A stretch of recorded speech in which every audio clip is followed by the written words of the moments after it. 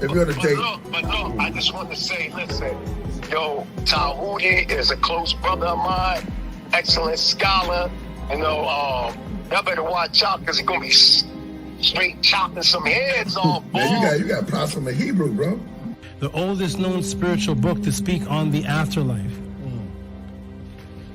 Get that Palo Santos burning. Start burning that Palo Santos and that sage together. You can mix them together in the bowl. They gonna need some frankincense oil in there. Oh my goodness. What's going on? What the blood seed, Lord? brought out the holy tablet. Oh man. It's on. The Per M. Haru.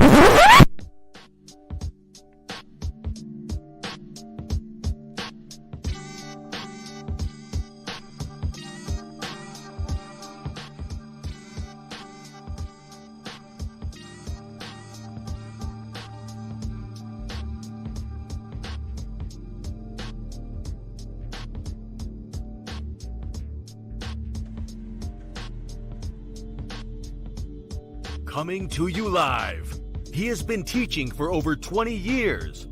A 9-0 record in official public recorded debates. You've heard many teachers out there before in the so-called conscious community, but none with the demeanor, calmness, and detail as Tehuti Amun-Hotep Ra on such topics as breaking out of the matrix, truth on religious origins, underground conspiracies, secret societies, mental, physical, and spiritual health, the Anunnaki, the Neteru, Kemet and the origins of Ma'at, meanings and symbolisms of Medu-Neter, the only one who will stand in front of question of this wide range of subject matters, answer, question, and debate.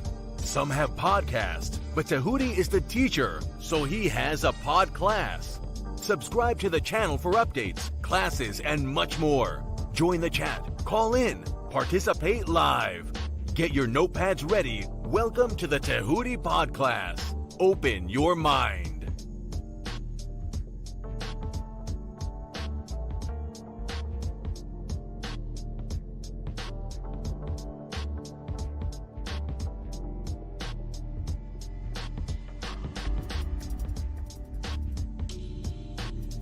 He has been teaching for over 20 years. A 9-0 record in official public recorded debates. Correction.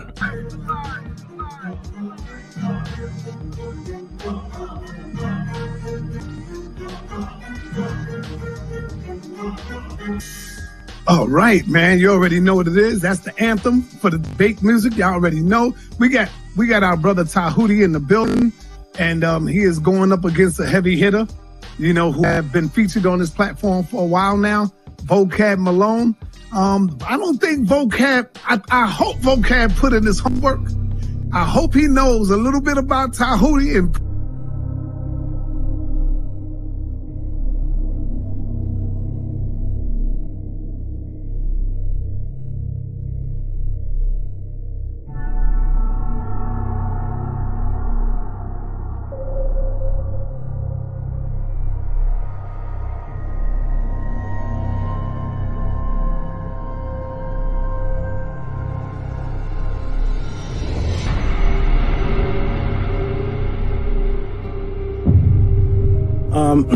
I appreciate everybody. press 1 for Tehuti, press 2 for JJ, y'all. Yes, I appreciate always being here. It's fun, it's educational.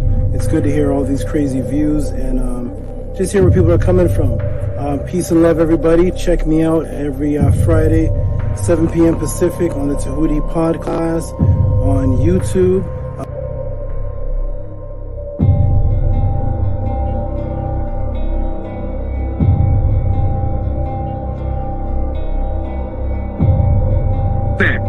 That's your words. Brother, Stand on that's it, not man. the topic of the debate, JJ. That was not the I'm topic. talking about the whole word. I'm talking about the whole misinformation. I don't give a damn about the topic of the debate. No, if you look at the community wall, I mean, damn, Tehuti is like dusting you on that shit. He killing you, Jay. And this is why you upset.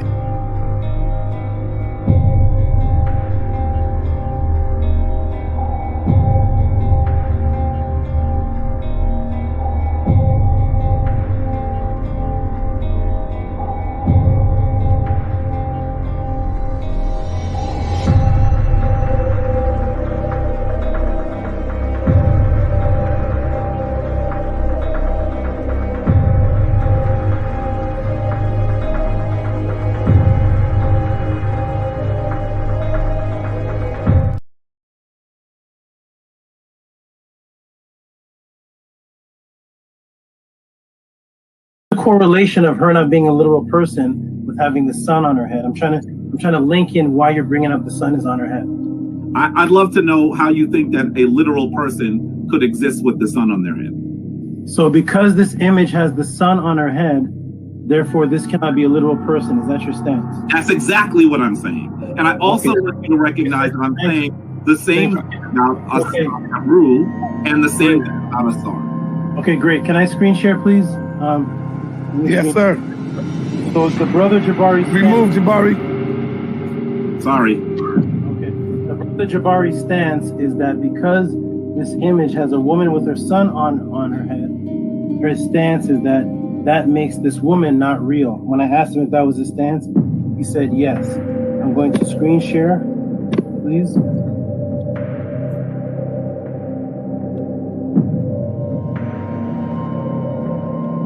That is the premise that we are using. And I want to know is was Anksenamun a real woman, Jabari? Yes or no? Anksenamun, or was that a myth?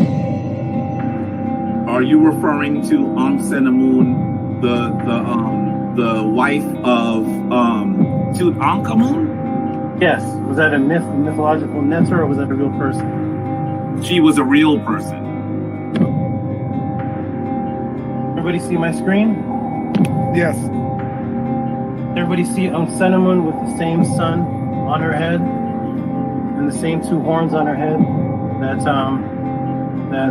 the statue of Ankset has? Everybody, can you see that sun, Eder? Yes, we see it. Okay, this woman is Anksenamun. She has the sun on her head, the exact same sun on her head, and she has the horns on her head that Ankset had on her head. And I made sure I asked Jabari clearly, what is the purpose of bringing up the sun? Is it because this woman has the sun on her head? Does that make this woman a myth or untrue? And he said that is his stance. Well, here we have a real person that the brother Jabari just acknowledges a real person with the exact same symbol on her head, and nobody's going to ask what's the temperature of the sun. So we need to erase. So wait.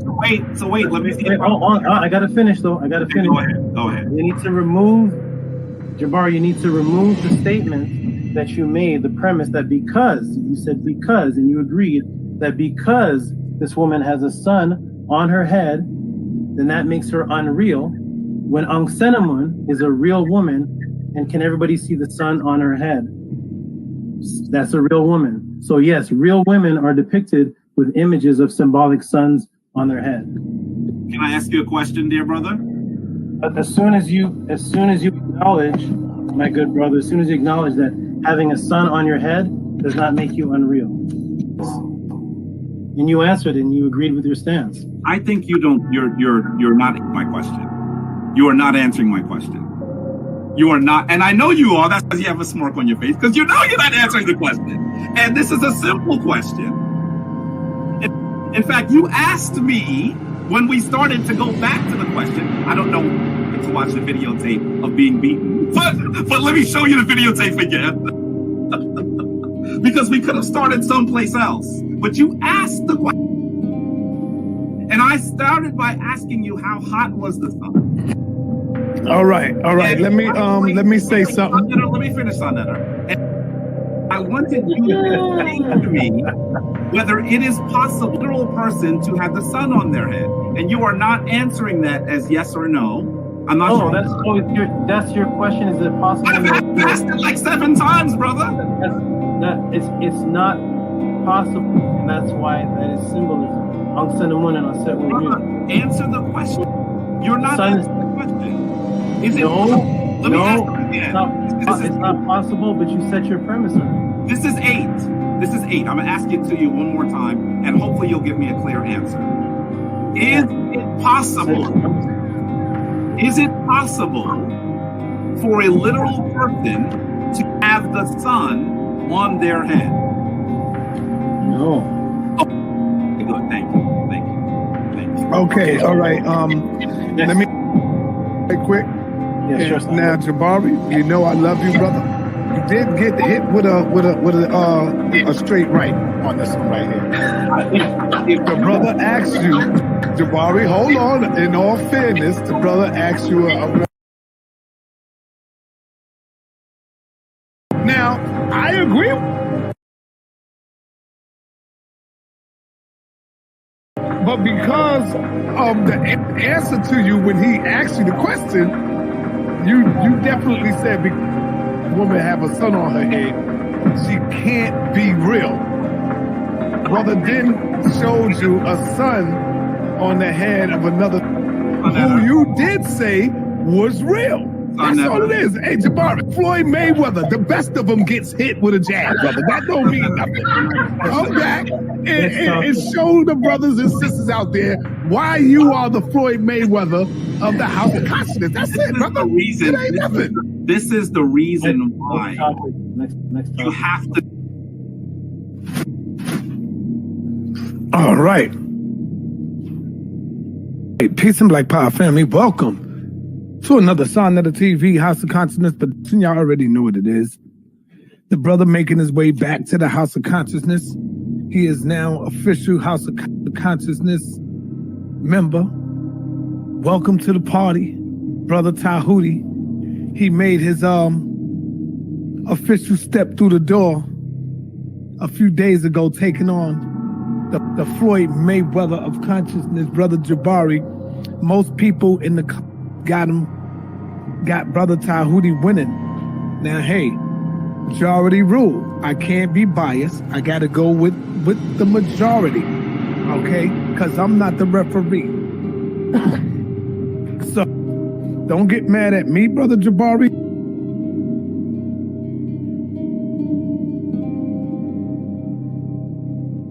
Oh, man. Well, I just got to keep it real. I'm going to keep it real, man. I can't be biased when it comes to this, you know. I got to show love to everybody because I'm bringing on the people on the platform. I got to keep it real. Check, right or wrong. So as it stands now, I'll have to go ahead and give the win to Brother Tehuti. Now, I know a lot of y'all might get mad, but I'm going with the majority rules. It's the people who is making the call. Don't get mad at me, Jabari. You know I love you. You know I love you, Dr. Anika. But I got the W to Brother Tehuti. Now, you got the majority. And there's a lot of people that I read the comments. They say, yo, I love you, Jabari. You know I fuck with you, Jabari. But I got to give it to Tehuti. I'm reading these comments. I'm like, God damn. You know me. I'm going with my man Floyd Mayweather. All the way. But I got to be fair, and I got to keep it a buck. So as it stands right now, Brother Jabari has, hey, and you know the best lose sometime, man, you know? The best lose. Cigarette parade.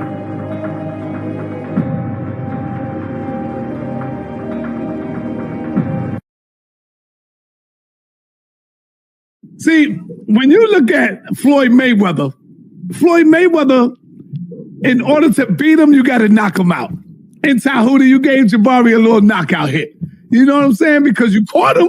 I'm going to be real. You caught Jabari in that opening argument when you asked him about the son. I got to give you that. And then you caught him again later on when you asked him about something else. I'm giving you that. How could I be biased? Everybody know I fuck with Jabari. See, when you look at Floyd Mayweather, in order to beat him, you got to knock him out. In Tehuti, you gave Jabari a little knockout hit. You know what I'm saying? Because you caught him. I'm going to be real. You caught Jabari in that opening argument when you asked him about the son. I got to give you that. And then you caught him again later on when you asked him about something else. I'm giving you that. How could I be biased? Everybody know I fuck with Jabari. I just gave Floyd Mayweather his first loss to this brother.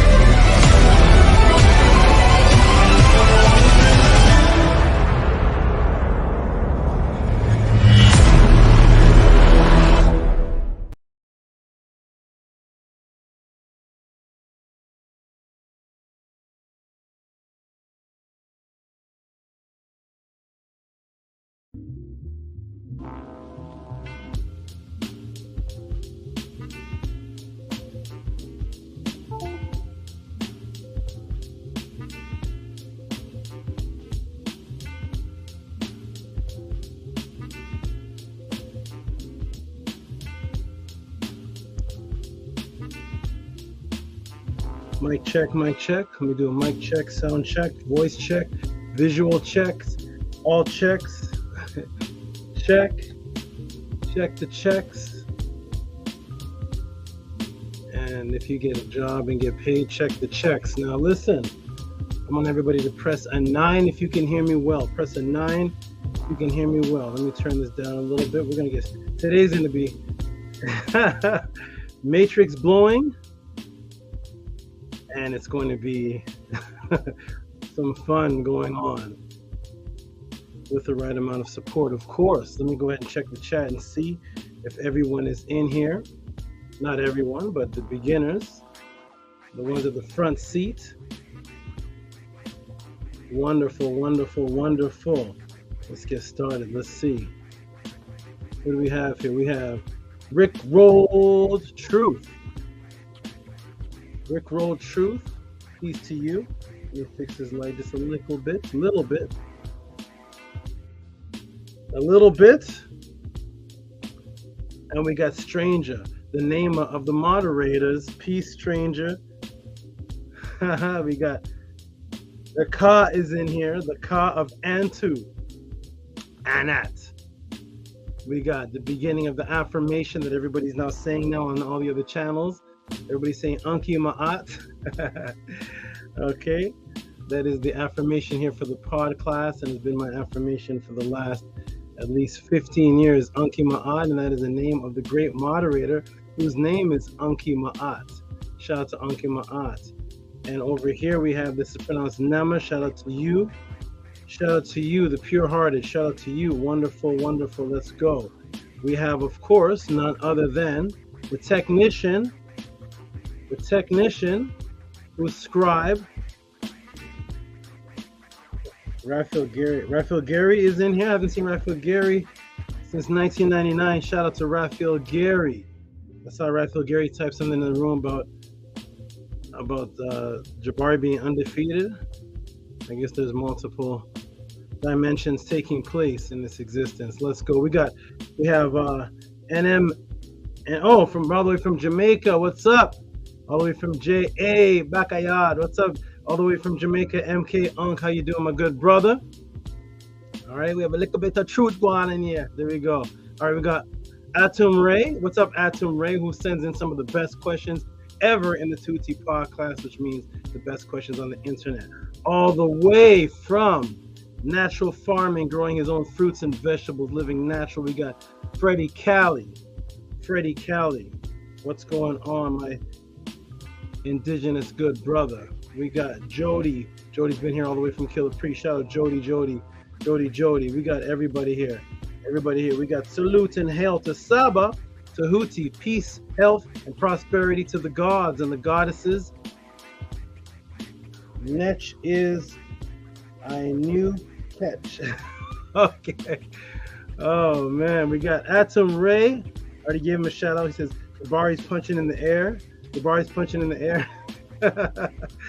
All right, we got Raphael Gary says, yeah, Chris Harris be over here soaking up game, but he said Jabari never lost a debate. That's wonderful. I'll have a debate with anybody who says Jabari never lost a debate. They're the topic of the debate. Has Jabari lost a debate? There's the topic. And I only debate if you put 2,000 on the line. If anybody wants to stand to those words, then I'll debate that topic. One round, 3 minutes. One round. All right, shout out to everybody. I guess everybody needs something to say. Shout out to, what's this, the Lex Vortex Show. I've heard that name before. That sounds very familiar. Shout out to Lex Vortex. I've heard that name before on some other channel. Shout out to you. Shout out to you. We got everybody here. Zep Tepi Slim. What's up, Zep Tepi Slim? Peace. Yeah, Minkarpa said he's pulling out the holy tablets. Yes. Peace to Arcad Infinite. Hail Saba Tehuti. Amenhotep Ra. The Saba. That's one of my favorite things the brother says. The Saba. Yep. That's something else I hear people calling themselves now too. A lot of people are called Saba now. I don't remember that before, but okay. We got Shannon.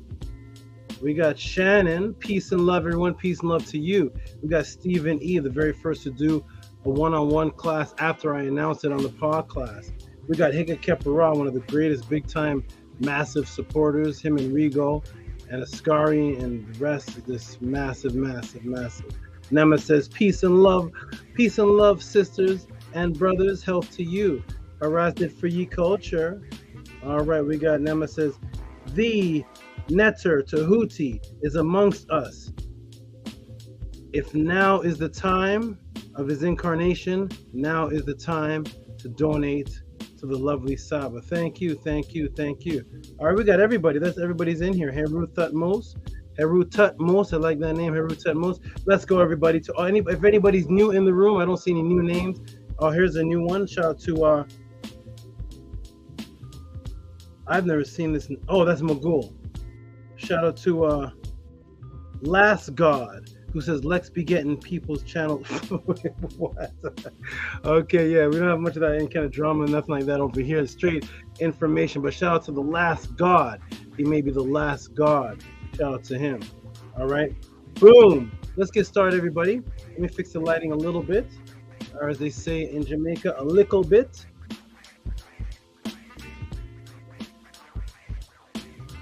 Pull it up to me. All right, let's go, everybody. Here we go. Ready? Welcome, everybody, to the Tehuti'S podcast. Before we begin, we are going to start with the affirmation that was put together by myself, Tehuti'S Amenhotep Ra. This has echoed throughout the internet over the years. We have people in a lot of chats now saying Ankia Ma'at as a greeting. Make note that was not a greeting several years ago.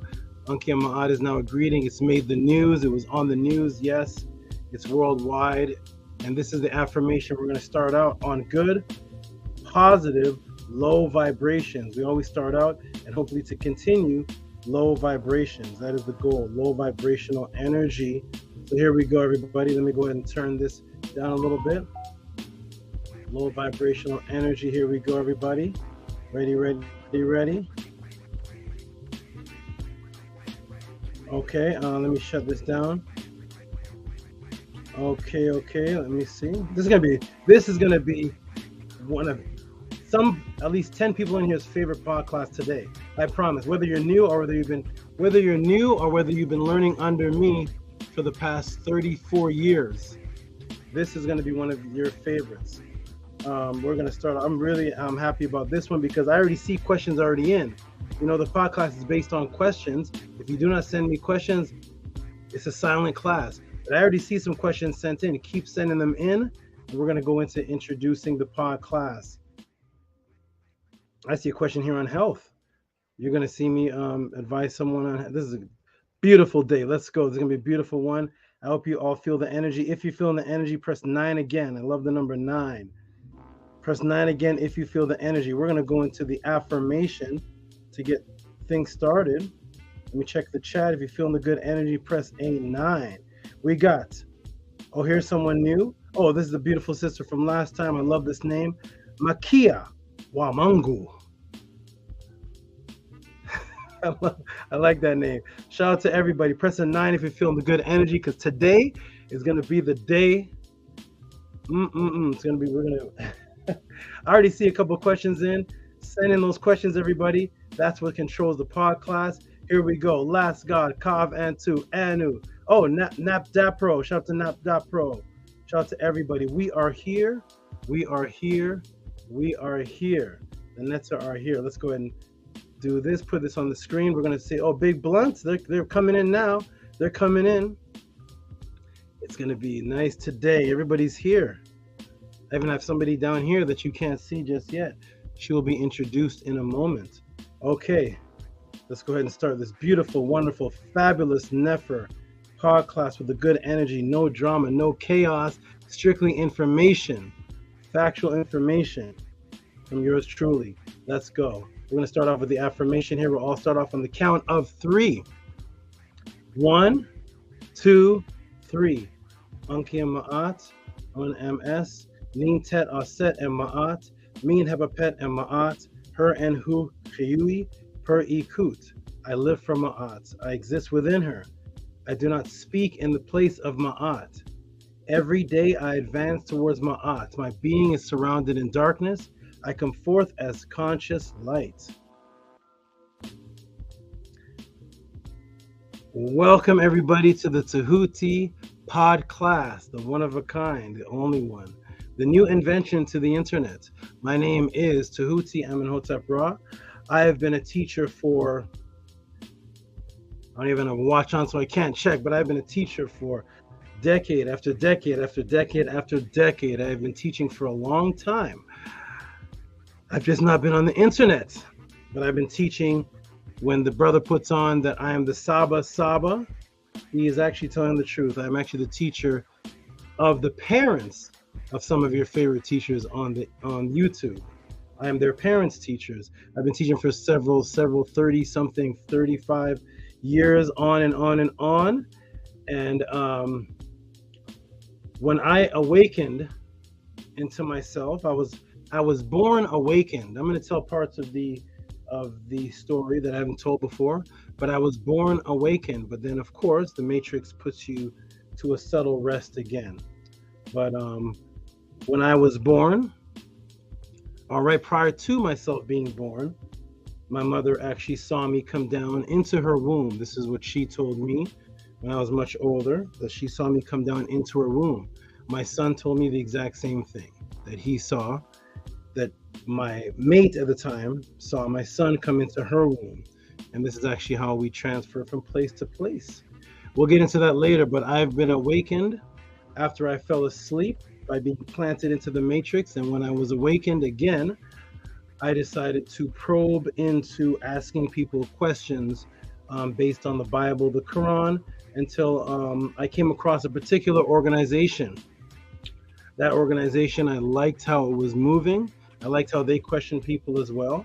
And I decided to join that organization. And then I separated myself from society again, because I had separated myself when I was very young. I used to live in the, is she still there? Yeah, she's still there. You're still there. Stay right there. I used to live with the animals from a major part of my life. I used to leave the house. Instead of going and playing with the children, I would be in the ponds and in the swamps with the animals, living with them and studying from them and learning from them, and catching animals with my animal friends. So I was separated from, I was never into the party life. I used to go into the wilderness. I had a turtle, and my turtle would come with me into the ponds, and he would lure other turtles and swim beside me while I'm in the ponds, and the other turtles would come, and I would pick them up and catch them.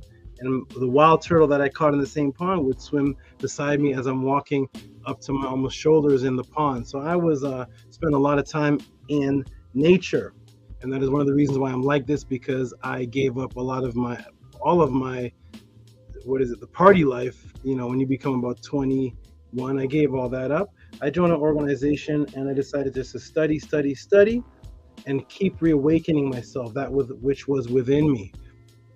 When I was a young man, my name was the Word. Now my name is Tehuti, which is the inventor of words. But when I was a young man before all this, I was already called the Word. There's people that maybe in this chat all the way back in 1992 that could vouch that that was my name, the Word.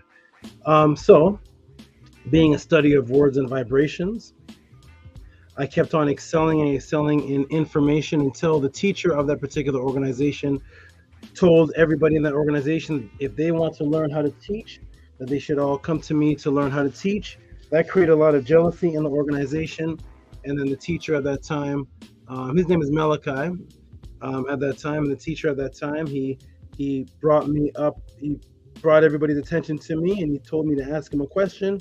He said, ask one of those kind of questions that you ask, those kind of questions you ask. And I started asking him a question, and then he put himself in a crucifix position.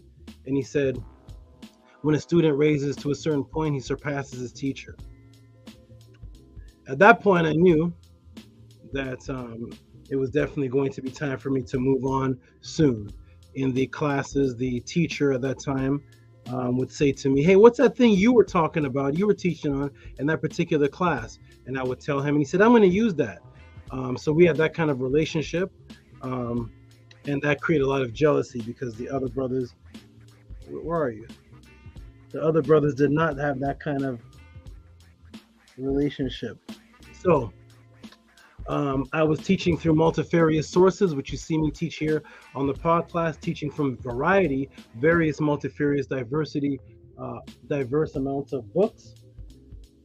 And the people in the organization told me that they did not appreciate that. They wanted me to only teach from this man named Malachi's books. And I said, but Malachi is asking me for information in the classes. Malachi said, he's saying I've surpassed, I cannot be limited to just one person's books. I have to go through scientific journals. I have to go through astronomy. I have to go through physics. I have to teach from language. I have to teach from all these sources. So eventually that led to them coming to my property, coming to where I lived with flame torches in their hand, real torches from the medieval days, telling me they have to use these torches to burn all of the books that were not written by that one individual man.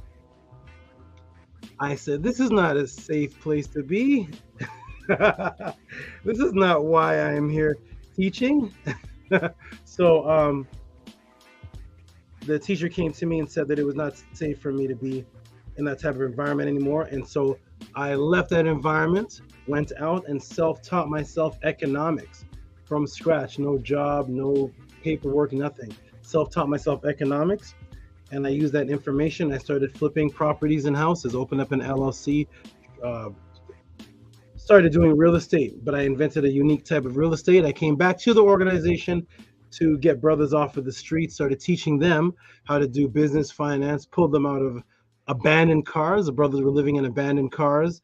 I would house them in my house and teach them how to open up LLCs, trust companies, and teach them economics. I said, well, since I can't teach the information with you all, I will teach you all economics. Did that for a while until the brothers decided to rob me. To rob the such an interesting life. Anyway, we'll get to the class in a moment. But they decided to take a deal and shiest me on it, I guess they say. And they got together with the teacher's sister, the actual teacher, the master teacher of the organization. They got together with the sister. Let me see something here. Hold on. One segundo. Is that Spanish? Hold on. Let me see something here. Am I on Oh! I'm on no virtual background. And I look very clear. Wait a minute. I'm on no... Let me see something here. That is interesting. Do I look clear to everybody? Do I look okay? Very interesting. Let me do something here. I'm going to check something. I have... This one I'm moving better. They look about the same. This one I'm actually moving a little better though. Okay, so if I ever get blurry or something ever happens, I can take it off of this one. And let me fix the fade a little bit.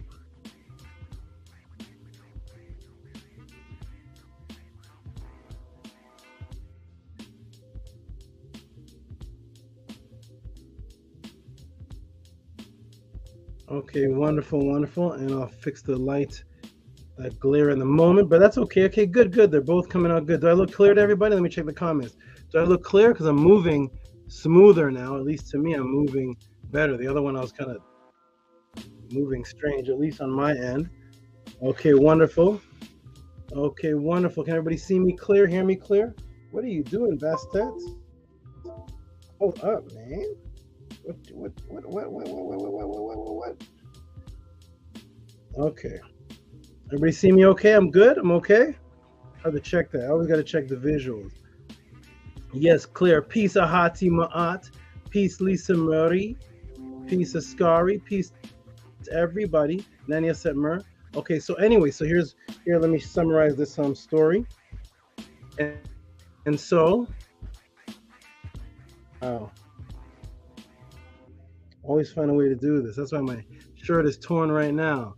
She's tearing up the shirt. This is how the shirt got torn in the first place. I was known as Snake Man at the beaches. The Snake Man. All right. So I ended up leaving that whole situation, leaving them be. Moved to New York, moved to Atlanta, started teaching on a thing called Pal Talk, where I was teaching on Pal Talk. You could not see my face, only only Rick Roll says, you have a dog too? No, the thing that's down here, what I have can eat dogs, but okay. So so anyways, I moved, started teaching on Pal Talk, and then I moved to California because the weather was smooth throughout the whole year, so I could do my outside performances without any cold weather like it used to be in Canada. So anyways, out here I was teaching a few people. I used to teach on the beaches.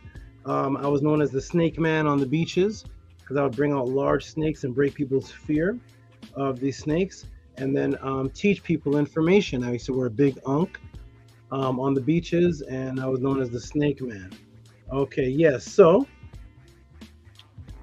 while I was out there, one day a brother named Ahati Ma'at, who's this brother right here, Ahati Ma'at, came up to me. He became very interested in my paraphernalia, that which I was speaking about. And I started teaching him. He started asking me questions, and I started teaching him. He was a Hebrew Israelite, questioning it though because he didn't like the way the mores were dealing with him. And so every question he would ask me, I would answer. Where is she? Is she in the back? I don't know. Every question he'd ask me, and I would answer. So anyways, Ahati proved himself to be very loyal, very disciplined. Within a short period of time, he gave up weed smoking, gave up cigarettes. He started turning his life around. He became a trustworthy student, and I invited him to my home where I had one-on-one classes, classes with my goddesses and him. He was the only brother that was allowed. So anyways, as time went on, I kept myself away from the public. I said, I do not want to be in the public anymore. I'm happy just teaching you all. And Ahati said to me, there's a lot of people out there that are teaching misinformation, and they need to see you and hear you and how you teach. You need to really get out there. And I said, well, I was already on Pal Talk, but I decided I'm not really interested in the people in that right now. But you know what? If I do, and I told Ahati, I need a program where you get on a screen and there's different boxes. I didn't know all this time I was describing what was coming out called StreamYard, but I said, I want a program where I can be on different boxes and I can have interactions with people through the box, and I'll talk to people. So he went and looked for that program, and he ended up coming across a debate group called the Lions Den. He came across them, and they were already doing it. So he came to me and he said, hey, there's a group that's already doing it. And they actually, I told them about you, they want to interview you. We can go on there, you can get the interview, and we can learn from them how you actually get those little boxes. And I said, that's cool. I said, okay. After a couple times, I said, okay. Went on there. Peace out to the new people, Minoan. Oh, interesting, Minoan. I was just teaching about the Minoans, I believe, last week. Shout out to T-Bull. Shout out. Okay, good. Yep, Shannon, first time meeting me on the beach was, what was that, 11 years ago almost? So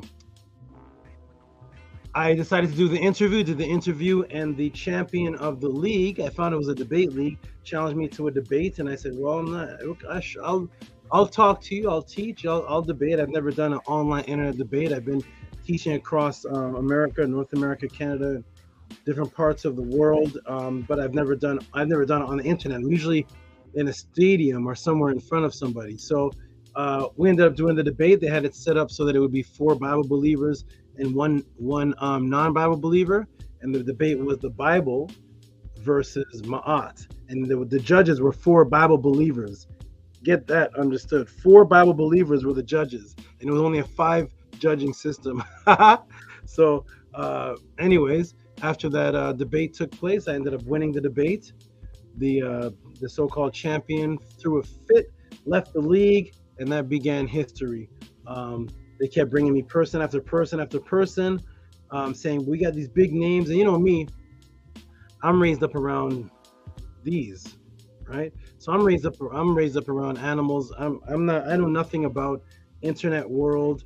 The guys that were popular back then, I used to be at their house talking to them face and face. This is before the YouTube hype. Like Bobby Hemmett, I would just go down to his house and we'd just build, and we'd have debates and conversations there that were so intense that it would create vibrations in the atmosphere, and pictures would fall off the wall. And he said those are pictures of his ancestors, and we would have debates so strong that the pictures would come off the wall, and you would actually see waves going through the air when me and Bobby Hemming would sit on the couch and talk. That's what I'm used to. I don't know this internet stuff.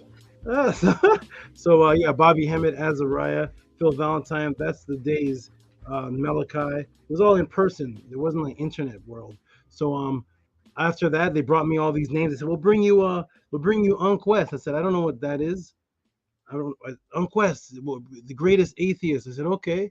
We'll bring you a guy named Commission. We'll bring you we'll go for Zion Lex one day. We'll go for Jabari. We'll take down Jabari. I said, there's people. Who's Jabari?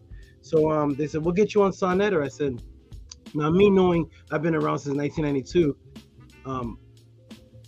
Sonetter was somebody that was on the streets. I lived in Brooklyn. Sonetter was on the streets with the big megaphone and stuff. So I was like, cool, I'll get on Sonetter. I could have got on Sonetter. Once again, I wasn't into the popularity or anything like that. So to get on Sonetter, to me, was equivalent to getting on, I don't know, because I'm not into the internet. So I don't know how popular everybody is. I just know Sonetter from the streets screaming, dressed like a Black Panther. So anyways, I went on Sonetter to do an interview, and a few, maybe half an hour into the interview, a person comes on named Jabari, and he challenges me to a debate. He says, I'll debate you whether the nets are real. I'll debate you. I said, okay, I don't even know who you are. And then he's the Floyd Mayweather of the House of Consciousness. I was like, I don't even know who Floyd Mayweather is. So I'm telling you, I was not raised up around. I don't know. I was like, who's Floyd Mayweather? He's the greatest boxer and he's the greatest debater. And I was like, I know who Hoist Gracie is. I know who Ip Man is. I'm into martial arts, that type. Is it real? I'm not into, I don't know anything about boxing. Muhammad Ali, I guess. So he said, no, he's the Floyd Mayweather. So I said, okay, I'll debate. We had exactly 2 hours to prepare. I think it was 2 hours to prepare. So went into that debate, and according to the rules and regulations, as you saw, I beat him. I was announced the winner. It shook the room because I was coming from a competitive league. I was not supposed to win that one either. And I ended up winning that debate, and went on going on debating the Unc West, beat him in the judging system 5-0. 5 judges, he got 0 votes. Beat a guy named Commission, who was a Moor. His own Moorish elders voted against him. The Moorish elders that he brought to the debate gave their opinion afterwards and said that I killed him. I beat him undeniably. So I was just beating everybody left and right. And I was like, okay, fine. I'm just here to teach. So I ended up going on to Killer, debated Zion Lex, beat him. Went on to Killer Priest for an interview. Killer Priest was very happy to see me. I was very happy to see him. Did an interview. And then a couple weeks into Killer Priest, after going there for a little while, his partner challenged me to a debate. So I did a debate to him, beat him, and then ended up teaching on the Killer Priest Podcraft. And here we go. And this is the announcement of the Tehuti Pod class, because when I came on to Killer Priest, because it was such a large viewership, people from 30 years ago remembered me. People from 20 years ago remembered me. People from 15 years ago remembered me. And they said, is that you? We haven't seen you in a while. I said, yeah, I was in seclusion. So people were asking me for one-on-one classes like I used to do ever since 1992. I don't know how old is everybody here in 1992 when I was doing one-on-one classes. How old were you guys? I don't know. But in 1992, when I was doing one-on-one classes, people saw me again and they said they wanted one-on-one classes. So we tried it out. I did it, but it was too many people. Too many people to do the one-on-one class. It was actually taking up all of my time. I couldn't do it anymore. So that gave me the creation to come up with the creation of how am I going to teach all my students. So I did this, and that's what brings us here today. I announced on the Killer Priest show, instead of a class with one-on-one classes, scanning problem, hold on. One-on-one classes were anywhere from $30, $200, $100. It was free will donations. People were donating to paying me based on the quality of what I was giving them. And I would tell them, some of them, don't even pay me till after the class is done. When the class is done and it hits you what's actually happening to you in this one-on-one, when that reciprocity hits you, then send the Cash App. Don't send it before, send it afterwards. So people were sending $250 per class, $30 per class, $50, $75, $25. There was all types of different amounts, but it was too much. So I said, everybody can come to my YouTube channel, and I will do, everybody's calling it a podcast. Okay, I'm going to call it a pod class. I'm new to the internet, but I'm going to call it a pod class. So you're going to be in a pod in class. That's what it's going to be. Let's switch around the words, and you can come into the pod class for free. But there's going to be a reciprocity system. And the reciprocity system is that I am going to do something very, very challenging. And that is, I'm going to sit silent until questions are sent in. And I don't know what those questions are going to be. But I promise you that I will do an elaborate class on whatever question you send in. When I say elaborate class, I mean with videos, with neon lights, letters, with scientific articles, with archaeology, with anthropology, breakdowns of melanin, science, physics. You're going to get all those multifarious sources. Let me fix this here. All those multifarious sources by the questions that you send in. That's very challenging, and that's why no teacher at all does this. So I invented it to challenge myself. Why? Because this is how I was raised up. I would stand in front of anywhere from 40 to 1,000 people live, no internet. There's no Google yet when I'm teaching. There's no such thing as YouTube. There's no Wikipedia where people are debating, but they have their hands down there. You know, people are talking, but their head is kind of down and their hands are down typing. No, I wasn't raised like that. I was raised like, I'm going to study and I'm going to do rituals to embed the information in my brain, like laying down upside down over my bed so blood can run. All type of things that I did, falling asleep on books as pillows with books as my blanket, falling asleep with headphones in my ear, with myself speaking of what's in the book, all type of rituals and practice that I did for years in order for me to be the computer. This is before there was no computers then. So I said, come to the class and you will ask me a question and I will source up and give you information that will break the spell and give you information on immortality and all of that, everything, whatever you ask. And that is based on a reciprocity system. So the reciprocity system works like this. People may be saying, well, how do I participate in the class? Well, that is my Cash App, T.O.M. And here I'm going to put the Cash App and the PayPal. And don't worry, for the new people in the room, when the class continues, you will be sending reciprocity, because you will understand that this is not like anything this is not like what you've seen before. And to keep me around, reciprocity is necessary because this is what I do for a living. Why is this always restarting? That's very interesting. Hold on. It seems to continue to restart. Okay, good. Oh, I'll go ahead and show you some of the donations that I've actually come in for this. I'm going to show you how people the first donation was sent in, and that is, what is this one here?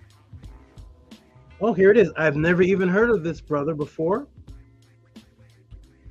but here's the very first donation that was sent in for this pod class. Although we do have questions that came in right before this donation, but this is the first donation that I can show for this pod class. Let me go ahead and show it everybody and show you how the Tehuti'S pod class works in real time. So you send in your Cash App to Cash App T.O.M. And let me go ahead and do the screen share and show the very first donation from a brand new person I've never spoken with before. This is Frederick Miller, and the person asked a question. This is very good. Does Sumer predate ancient Kemet? You're going to see the diversity of questions. Let me go ahead and give this person some noise. This is a brand new person, ladies and gentlemen, I've never seen before. Never seen this question, never set up for this question to be asked. Just random questions on any type of level. So shout out to the brother, who's his name? Frederick Miller, for asking this question. Let me go ahead and give you a hand clap. Shout out to the good brother, peace and respect to you, Frederick Miller. So as you can see, when you send in the Cash App, there's a section at the bottom for you to actually type in the question.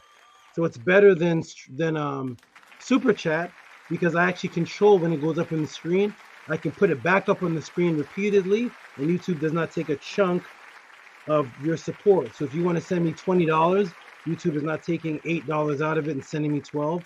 No, the whole $20 is going to who you're donating to and supporting, which is me. Okay, wonderful, wonderful, wonderful. So that is the very first. What a great question, right? What a great question. Let me go ahead and put this in the file. All you lovely people, please subscribe and follow All you lovely me on people. all social media. Your support is Let very me put this in much the file. appreciated. Every question that you Thank you. send in, go file, so that I can always look back at it to see who is a consistent supporter, who has been supporting. Let me go ahead and put this is for March. I'm gonna put this as 1. Shout out to you, Frederick. Shout out to you. Shout out to you, good brother. March 31. Boom, boom, boom. Shout out to Frederick. Appreciate you for the very first donation. Very first question down in order. Now the very first question I'm going to answer, because there's a few before that one was even asked. Okay, now we have shout out to and I'll also check to see if their questions are anonymous. Shout out to this brother here. Here's another one. This brother here. This is Raw Minerals email question. Okay, good. Let me see. I'm gonna go ahead and put this in the room here. Shout out to you, my good brother. And there it is, Raw Minerals. You can see in there, right there. Shout out to you, my good brother. Appreciate you. He asked a question. I saw the email. He actually asked a question that I could not answer in this pod class for particular reasons, and that is, like I told the brother, that certain questions deal with what are called false flags, and they deal with gun laws and school shootings and aspects of COVID and things that actually will get my channel flagged. So I can only do those in private classes. So the brother sent me an email. I sent him an email that he should change this question because I saw the question, and he sent me an email. I'm sure to change it. I did see his name pop up on my email, so I will get to that when I can. But thank you, my good brother. Appreciate the lovely support. So that's how it is, everybody, with the Cash Apps. That is how you send support with the Cash Apps. Okay, let me go ahead and put this in the proper files.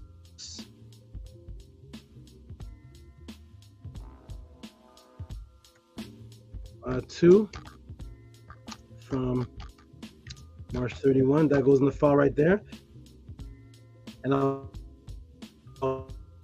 put his question when I mean, how does PayPal benefit? PayPal is great because PayPal, you can actually write more. You can actually write more in your PayPal than you can in the Cash App, everybody, okay? So let me go ahead and show an example of that.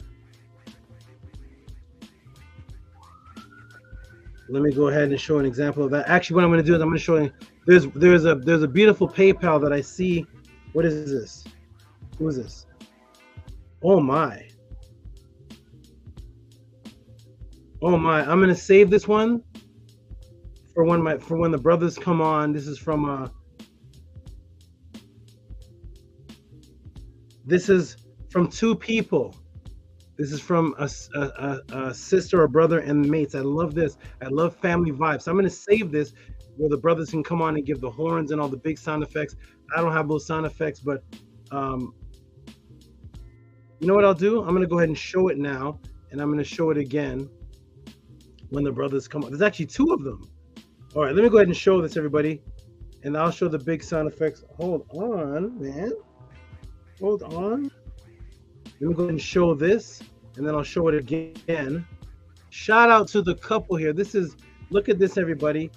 $50. This is not even a question. This is just support. Let me see if this is popping up on the screen, and I'm gonna go ahead and show this again when the brothers come on. Okay, you're wrapped up nicely on me. So then where are you going? Okay, let me go ahead and see if that's on the screen. Shout out to Lisa. Peace and blessings to you and your goddesses. Thank you for taking time to teach and guide us. Appreciate you. 20 from Sosh and 30 from myself. Shout out to the awesome couple, and that is $50. And I'm gonna put this on again when the brothers have the big sound effect. But shout out to you. Do you see how much you can write on the PayPal? That is how you do it on PayPal. You can actually write a lot on the PayPal. Shout out to this wonderful couple. Shout out to these two. That's what I want to see. Family vibes. Family vibes. It's all about biological imperative. Do not be shy. If you have a family, come out. Bring your spouse into it. Bring your children into this. It's all about family here and biological imperative. Okay? Wonderful. Thank you for the great support. Appreciate you. Isn't that beautiful, everybody? Look at that. Everybody can see that?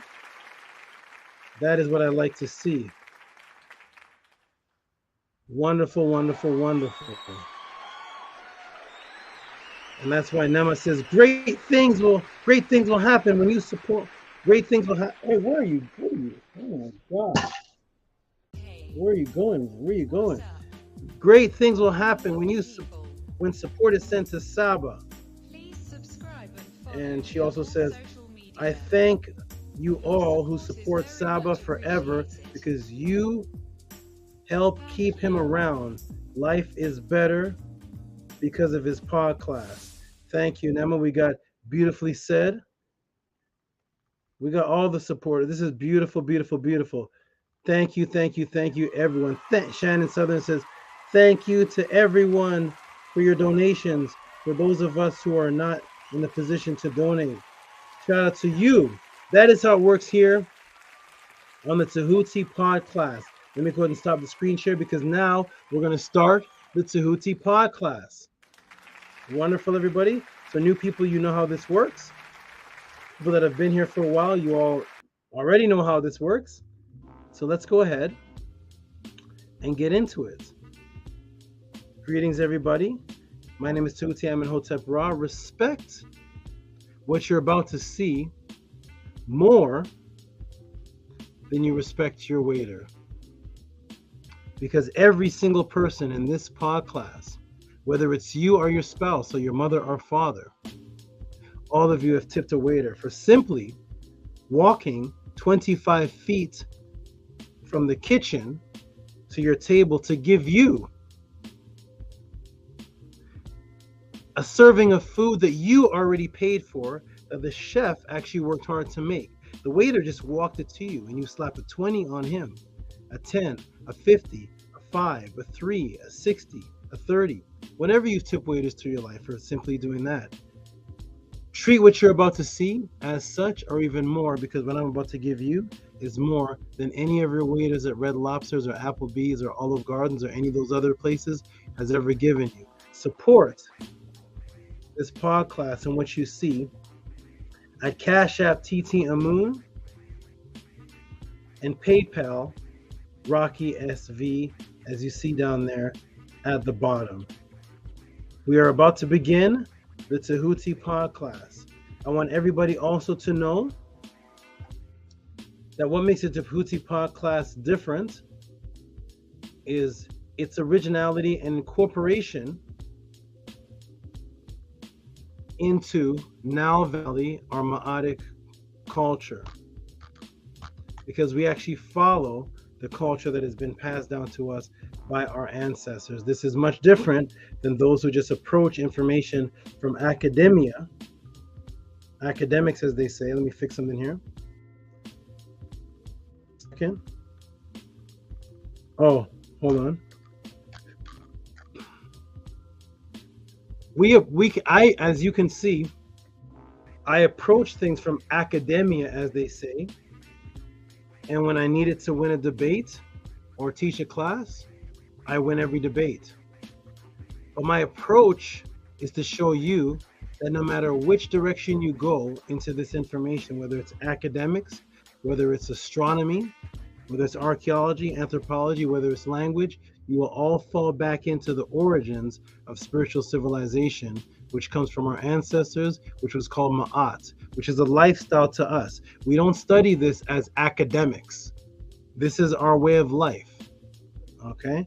Ramesses did not study Kemet and Ma'at as Budge did. Shout out to Budge and all the academics. Study like Budge, follow the way of life like Ramesses. If you just study like Budge and you're an atheist, you're studying it how the Europeans study it, and that is not how T.O.M studied his culture. He lived the culture.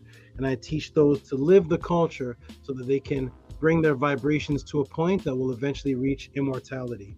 So what we did is we innovated modern day terms with ancient terms, such as moderator. We don't have moderators. We have something that a name stranger invented. Those are the people you see with wrenches. They're not moderators. You know what they are? They are ma'aterators. That's right. The word moderator came from the word ma'at, from middle. Nani Aset Mur, the beautiful, the awesome, wonderful, Ankia Ma'at, the strong warrior protector, Ahati Ma'at, and the technician, scribe. These are the beautiful people that you see that are in the room with wrenches that keep the room moving smooth and smooth and smooth and smooth. There is no drama here. There is no chaos here. There is no ad hominem here. There's only information after information after information. And that's why people who, what did you do? People who approach this information to come against it, they can only do so with ad hominem. They actually cannot do so with information. And that's why when you see people type things, either to me or in the chat or in emails or in YouTubes, it's never actually diffusing any facts that I've taught because they actually can't. And that's why they don't debate. And when they do debate, they end up losing. Factually, not opinionated. So we only deal with calm, informative, factual, spiritual, ancient information, historical, new information like things that are happening in modern day times, psyopses, breaking down religious origins. And these are the people in the room with the wrenches that keep things in order. I'm going to tell everybody right now, don't kick anyone out of the room unless they are outright disrespectful. I actually want to keep the comments in the room so they can show up on the YouTube when it plays. Until they become blatantly, openly disrespectful, then of course remove them because they're showing that they cannot approach with intellect and facts. They have to approach through emotions. Now, with all that, we're going to get into the very first question of the Tehuti pod class. My name is Tehuti Amenhotep Ra. I travel where I go as a teacher with my animals. I believe, I don't know if she's, there she is. This is Neith Ka. To those who may know Neith, this is the sister of Neith. This is Neith Ka, the double. I have multiple. She's all the way from South Africa, and she represents string theory. Neith is where they stole the string theory concept from, which we're going to be talking about today. And she's all the way from Zimbabwe, and she is a unicorn spider. Very, very unique.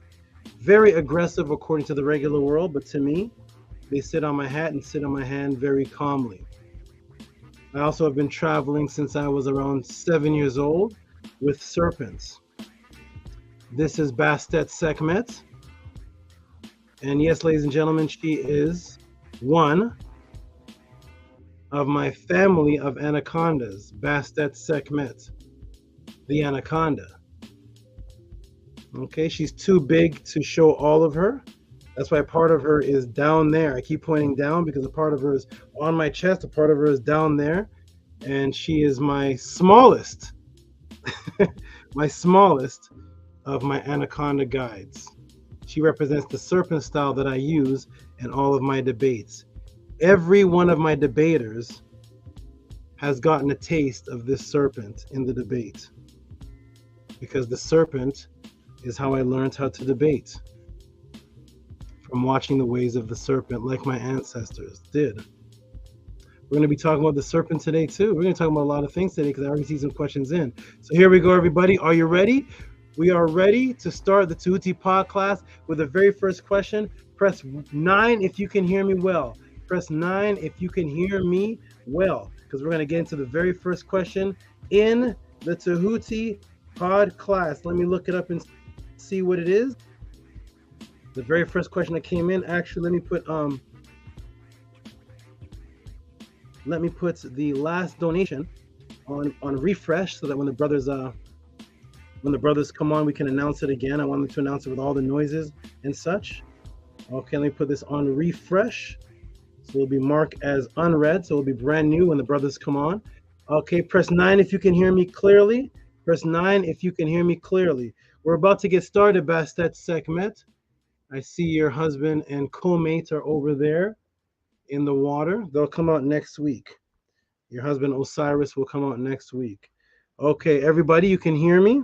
Press a 9. I'm going to look in the room in a moment and see the 9s that are pressed. So let me get to the very first question of the Tehuti pod class. Let me pull it up here and scroll down because we have question after question after question. This is good. You all are giving great donations. Shout out to the brother Frederick, who sent the question in about what is older, Sumeria or ancient Egypt. I look forward to answering that question. I look very, very forward to that question, brother. We'll definitely get to it. Let me take this off the screen. I do everything in sequence and order, so all the questions are stacked up in a certain order, and I go 1, 2, 3, and we get to them all. We get to them all. Everybody can hear me? What's up, everybody? Let's get to it.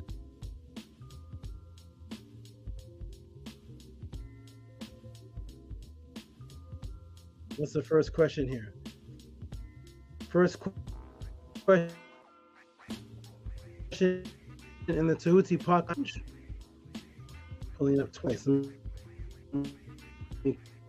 Why did it double? Doubling. Okay, good. Okay, the first question is from the brother Sal Vega. XA, is Sal Vega in the room? Is Sal Vega in the room? And actually, what I want to do also, I want to do this. I want to address a question that was sent in. Shout out to the brother Octavius Sly, who sent in this question right here. Octavius Sly sent in this question right here, which I'm about to show on the screen. Shout out to Octavius Sly. He sent in this one right here.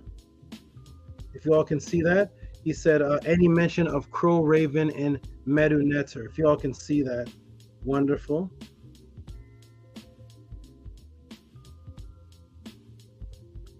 Beautiful question. Great. And I want to show you, I want to show you an example of honesty. So instead of people insulting the question, oh, Morsi, you're here? That's right. You're here? Okay, beautiful. Both of your questions you sent in are being answered today. This is your day today. I see 2 of them in a row. So today is your day, all right? So to the brother Octavius, I want to say that, interestingly enough, there is no focus whatsoever in the Medunetter on raven or crow. There actually is no Medunetter word for it. There actually is interesting because there are some birds that are shown to be crows from commentaries, and they're actually not even crows. If you look up crow in the back of, say, Wallacey Budgets Volume 1, Volume 2 in the back. Look up crow, look up raven, you actually won't see a word. Crows were not very common in Kemet, and when they were seen, they were shown as scavengers, such as seen on the Narmer palette. On the Narmer palette, you will see crows, but they're actually scavenging the deceased. The deceased that Narmer killed, you'll actually see crows scavenging them. So it is not a bird that is depicted with any form of story or symbolism. There's no crow deity, there's no crow netter. We can't even find the word crow being used for any spiritual sense in the Medu Neter. So when the question is asked, is there crow in Medu Neter? We have no for right now. There is no crow deity, no crow netter, no significance of crow other than they are scavengers. So there's no crow like there's the jackal. The jackal has, the hound has major symbolism. The falcon has major symbolism. The crow actually does not. So shout out to you, Octavia Sly. Just wanted to let you know that for now. It's funny because this brother right here, Morris C, actually sent in a question about Kemetic crowns months ago, and when he typed it in, he forgot, I believe it was him, he forgot the letter N, so he said he wants to know about, it said, well, I want to know about Kemetic crows, and I was like, oh, there's no Kemetic crows, and he sent in a lot of money. It was like $28 to $40 something, and I was like, oh, there's no crows though. And then he corrected, he said Kemetic crowns, and we did a fabulous class on the Kemetic crowns and how it ties into the Ka and how it ties into the Uwajid. This on my head turned sideways. It was a beautiful, beautiful class. So I wanted to shout out Morris C, shout out Octavia Sly. There is no ancient crow deity or netter. Now with that, we're going to get into the very first question. And let me go ahead and put Bastet. Go in there. Go in there all by yourself. Go in there by yourself for a moment because I need free hands so I can be a free man. I look at the computer like I'm ready to freelance with these hands. Here we go. Okay, go in there. All right. All right, Bastet, you're in there for now. Enjoy. Enjoy the blanket. Enjoy that. Okay, here we go, everybody. Welcome to the Tehuti'S pod class. Press a 9 again if you can hear me because we're about to get started. Here we go. Let me fix the lighting, you all, so you all can see me.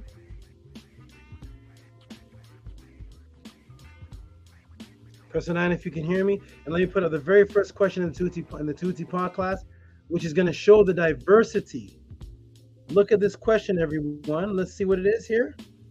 Let me pull it up on the screen. So first of all, shout out to the brother. Well, that's the clarified question.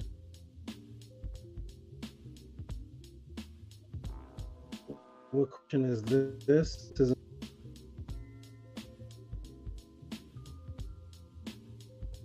That's Johan Billidu. What's that doing in here? Wait a minute. Clarify. Okay. Okay, so here.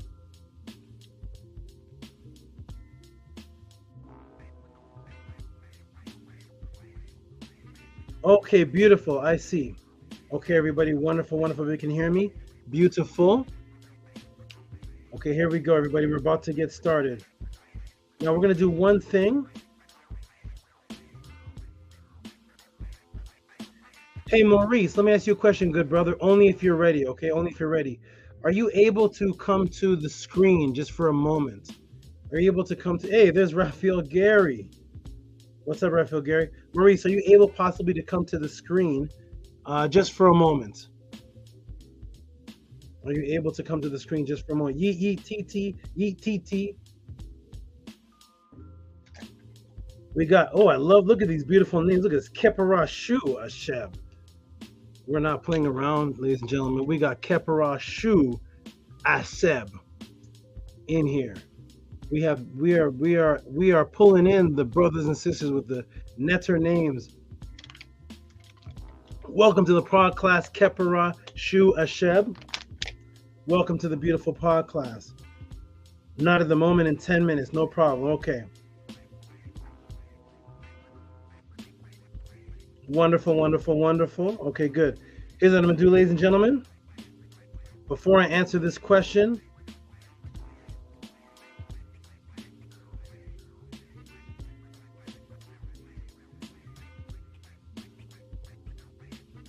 Before I answer that question, stay right there. I'm going to put the link in the room. I have to go take care of something in about 42 seconds, maybe 72 seconds. I'm going to put the link in the room. Brother Arcad, if you could jump in for just a moment, or Menkara, jump in. Give a little bit of hype energy, or scribe, or to jump in for just a moment. I'm going to step away for about 72 seconds, and I'll be right back. Just jump in real quick, and then we're going to get to the first question. Let me go ahead and put the first question in the room to show everybody what kind of questions the brother is asking. So first, the brother sent in this question right here.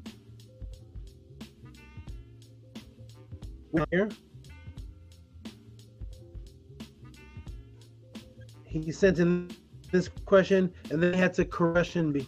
He had to change the question. It was a little typo again. Something with the brother Maurice and the letter N. I'm just noticing. When he sent in the other one about the crown, he typed it as crow. And when he sent in this one about Orion, he just put Orio and left the N out again. I don't know what's going on with my good brother Sal Vega and the letter N. Him and the letter N are not getting along too well, but but shout out to the brother there. Okay, one of the brothers jump in for just a minute. I'm gonna go ahead and show the question in the room, and here it is right here. Oh, Silos Conga, shout out to you, my good brother. Shout out to you, Silos Conga. You are a good brother. Appreciate you. All right, here we go, everybody. Here we go. Here is the question.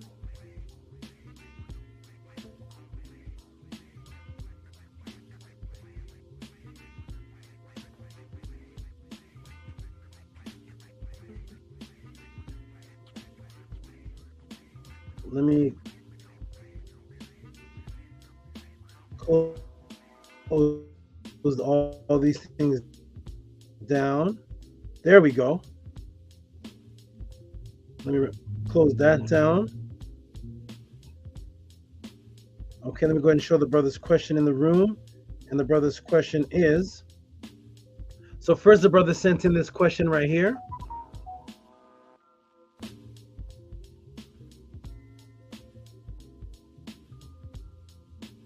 Let me see if it pulls up.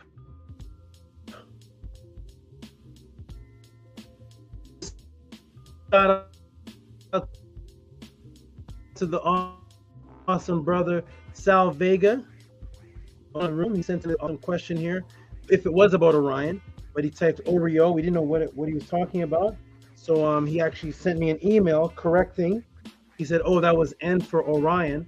And then he ended up actually changing it, changing the question, and the question to this of what you can ask here on the Tehuti'S class. Look what he changed it to. He changed the entity in any other chat, any other YouTube channel. Asking a question about Orion and then changing it to Tehuti Amenhotep Ra. Thank you for providing access to your understanding. I sent a contribution accompanied with a message misspelling Orion that I would like to recant. Instead, would you please speak on any ancestral, ancient, and or common therapeutic approaches for recovering from a stroke? $27.27. It would be appreciated. So first off, can you see the diversity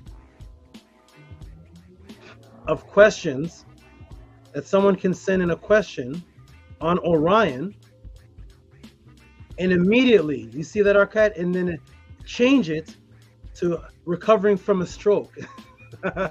Arcade, you see that in the other YouTube chat? For anybody here that sees that type of thing going on in any other YouTube chat, put the link of that in the room so we can all visit them.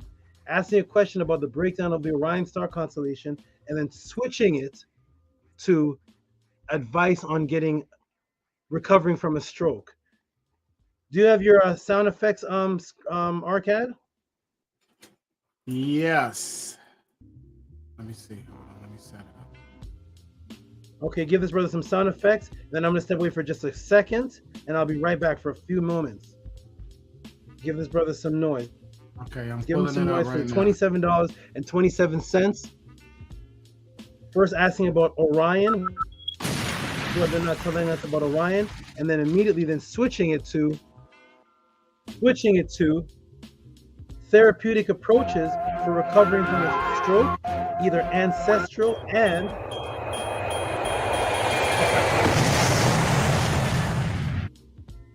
thank you. Ancestral and or therapeutic approaches for recovering from a stroke. I'm going to take this off the room screen, and I'm going to let all the new people in the room understand this is why people are so appreciative of what they're getting here at the Tehuti Pod class. Imagine being able to ask a question about the Orion Star constellation, changing it to information about a stroke, using the information you got from Tehuti when you're in that stroke or afterwards, and it saves your life. And people say, how can this information help us? How does it save your life? I'm going to show you firsthand right now how we're going to take ancestral information, match it with modern day information, show you where they got the information from, how you can apply it to yourself today to actually save your life while giving the ancestors tribute. I'm going to step away and this is on a stroke, which could kill you or your mother or your grandmother or grandfather. I'm going to give you things that can help you with that, which shows that you can ask Tehuti about the ancestors, about Christianity, about languages, about government psyops, about the Big Brother, about school shootings, about George Floyd, about Medu Neter, or about how to recover from a stroke. That's why this man on the screen right here says, I'm the SABA. I'll be right back in a moment. Go ahead and talk to him, Marcad. Otep, my shout out to you, Maurice. I'm gonna give you some more hand claps, good brother. We appreciate your support.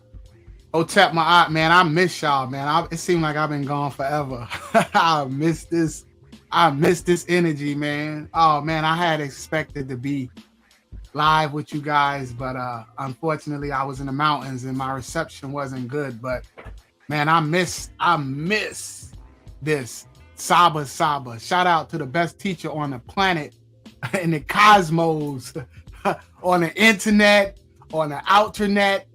Man, listen. Shout out to you, SABA, Tehuti, Amenhotep Ra, the SABA. Y'all need to stop playing out there too. I ain't even been able to check none of y'all whack channels. I can't do it no more. I'm sorry.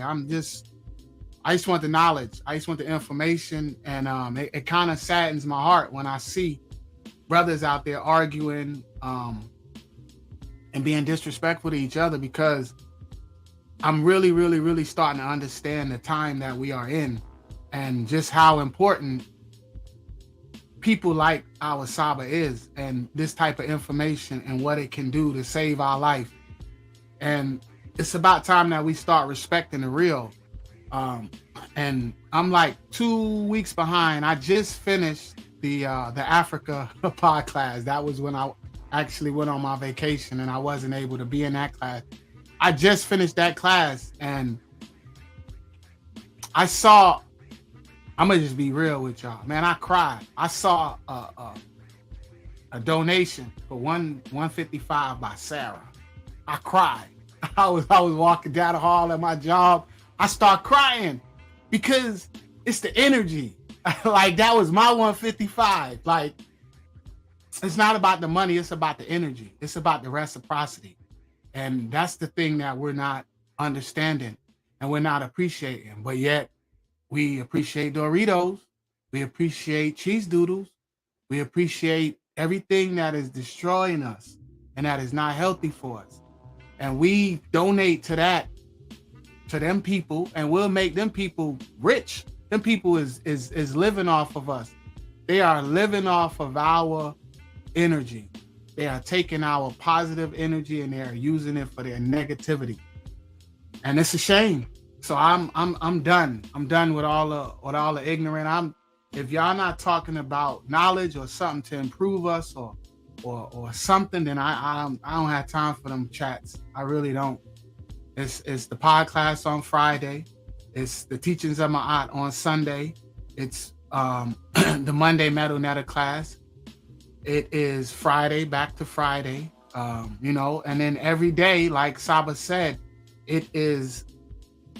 we are getting this information to live it.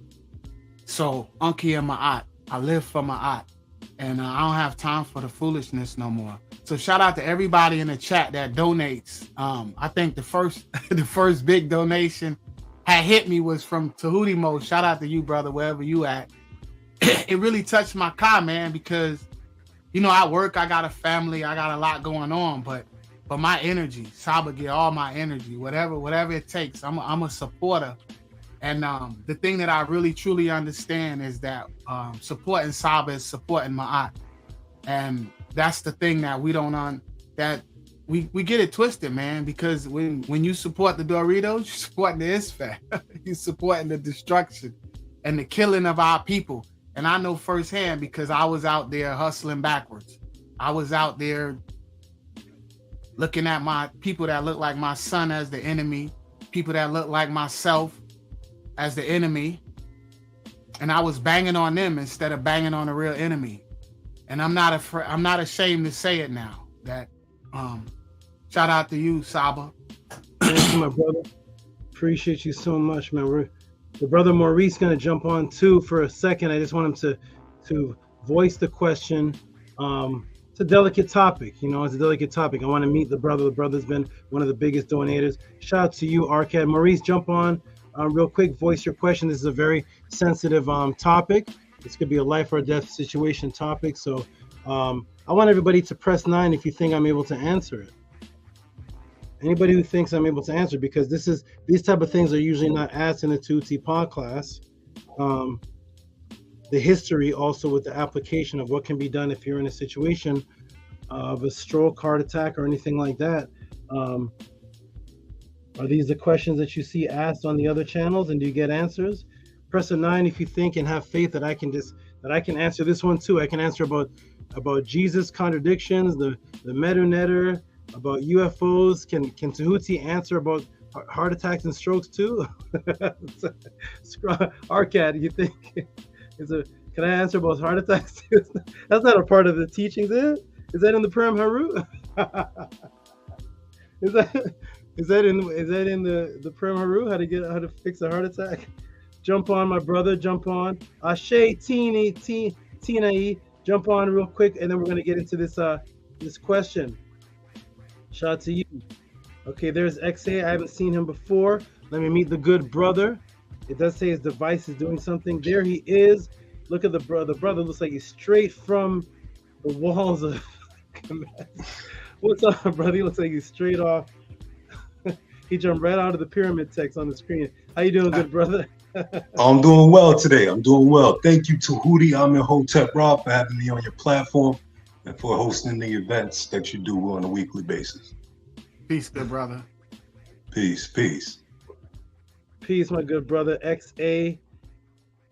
Go ahead and just ask the question there live, and then tell me if it's if this is pertaining to yourself. If you don't want to say, am I answering this for you? For loved one, any loved ones in your family, but go ahead and just elaborate a little bit, and then I'm going to go right into the answer. Absolutely. It's an honor to speak candidly with you. So my mother-in-law suffered a stroke recently, right around the time that I sent you the original question. That's what made me want to go back and you know, throw something else your way, throw you a curveball, because I know that you're more than equipped to handle these questions. As you so eloquently stated, you know, you're more than equipped to handle any question thrown your way, and you're a man of a certain knowledge, which is totally commendable and appreciated. Thank you, my good brother. Appreciate you, XA. We're gonna get into it. For the new people in the room, you're gonna see an example of how I answer questions. We're gonna take it from ancient history to modern, to scientific thefts, all the way to applications that are for the more expensive knowledge I have on the more expensive, to regular things that you can get that are available to the regular person, to things that you can actually may be able to even add on to your insurance if you have such. I'm going to cover all those aspects. So yes, nice meeting you, my good brother, XA. Real quick, XA, what's the name Sal Vega about? Is that that sounds like a Okay, so you guys kind of got it right. What I did was I took my it sounds like a street fighter. I don't know if it's Sal Vega. It sounds like a fighter. Yeah. You guessed it kind of right. So I took my favorite pizza restaurant, and then my favorite character from Street Fighter, and I put those two together to create that name. I heard it. Yeah.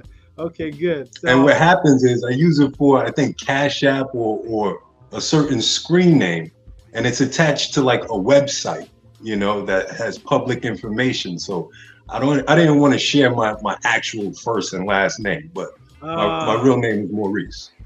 Okay, got it. And XA stands for what? XA, I don't know. It was just a random selection, it was just a random selection. I know that the X is either the unknowns, the crossroads. There's a lot going on with the X, and then A is always a great letter to start with. Okay, you know what? One day I'll do how it starts the alphabet. It's what? Say the last part again. I said, seeing as how it starts the alphabet, it's just random. Okay, good. One day maybe I'll do a class on what XA means. Okay. I would love that. That'll be my next donation. Count it in. Okay. All right, wonderful brothers. I'm gonna put you all back in the chat so the screen doesn't glitch while I'm screen sharing. XA, Sal Vega, Maurice, see you in the room. Arcad, and your name is coming up in about 17 days.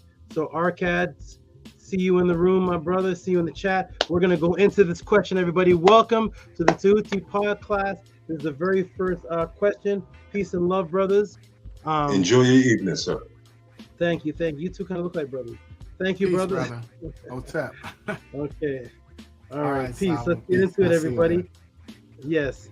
Let's get into it, everybody. Welcome to the Tehuti'S pod class, where the diversity of questions will be asked. You can put me to the test, and I will answer. Here we go. For the people that just stepped into the room, let me go ahead and put it on the screen again. And here we go, everybody. Boom, screen share. Let's get into the first question of the Tehuti'S pod class, everybody. Let me go ahead and move that. Put it on the screen. Here's the first of the Tehuti'S pod class. Tehuti Amenhotep Ra, thank you for providing access to your understanding. I sent a contribution accompanied with a message misspelling Orion that I would like to recant. Instead, would you please speak on any ancestral, ancient, and or common therapeutic approaches recovering from a stroke? $27.27. It would be much appreciated. Wonderful. Welcome to the Tehuti'S pod class. Here is how I answer questions. If along the way while I'm answering the question, if you all appreciate this, if this is information you feel appreciative about because it could help you, or maybe your mother or your grandmother or grandfather or uncle or anyone else who's in a stroke, and you feel appreciated and you feel that you appreciate this, the Cash App and PayPal is at the bottom. If you feel you could use this information to save your life or potential family member's life, and it could help you, and you appreciate this more than a waiter that you tipped, then tip the Cash App at the bottom. Here we go. Welcome to the Tehuti'S pod class. And here we go. Everybody can see the screen clear. Press A1 if you can see the screen clear. Press a 1 or a 9. 1 or 9 if you can see the screen clear. 1 or 9. Let me check the chat real quick and then I can go. Here we go. Got it? 1, 9. Everybody can see the screen clear. I'm going to put it back on. Boom, boom, boom, boom, and boom, and you should be able to see it right now. Here we go. Here we go, everybody. Boom.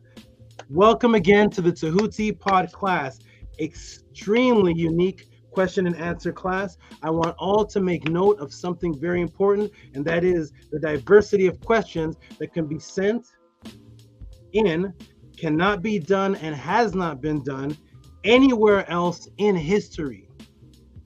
With a type of multifarious, diverse, sourced, indigenous, scientific, spiritual, ancient, language, archaeological, and most important, neural, linguistic, matrix, psyops, breaking results. Here we have a type of question that I don't usually answer in public, but I want all to know that it can be done, and that there are several people in this chat that I have healed. There's people in the chat that I have healed. Healed their family, counseled, changed their bodies, and have even given them the ability to contact their deceased family members. And there are people that have passed through the pod class that through my influence have made over $1 million.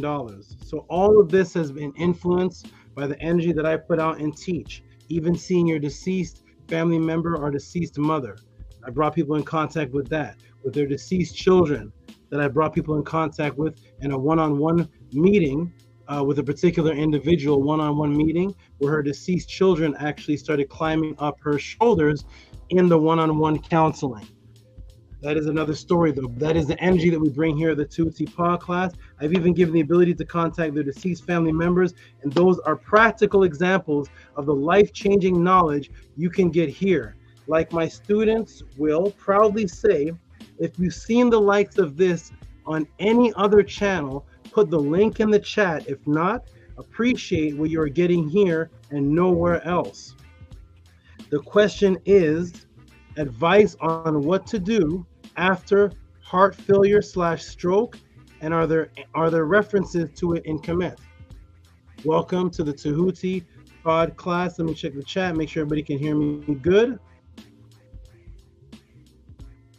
I still don't see any ones or nines. Oh, there they are. Good. Got it. Here we go. Are you ready? Here we go. Let's get into heart failure and the solutions of it at the Tehuti's pod class. Welcome, everybody. Let's go. Are you ready? First, let's get into it. Okay, so let me shrink this down a little bit.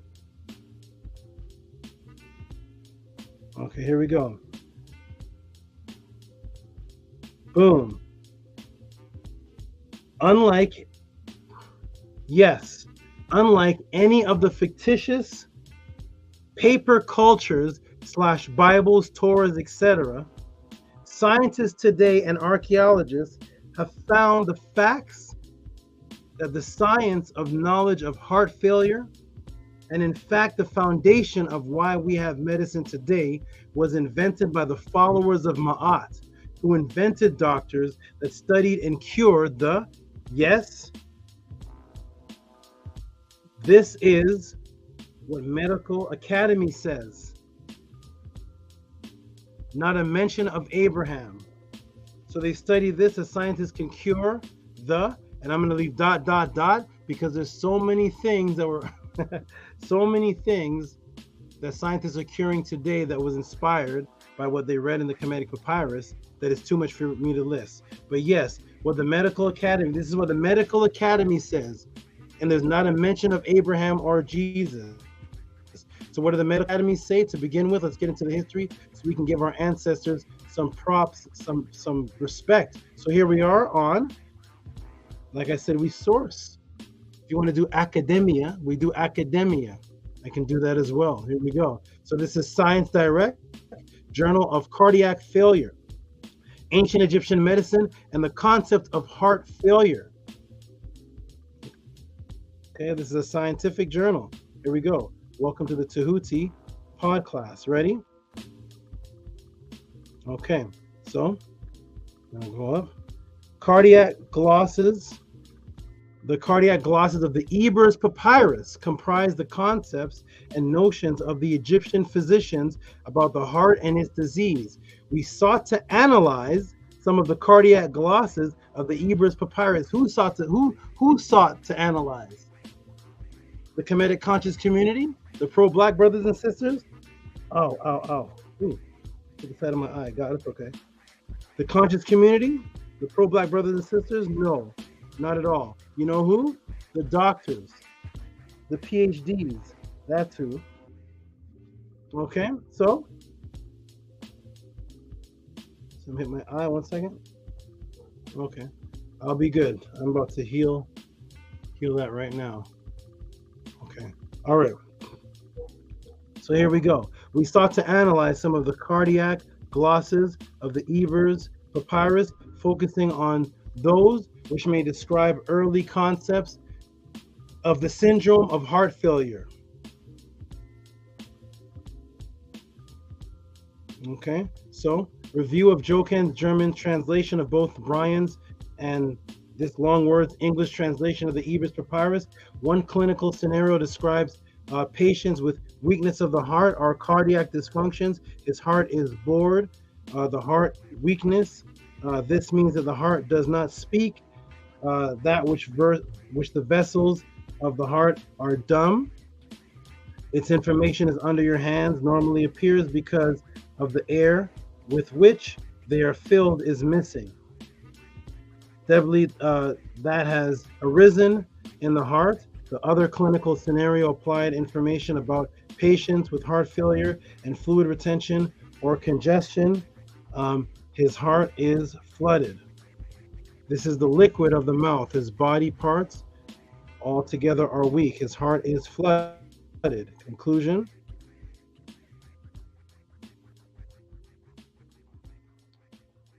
Whether or not the Egyptian medicine and contents of the papyrus paved the way for future knowledge, the clinical scenarios include the Ebers Papyrus may represent one of the earliest documented observations of the syndrome of heart failure. Edwin Smith Papyrus. Edwin Smith Papyrus supplies important insights to the state of surgical knowledge in ancient Egypt. It was written about 1600 BC. Although other historians believe that the papyrus is even older, 2500 BC or 3000 BC, it was discovered at Thebes in 1862 and purchased by Edwin Smith, one of the earliest students of the Egyptian civilization around the world. He studied hieroglyphics in London and Paris, and he was the first American to scientifically learn the Egyptian language. Ebers Papyrus.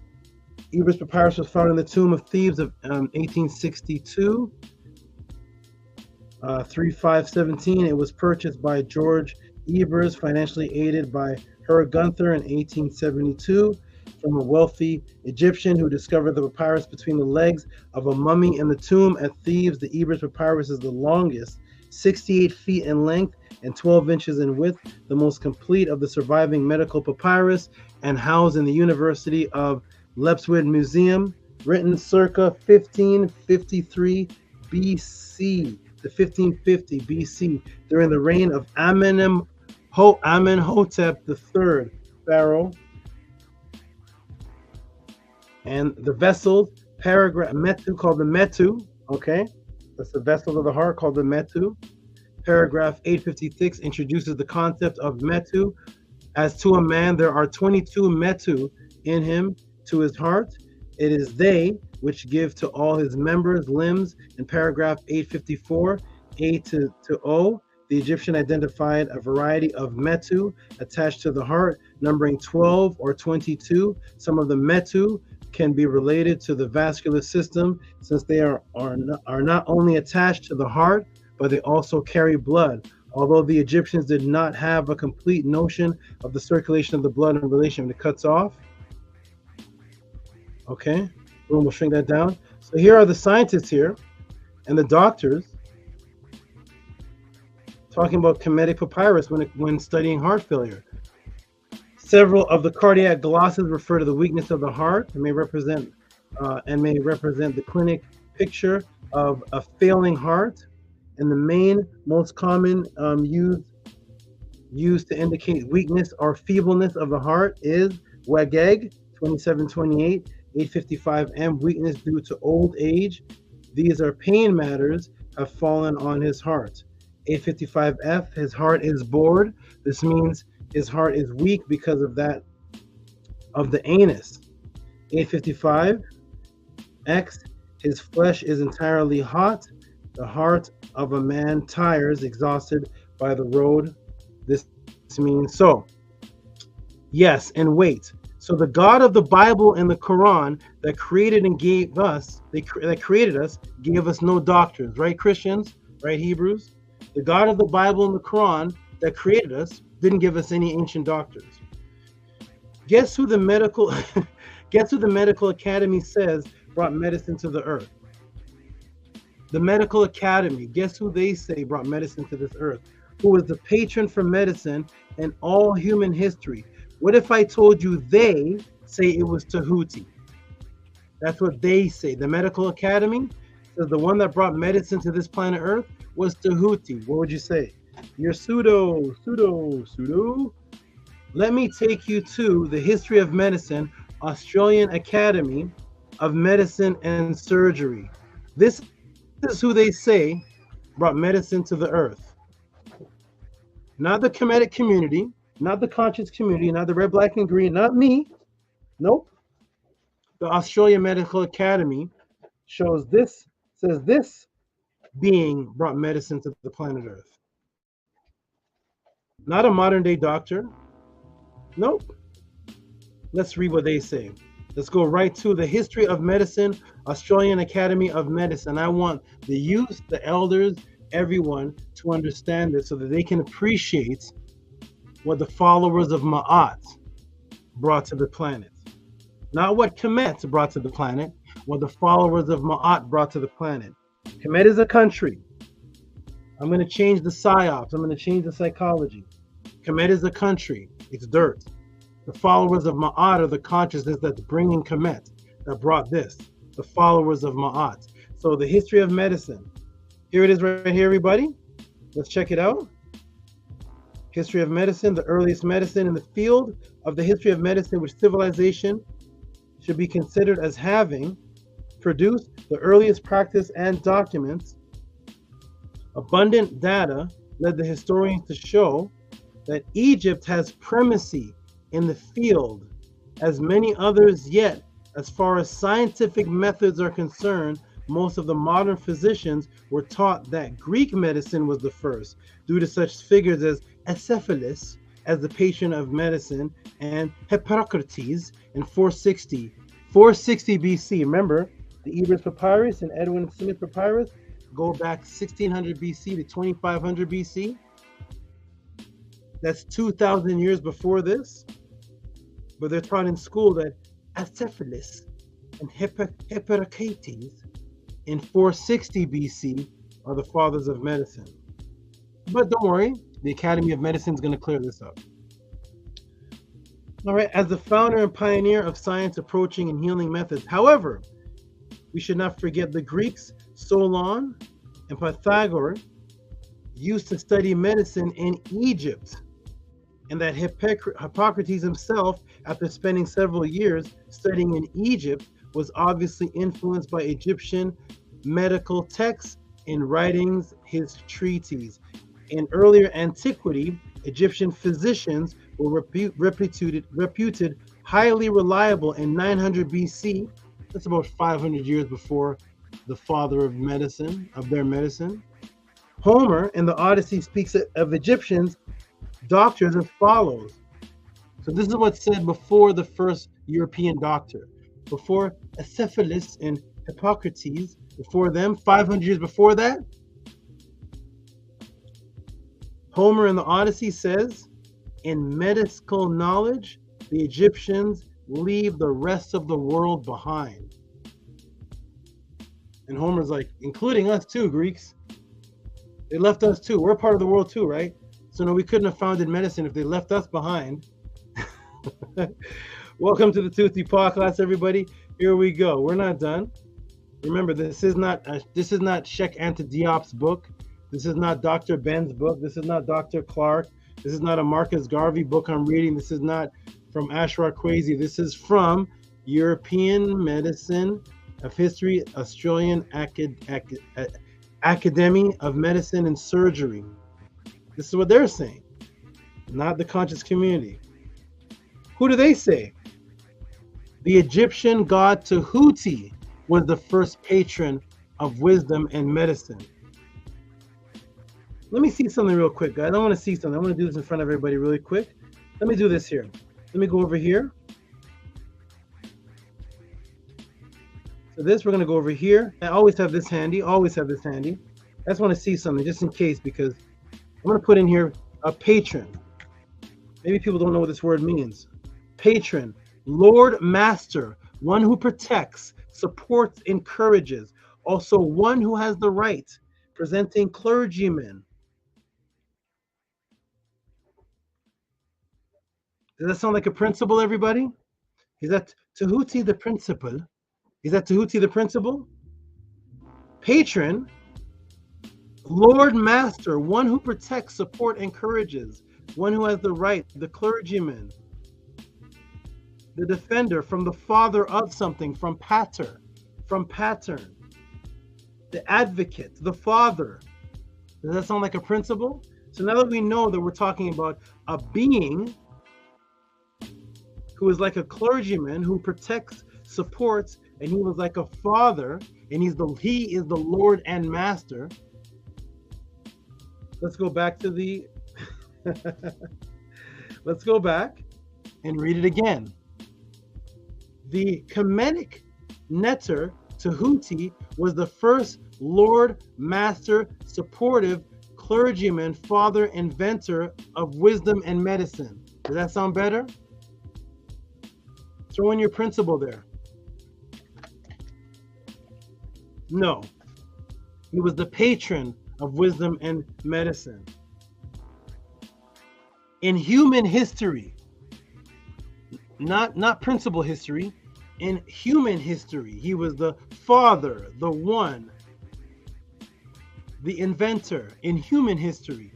And the Egyptian architect Imhotep, the minister of the pharaoh Djeser, is the earliest medical practitioner known. So whether you go to the Netiru, you get Tehuti, or whether you come to the practitioners that they found papyrus of, we're back to the followers of Ma'at.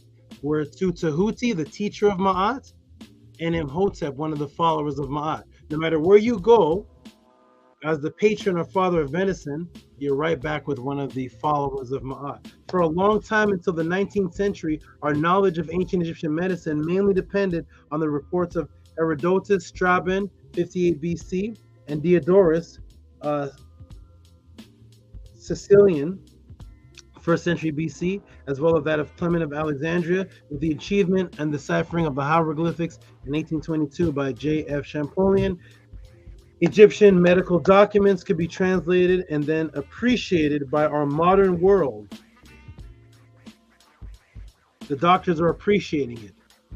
The second half of the 19th century onward, German scholar Bruch began to translate the medical text in 1853. It was followed by others, but it is the publication of the American scholar Breasted in 1930 which began to demonstrate the importance of the medical science behind ancient Kemet.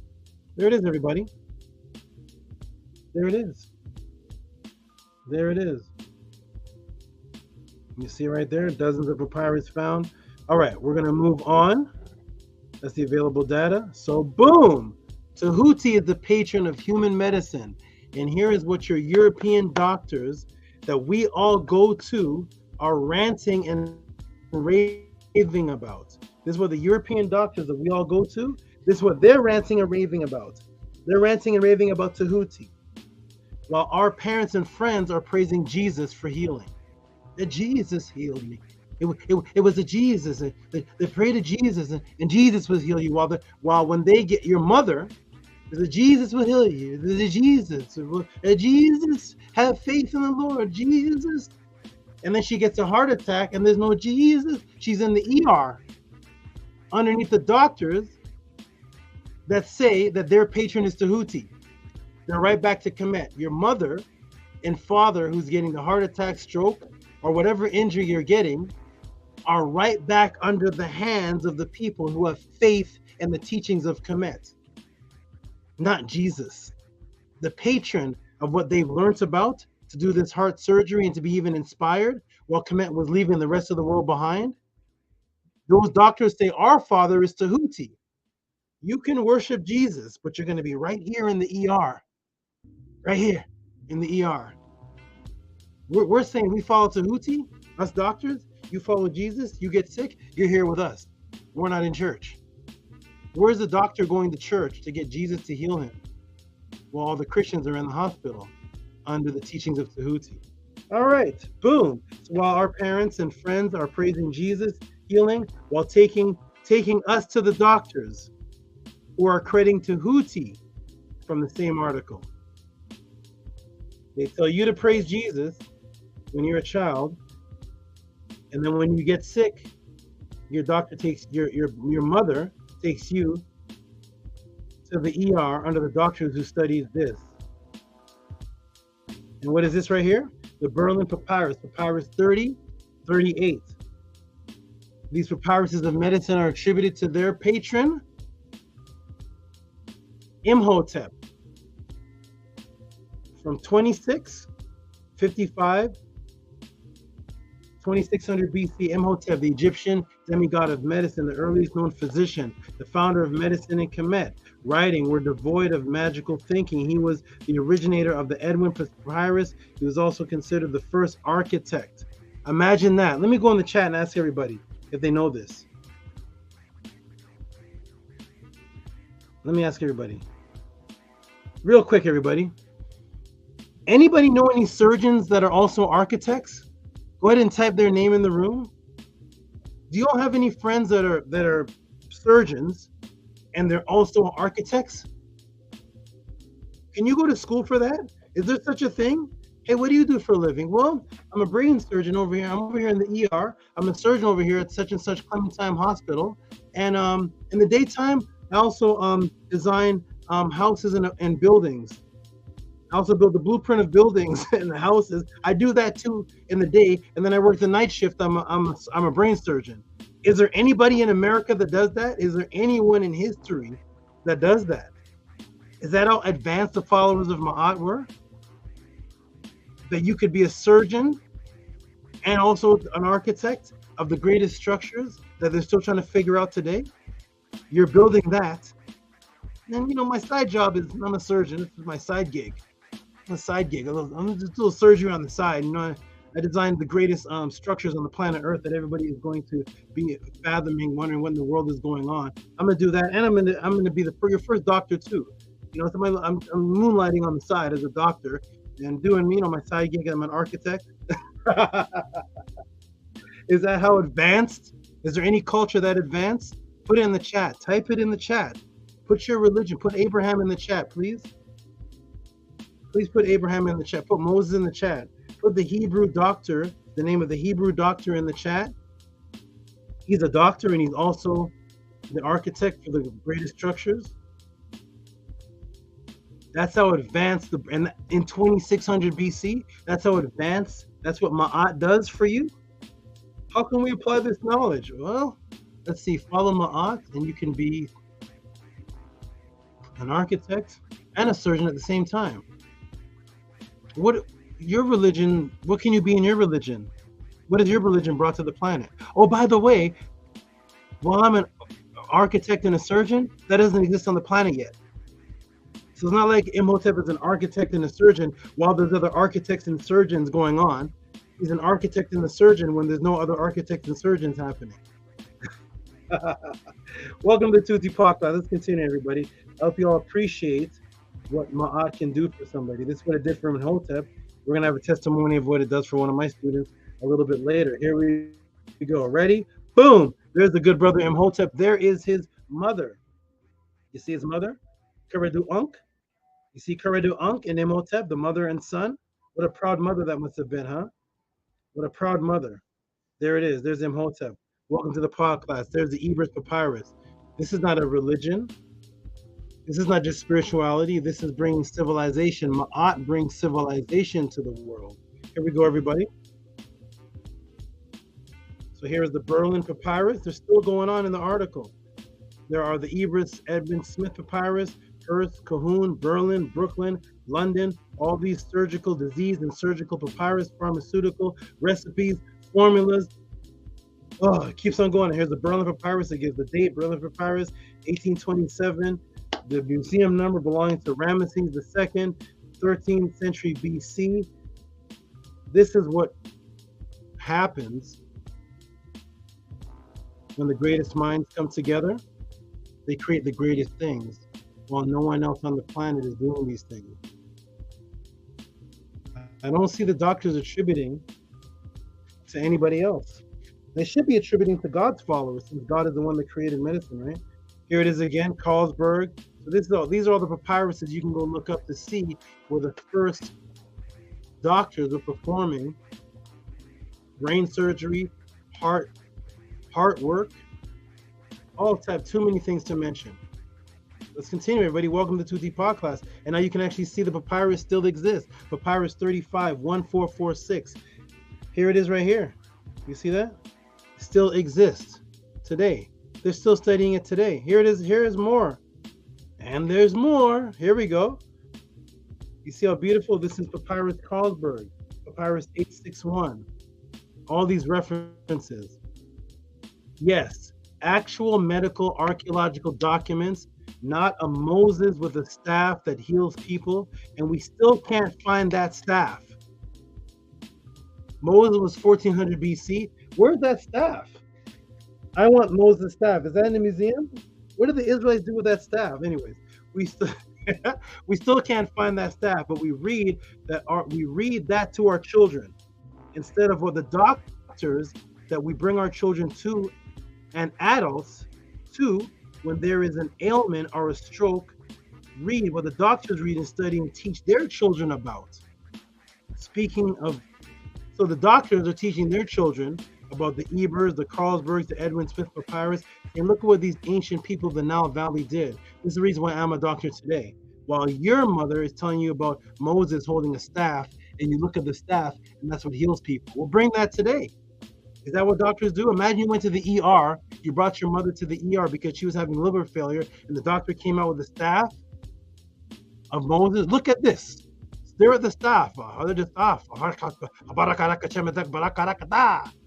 No, absolutely not. That is not reality. What reality is what the doctor is doing, which they say they got from Tehuti. So, speaking of which, here is the ancient medical papyrus that was discussed initially, that discussed stroke and heart failure. Here it is. Welcome to the podcast. These are the kind of answers that you get at the Tehuti's podcast. Here it is right here, everybody, right out of the museum. It still exists today for you to go view. This is the Ebers Papyrus of 1550 BC. It still exists as if it was written yesterday. This is over 3,000 years old. Go find a piece of paper that you wrote 20 years ago and tell me how that looks. Go find a note that you wrote, that your mom wrote 25 years ago. Tell me how it looks. This is 3,500 to 4,000 years ago, and here it is right here. Still in the possession, being protected. This is the ancient papyrus that addresses heart failure. But first, I would like to show you that scientists today have discovered that not only physical attributes are the cause and increase of the stroke, and here we go, and heart failure, but your consciousness does. Your consciousness does. Let me take you to the Router's healthcare pharma section to show you that the reason why some of these strokes are happening are not just because of diet in which you eat, but it's actually your consciousness. Oh, Tehuti, that's pseudo. You're making that up. Does any doctor say that? Oh, well, let's go to the healthcare section, healthcare and pharma section, 2015, May 13th. Depression may double stroke risks in older adults. Depression, that is your mind. You're only depressed about what you believe you're depressed about. Let me repeat that again. Let me look in the screen and say that because this is very important. Here's where the answer to the heart stroke and my advice is going to start right here. You are only depressed about what you believe that you are depressed about. There is no such thing as an actual, factual, existing material called depression. That doesn't exist. Depression is not anything that factually exists. Depression is not a part of the Earth's evolution. Depression wasn't there with the fungus 2 million years ago. Depression wasn't there with the ancient caveman. Depression wasn't there with the Australopithecine Bishopi, with the Bascot man. Depression is not a part of evolution. It's not something that exists. Depression only exists in the psyche, in the the consciousness of the individual who is depressed. It is not an existing thing. It's not real. Which means that I can be homeless today and I'm not depressed. A rich person can lose $100 million and take their life. Depression doesn't exist. But yet depression is doubling the risk of a physical thing that does exist. Heart failure is a physical thing that can be seen in a microscope. It can be touched. It can be operated on. It can be extracted from the body. It can be looked at. It can be investigated. It can be seen. But depression does not exist. So here we are with something from the invisible, non-existing side of spirituality, manifesting physical things that can be seen inside of a microscope because of your belief system. That which makes that man depressed does not make that man depressed. So that depression actually doesn't even exist, but heart failure does. Let's continue, everybody. Welcome to the Tehuti'S Pod class. Here we go. Let's get to the solutions. Let's get to the information. Let's get to this. Are you ready? Boom. Depression may double the stroke risk in older adults under routers.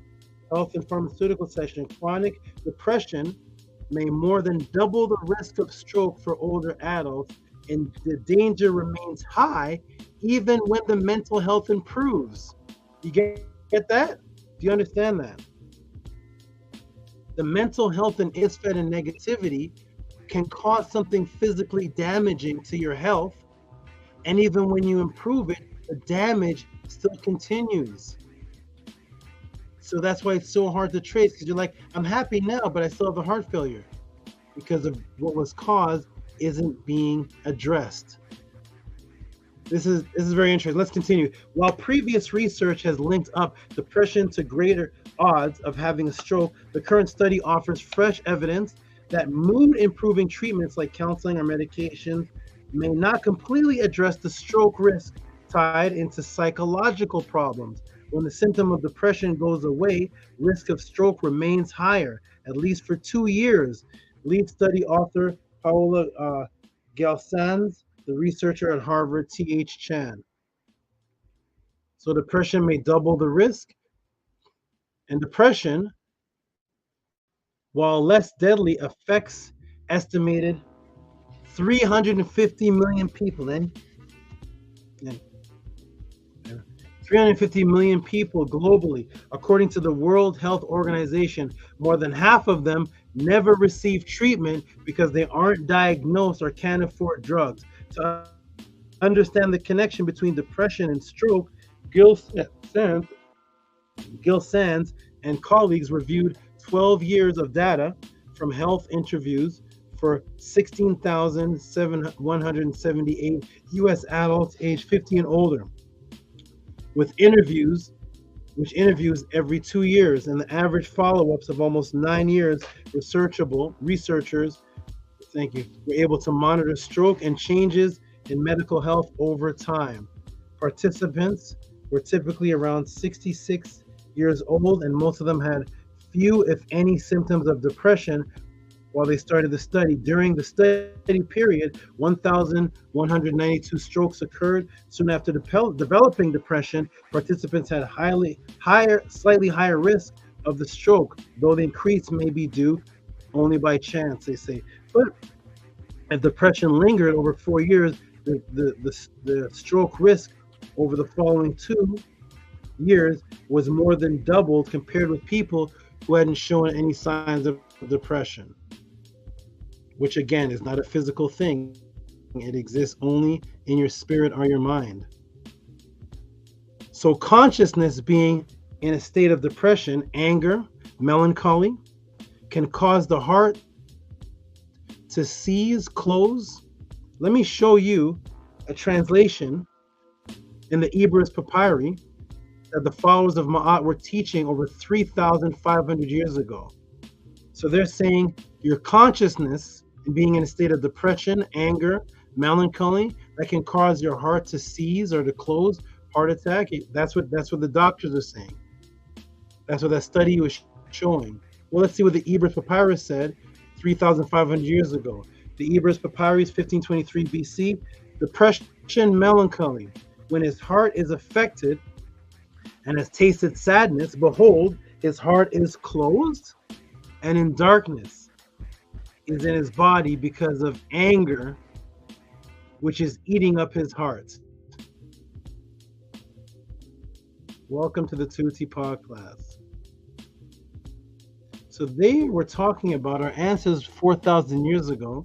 We're talking about melancholy and depression and the heart being affected, and closing, which is this form of a seizure, and being in darkness because of the anger that's eating you up and the depression that's eating you up inside. So we were, so routers, hello routers, we were teaching this 4,000 years ago. How you doing? All right, so boom, this is why your doctors, scientists attribute credit to the followers of Ma'at under Tehuti, and why the doctor in Kemet was also the spiritual priest, because we understood that the mind falling way to the matrix or Isfet was the root of all or most ailments and spiritual balance. Healing accompanied with medicine was the cure, because the matrix is in rule. Today's doctors are not allowed to give spiritual advice. Do you understand that? Imhotep, the ancient doctors, they were also the spiritual priests that you would go and get knowledge on the afterlife from, knowledge on spiritual matters, knowledge on ritual from. Those were your doctors. But because we're now ruled by Isfet in the matrix, the doctors are actually not allowed to teach anything spiritual. They made a separation. But Imhotep and Tehuti, who the doctors today call the first patron and give credit to, they mixed the two and taught both. The doctors today are not allowed to follow their patron Tehuti, and that's why there's so much chaos. Because all they can give you is the medicine, but they can't give you the spiritual information that's to follow the medicine that's in the ancient papyri. All right, welcome to the Tehuti'S class. Here we go. Here it is again. Here's the papyri again. Blow this up. There it is right there. So let me read some more of the papyri. Here's the papyri. Let's go through it. We're going to go line 1, 2, and 3 in the translation. Here it is. So Router says that depression and sadness and all of that is it doubles the risk of heart failure. And the papyrus says, when anger arises in his heart, behold, it is seething up of the parts of the intestines and the liver. When the heart is sad, behold, it is more soreness of the heart, or the vessels of the heart are closed up in so far as they are not recognizable under thy hand.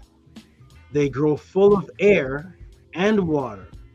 When the heart feels an aversion, behold, it is the bitterness of the heart because of the inflammation of the anus. When the heart is miserable and is beside itself, behold, it is the breath of the Hebker priest that causes it through the hollow of his hand. The doctor is also called the priest. Once again, do you guys know any priests? Are any of your doctors priests? Imhotep was a doctor, surgeon, and an architect. And the doctors were also the priests. Look how many jobs they had in Kemet under one person. That's what being a netter is. You're the doctor, the architect, and the priest. Is there anybody today that you know that's a doctor, a professional doctor, a professional architect, and a priest at the same time? That's what the men were in Kemet. That's what the brothers and sisters were in Kemet. The priest caused it through the hollow of his hand. It penetrates right down to the rectum, and in such a manner that the heart comes forth and loses its way under the disease. When dryness befalls the heart, behold, it is the dryness of the fire that befalls it. He sighs often, and his heart is eaten up with anger. This is because of his heart is full of blood, when in turn is due to drinking warm water and eating bad food. When his heart is afflicted and has tasted sadness, behold, his heart is closed, and in darkness is in his body because of the anger which is eating up his heart. That's what the ancients say. That's what we taught. That's what the doctors are reading today. Now, what can be done post-stroke? Now, because we're in this day and time where most people do not have access to what the Nile Valley people did in that area 4,000 years ago plus, it had to be accompanied with ritual papyrus. Most have no access to at the moment, plus the true belief that comes with those beliefs lack in the subconscious. I will give advice on what will work now due to what you have access readily available. So, in our time and under the followers of Ma'at, because the doctors were priests, they would give you medicine, herb, and ritual, and practice, and chant, and words, and tones, all together, coming together for the healing. But because most of the people in the pod class, some are new, some don't have access to the papyrus, some don't even have the belief system in the Nitiru, it's almost impossible for me to give that type of answer to the whole pod class, maybe on a one-on-one. But here is something that anyone today can do to answer the brothers XA, to give everybody the history of heart failure knowledge, the praise that the doctors are giving it today, who they worship, Tehuti, who's their patron, and then I'm going to give you modern day solutions. I'm going to show you where the ancestors said it was dealing with stress, depression, melancholy, and eating bad food, and ritual, stress-free ritual, spirituality, understanding the meduneta, the herbs, all of that, the medicine, all combined to heal. That's what our ancients did in perfect harmony in Ma'at. Today, I'm going to give you what you have access to, and what you have access to readily available. Because I may give XA's grandmother or somebody's mother information on the papyrus, and they're like, I'm a Christian, boy. I don't read no papyri. And in their stubbornness, they die, right? In their stubbornness or lack of understanding, they don't follow the papyrus and the wisdom and the knowledge and the spirituality, so they end up getting the stroke after stroke, and then boom, heart attack, and then they're gone. So I'm going to give them something that can help, and then once they get help from those means, they can say, well, you know what? Tehuti helped me with that. Maybe I can have faith in Tehuti with, what are these papyrus you're talking about? Boy, if you help me with this, maybe you know what you're talking about with these other things too. Let me join the pod class too. All right, so let's go. Here we go. I'm here to help. Now, if your insurance covers it, or if you can afford it, you can request what's called an HBOT. What's an HBOT? That's a hyperbaric oxygen therapy treatment or treatments. So HBOT is hyperbaric oxygen therapy treatments, which you can actually do today. Anybody can actually do this. Some people's insurance may cover it.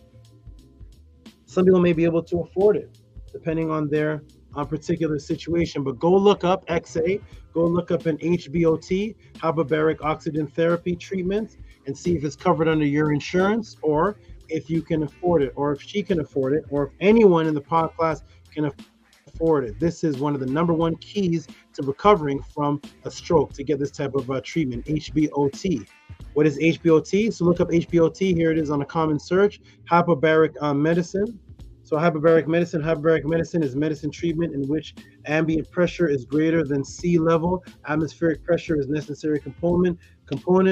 Treatment comprises hyperbaric oxygen therapy, HBOT, the medical use of oxygen at an ambient pressure higher than the atmospheric pressure, and therapeutic recompression for decompression illness intended to reduce the injury's effect of systematic gas bubbles, physically reducing their size and providing improvement conditions for eliminating of bubbles and excess dissolved gas. The equipment required for hyperbaric oxygen treatment consists of a pressure chamber, which may be rigid and flexible, construction, and means of delivering 100% oxygen. It's actually 99.96, but it's pretty much 100% oxygen.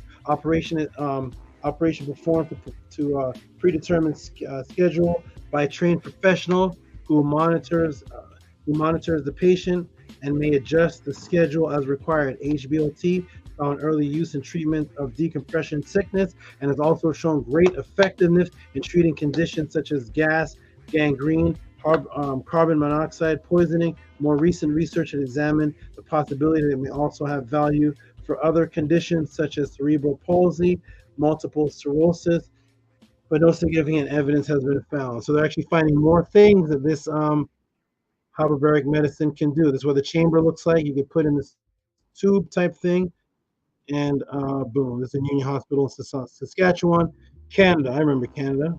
Okay, boom. So now, what's the reason why? Why would I suggest? Why would hyperbaric medicine treatment or hyperbaric oxygen therapy be suggested if it's talking about helping with gas and gangrene and decompression sickness?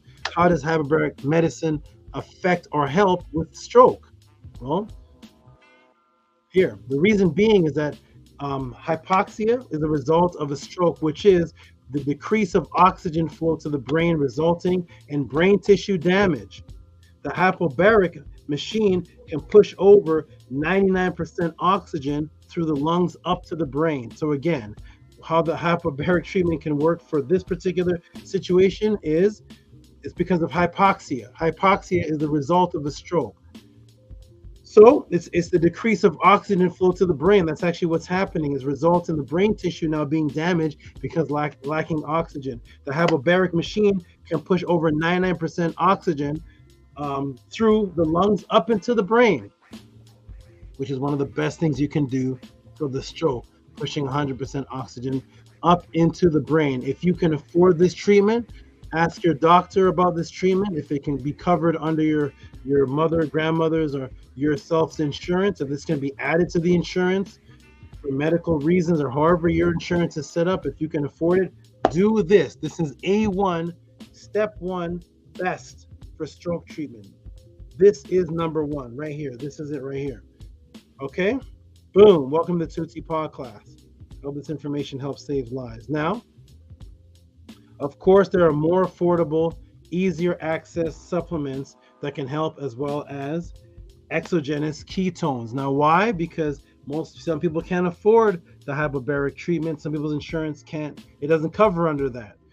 Some people can't access. Some people's doctors don't have access to that type of equipment. Not every hospital may have this. So you can do the other route, which is more affordable and accessible. That will help you, and that is supplementing through exogenous ketones. Okay, so here are some examples. I'm not promoting any one company, but just showing you very easy access to readily available exogenous ketones. Here they are right here. You can type in exogenous ketones into Google, and these are some of them that pop up. So why would I advise from the hyperbaric machine pushing up 100% oxygen to a supplement that you can actually buy on Amazon? Why exogenous ketones? Why? Well, because exogenous ketones. Why exogenous ketones? Because the liver developed the ability to convert fatty acids into an alternative energy source for the brain called ketones. This is why you hear people going, I'm on a ketosis diet. I'm on a ketosis diet, because the liver developed the ability to convert fatty acids into alternative energy. I am not telling anybody to get on any type of ketosis diet. This is not that whatsoever. You can actually be on full regular diet, healthy diet, and be on this. The supplement, the exogenous ketones, does it without you being on the diet. So because of that, it can convert fatty acids into alternative energy where the body usually wants readily available carbs. It will go to carbohydrates or raise or replenish the glycemic levels when you work out and you start destroying your glycemic levels start going down.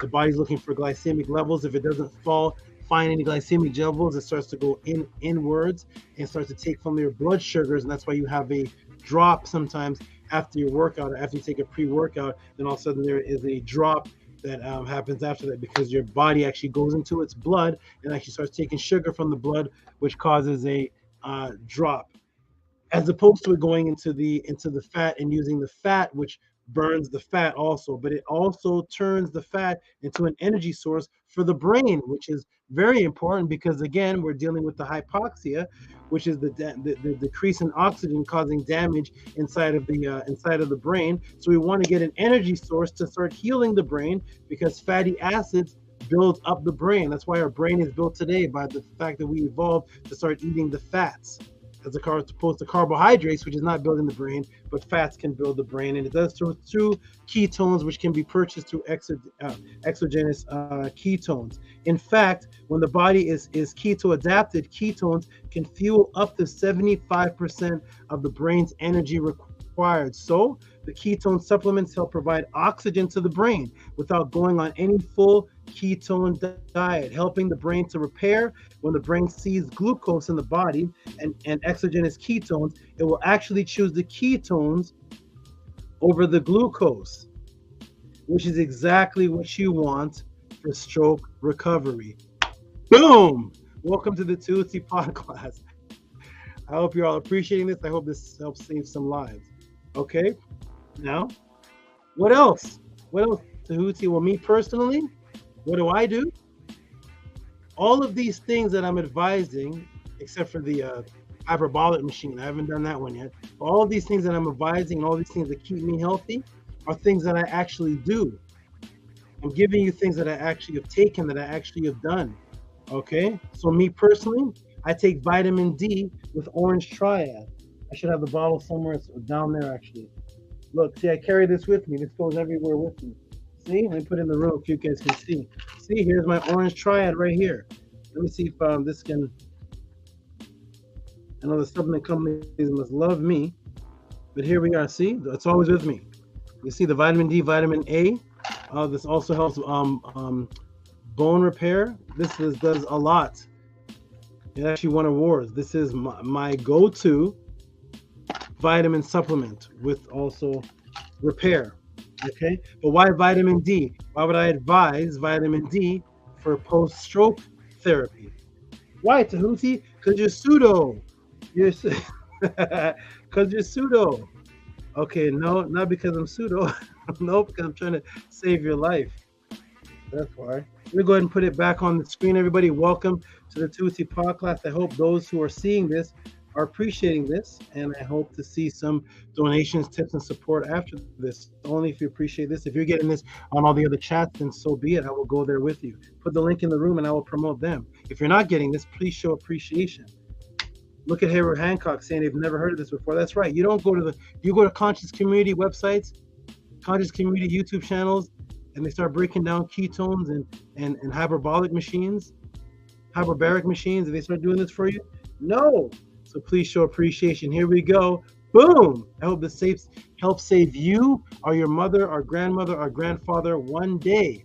All right. So we got the exogenous ketones, which transfers energy to the brain, right? As an alternative energy source. It's 75% of the brain's requirement, and it provides oxygen to the brain, and also helps the brain repair. Because remember, the hypoxia damages the brain. The brain damage because of oxygen lack. So you want what you're going to put in your body can go straight to your brain to repair. Exogenous ketones, which can go and help repair the brain. Okay. Also vitamin D, which is what I take to keep myself healthy. Vitamin D, which also helps. Why vitamin D? I take orange triad with the vitamin D because vitamin D assists in brain repair as well. We want supplements and food that help with brain repair. Okay. That is your vitamin D. It helps with brain repair as well. Boom. Tehuti'S, vitamin D helps with brain repair. You're pseudo. Pseudo. Okay, let's go to WebMD then. Forget what Tehuti says. Let's go to WebMD. WebMD, higher vitamin D levels in brain tissue linked to better brain function. That's WebMD. This must be a Tehuti website. Tehuti, you made this up. You made this up. Now go to WebMD, higher vitamin D levels in brain tissue linked to better brain function. Okay? Better brain function. That's what you want when hypoxia set in. Your brain function starts becoming limited because cells are damaged. You want those cells to be repaired. You want oxygen to go there. You want vitamin D to go there to do its work, exogenous ketones and vitamin D. If you can't do the hyperbaric treatment, this is something that anybody can do. I hope this helps you. Welcome to Tehuti podcast. I really hope this helps everybody. There is the orange triad right there. Boom. And of course, as the Ebers Papyrus and the life of Ma'at, lowering your frequencies with thoughts of lifestyles of Ma'at, lowering your vibration, not raising your vibration. I did a class on that. Anybody wants to know more about that, send in your question. Lowering your frequencies, being more relaxed, less stressed out, less hyper. Okay, the only hyper you want for this situation is maybe the hyperbaric machine, but less hyperness. You don't want any type of, you don't want stress. You don't want a fast beating heart. You want to lower your frequencies. Thoughts of lifestyle through Ma'at. That's what the people in Kemet did. Thoughts that result in stress exercise training. Okay? Which is the key to do what?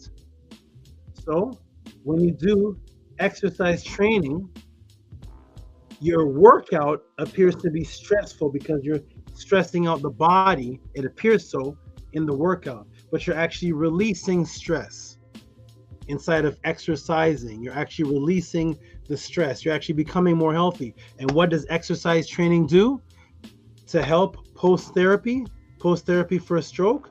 What is hypoxia? What does the hyperbaric therapy do? Push oxygen through the body.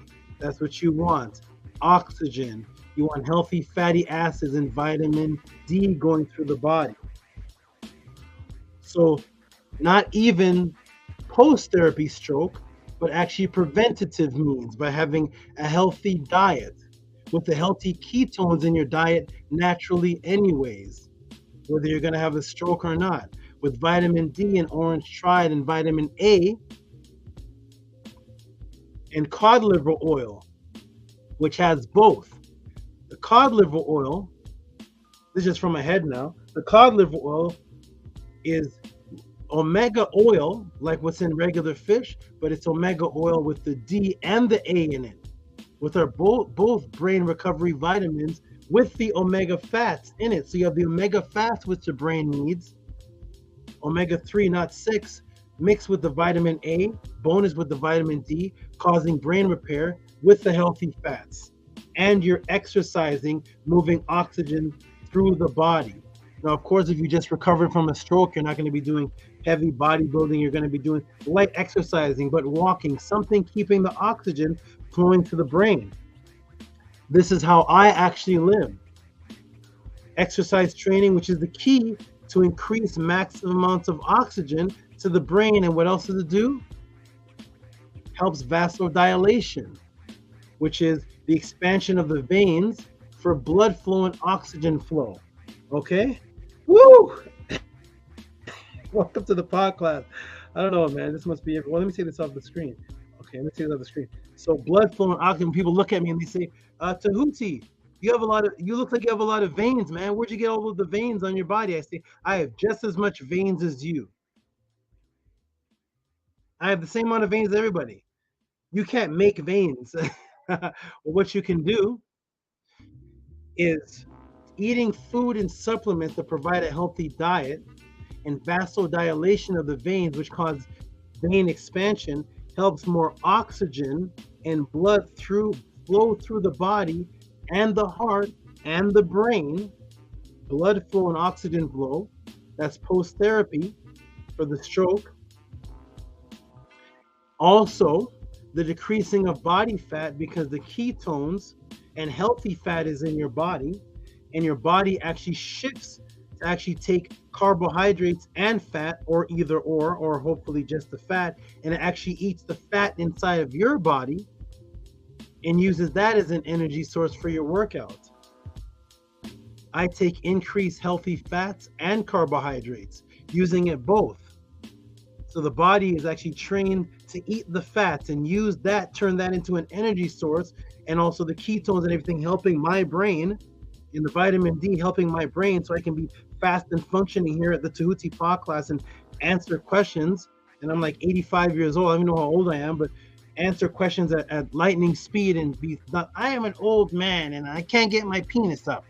You know, we're over the hill. We're old fellas here. Your mouth turns sideways. No, I'm not old at all.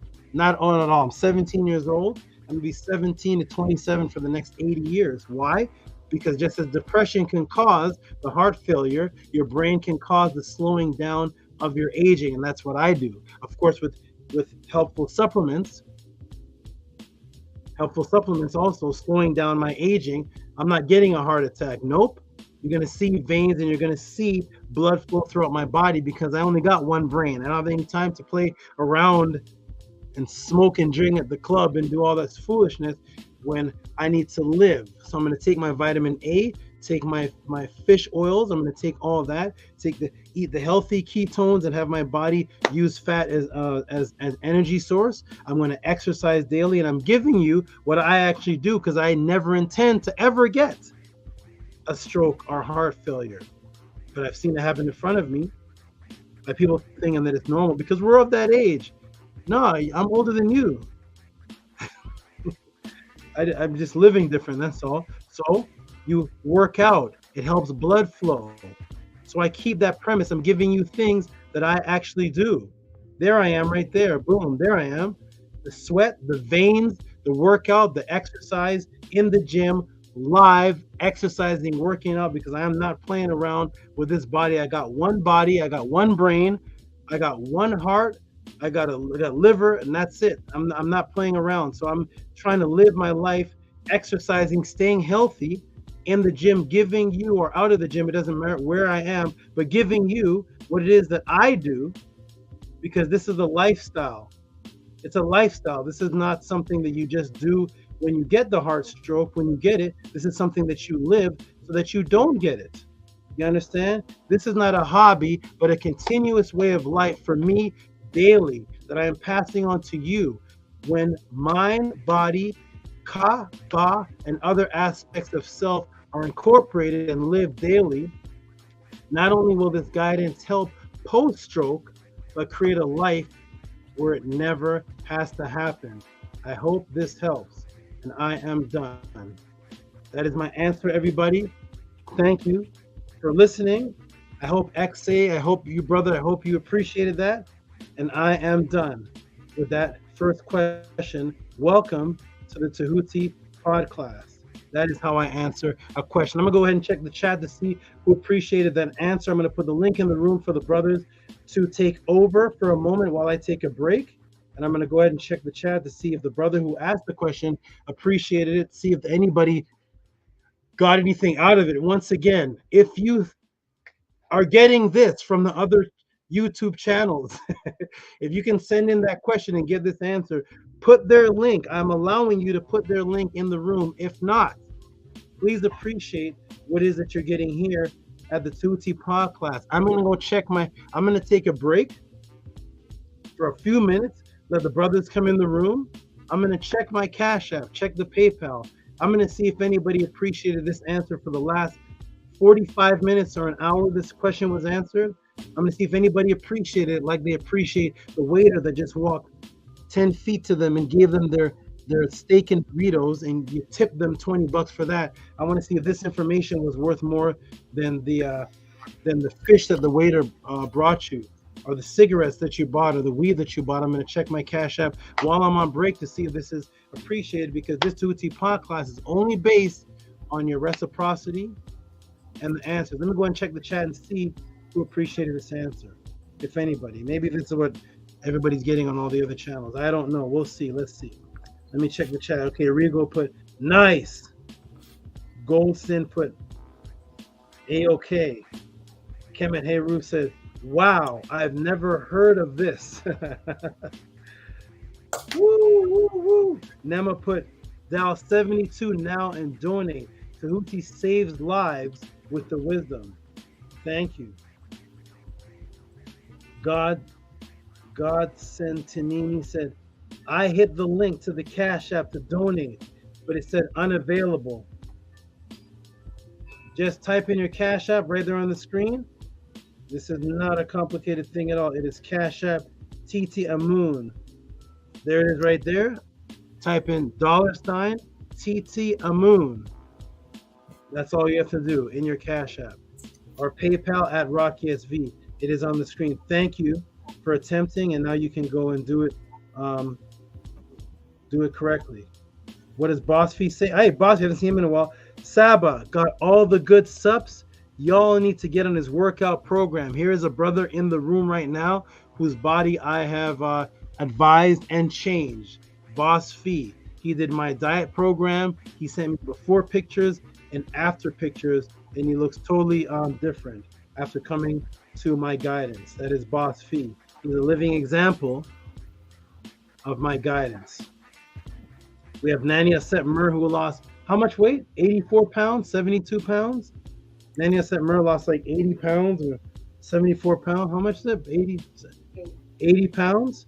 Nania Setmer, under my guidance, lost 80 pounds. I can go on and on and on, but this is what it's about, changing actual lives. So let's see who appreciated this. Okay, Nania Setmer says, thank you so much for your donations and support. Right? Kepper Shu Aseb said, my grandma gave us cod liver oil when I was a child. I remember that too. All right. What does Marie says? Marie says, now that, I don't know if that's the full sentence, but let's see what Marie said about the answer that I gave. Here's the Hati Mahad in the room. Let's see what people think of the answer. Okay, here we go. Rod Williams put yoked. Okay. Maurice C put mind-blowing answers again and again. Okay, good. You all appreciate the information. Let's see.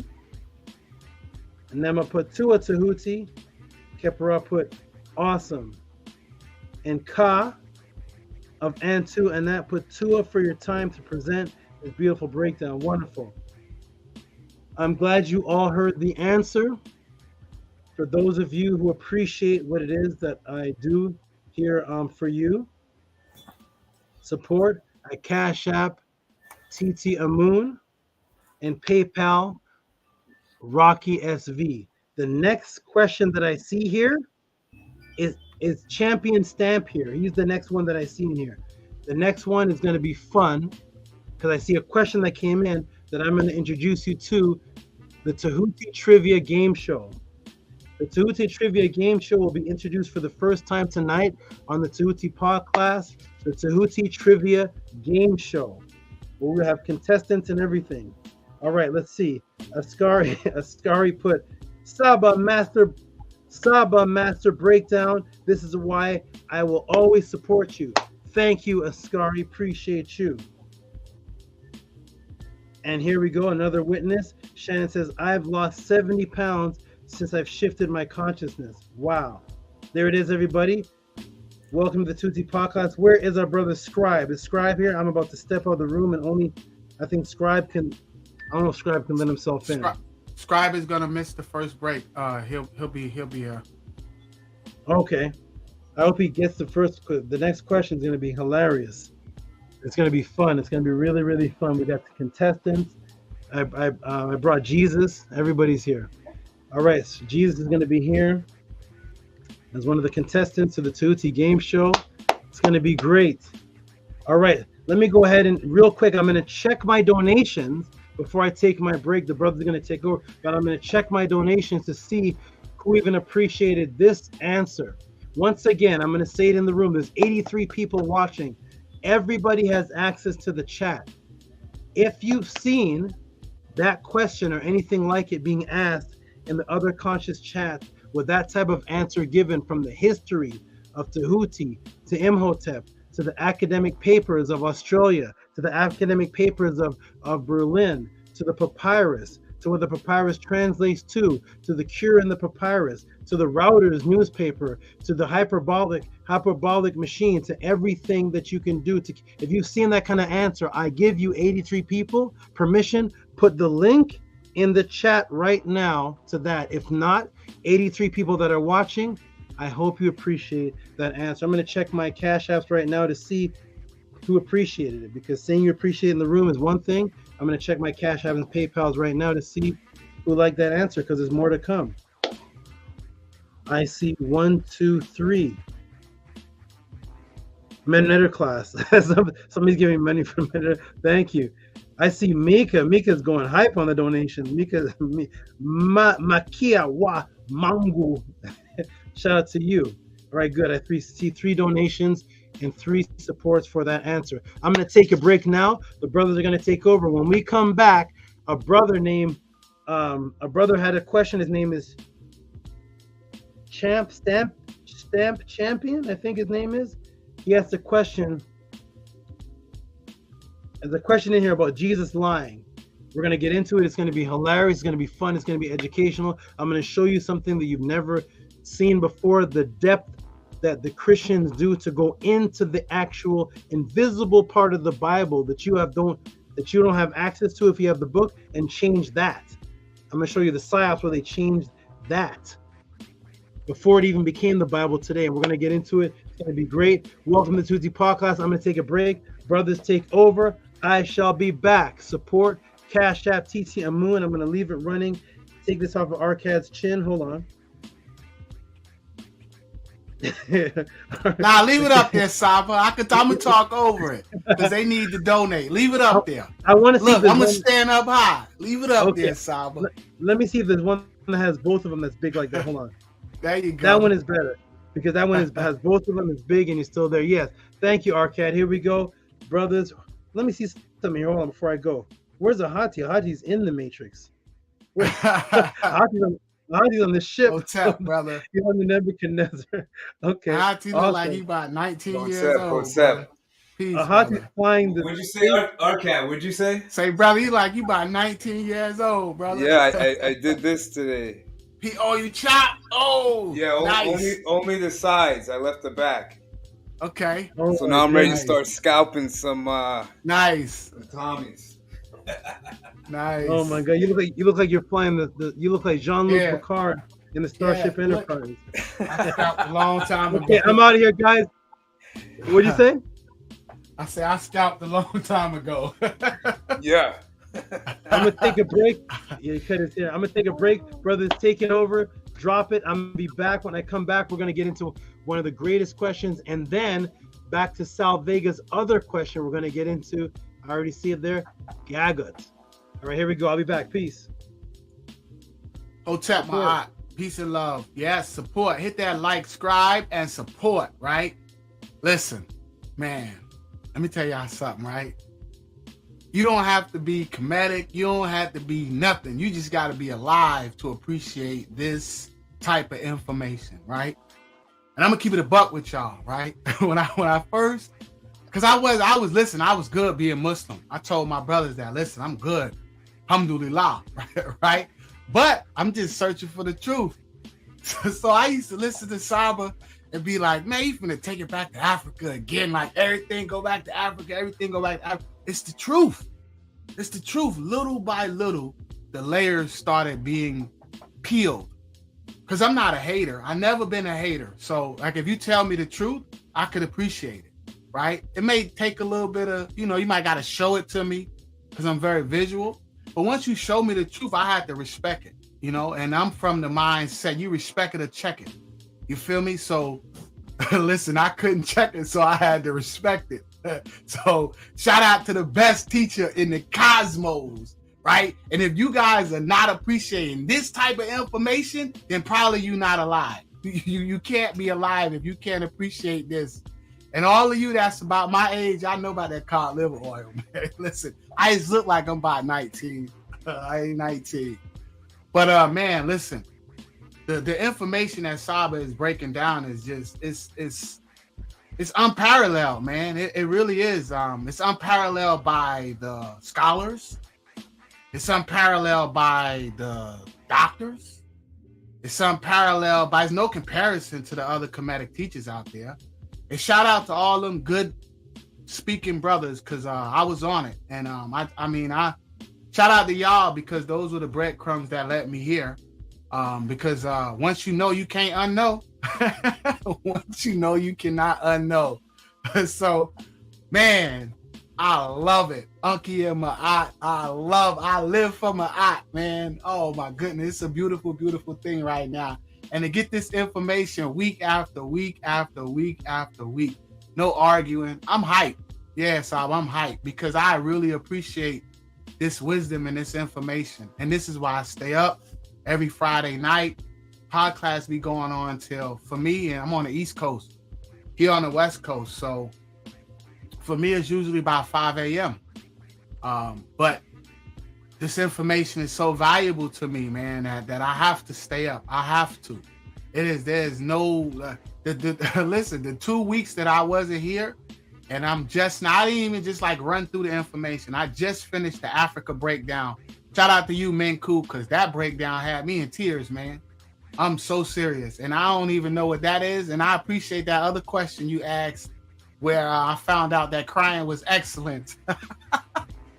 Because, yo, the truth will do that to you, man. It really will. It will really open your eyes, and it'll really hit you. And I'm constantly getting hit with the truth week after week. And the thing about it is, right, when you guys that visit those other chats, when you guys are going to those other chats, and you see it, it's a lot of great information that's being shared, but it's not really being absorbed, and it's not being shared in the proper context, right? Because it's a lot of arguing, and it's a lot of isfet, and it's actually really, really, really counterproductive. And I'm just so appreciative of SABA. So if you guys appreciate him, to hit that donation, that PayPal at Rocky SV, Cash App at TT support, man, support. If you listen, I'm gonna say it again. You either supporting the truth or you supporting the lie. Point blank, simple. You support the truth or you support the lie, and it's up to you. You have to decide.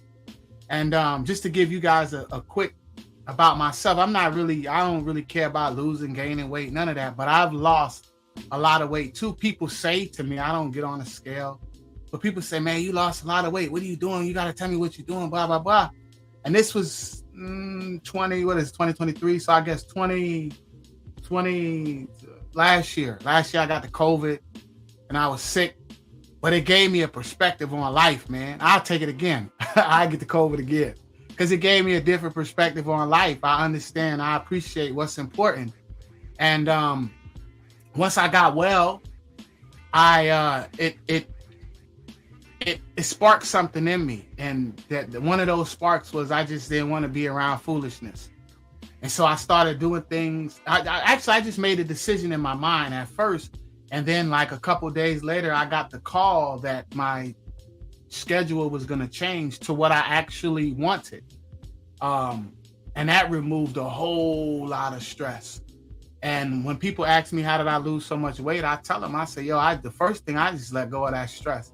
Of course, I'm changing my diet, I'm eating better, and and it's a process, man. It's not an overnight thing. It's a process. You got to take them baby steps. This is why I'm happy to be where I'm at, and I'm at the beginning. So I have no problem in being at one. I mean, I'm good where I'm at, because I have so much information to digest. I have so much information to get.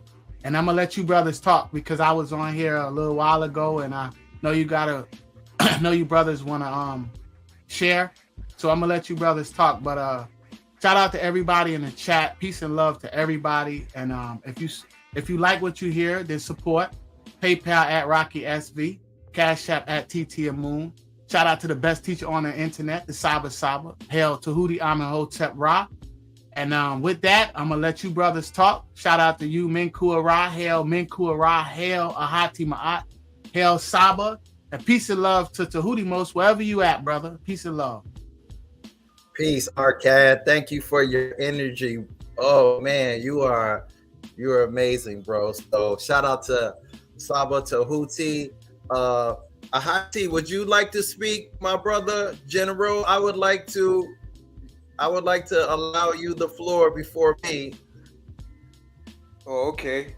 I appreciate that, brother. Hotep to the panel. Hotep to the chat. Yeah, that was a great breakdown. I like the part where you were speaking about, where Saba was speaking about depression. And if you look up the etymology of depression, it has nothing to do with your mind. That was great. Just the trickery and the spells that they put us in can create the depression. But as long as we have Ma'at, we have the truth. No matter what happens, we cannot fail. And what you're looking at on the panel here is a real set of brothers, a real true brotherhood, where we can get raw, we can get vulnerable, we can be totally honest with one another, and not worry about the consequence if there is any. And that's something, to me at least, that's something that's very unique. It's something that I rarely experienced in my life, really until now. So I want to say I appreciate you brothers on the panel.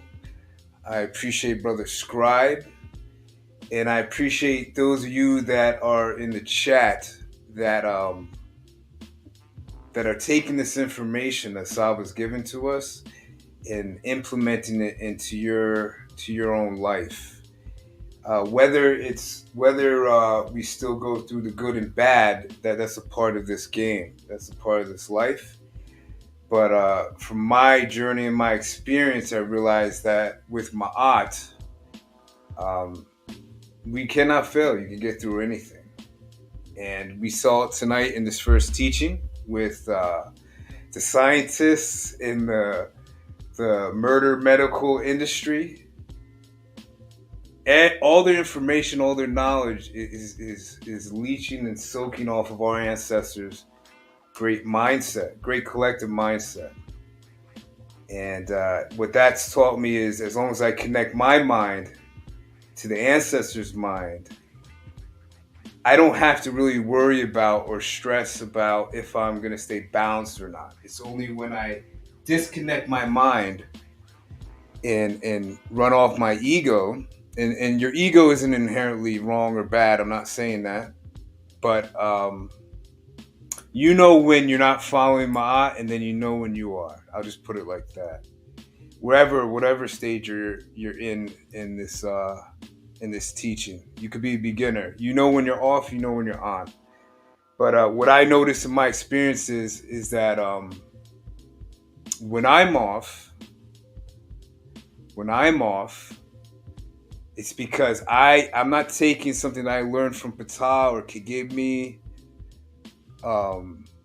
these are the scribes, and still implementing it into my own life. And this isn't something bad or wrong. This is something that is going to happen. It happens. The key is to get back on. The key is to keep fighting the battle, because the battle rages on within us, whether we know it or not. And the ancestors knew that. And they knew that, like Saba just shared, that giving us pills, giving us intravenous drugs, giving us all that stuff is not true medicine. Yeah, some of that assists. I'm not going to take that away from them. Some of that helps. But the true medicine begins with the mindset. It begins with Ma'at. And I actually had a good conversation with somebody yesterday about life and death, and explained that the ancestors didn't see this as life and death or separation. Everything was totally connected. And that's what I love about these teachings. That's what I love about Saba, is that no matter what, he doesn't deviate from what the ancestors are telling us. He doesn't even inject his own personality into what the information is. He just gives you the information. You can take it or leave it. And I believe that to not only me and many others is very attractive to people. And those that can't grasp that are what we call the so-called or quote-unquote haters. I just look at them as they're unfortunate. They're unfortunate beings that if they don't put their egos to the side, or if they don't realize that this realm that we're in is much bigger than me and you. So at the end of the day, I got to look at the collective importance. So that's what I was taught, and I didn't grow up that way. I grew up very individualistic. That's how it is in the United States. Everybody fights for themselves. Everybody's always in defensive mode, and it's a great feeling when you can see the change within yourself, and you can see the change also within others, and see them come from all different backgrounds, and be able to sit here with Saba and the rest of the brothers on the panel. So yeah, and it's interesting, Saba. I remember we talked in the past. You said the people that are wearing like the sisters that are wearing the pantsuits go into the corporate jobs, or the brothers that have a lot of money, that you don't attract those type of people to you. You'd rather have the homeless woman on the street, or you'd rather have the person that just lost their job, because they have a better chance of grasping what you have to offer. Yes, absolutely. That's exactly right. The more you're attached to the matrix, the more you don't want to hear anything I have to teach. But I reach them all. But I prefer those who have no ego. What I want to do right now, everybody, is I want to get into a little section where the brother Menkor Ra, who's on the panel right now, I have it advertised. I have it shown in the title. The brother, since we just left me giving advice on how to help somebody's actual physical life or death situation, and we're on the topic of this helping lives. I want everybody to know, new people, old people, the Tehuti's class. This is what I am all about. Thus, this is what we are all about. Because you wouldn't be here if I wasn't about it. If I was about drama and whatnot, you'd be wherever I was over there. If that was so, because I am about bringing this. They say when the student is ready, the teacher will appear, and the teacher teaches you to change your life. So we have a witness, a testimony from a brother right here. Because I used to always be asked when I was a little bit younger in the knowledge, I used to always be asked, yeah, man, there's a lot of good knowledge, but what's it doing for, how's it going to put money in your pockets? How's it going to put money in your pockets?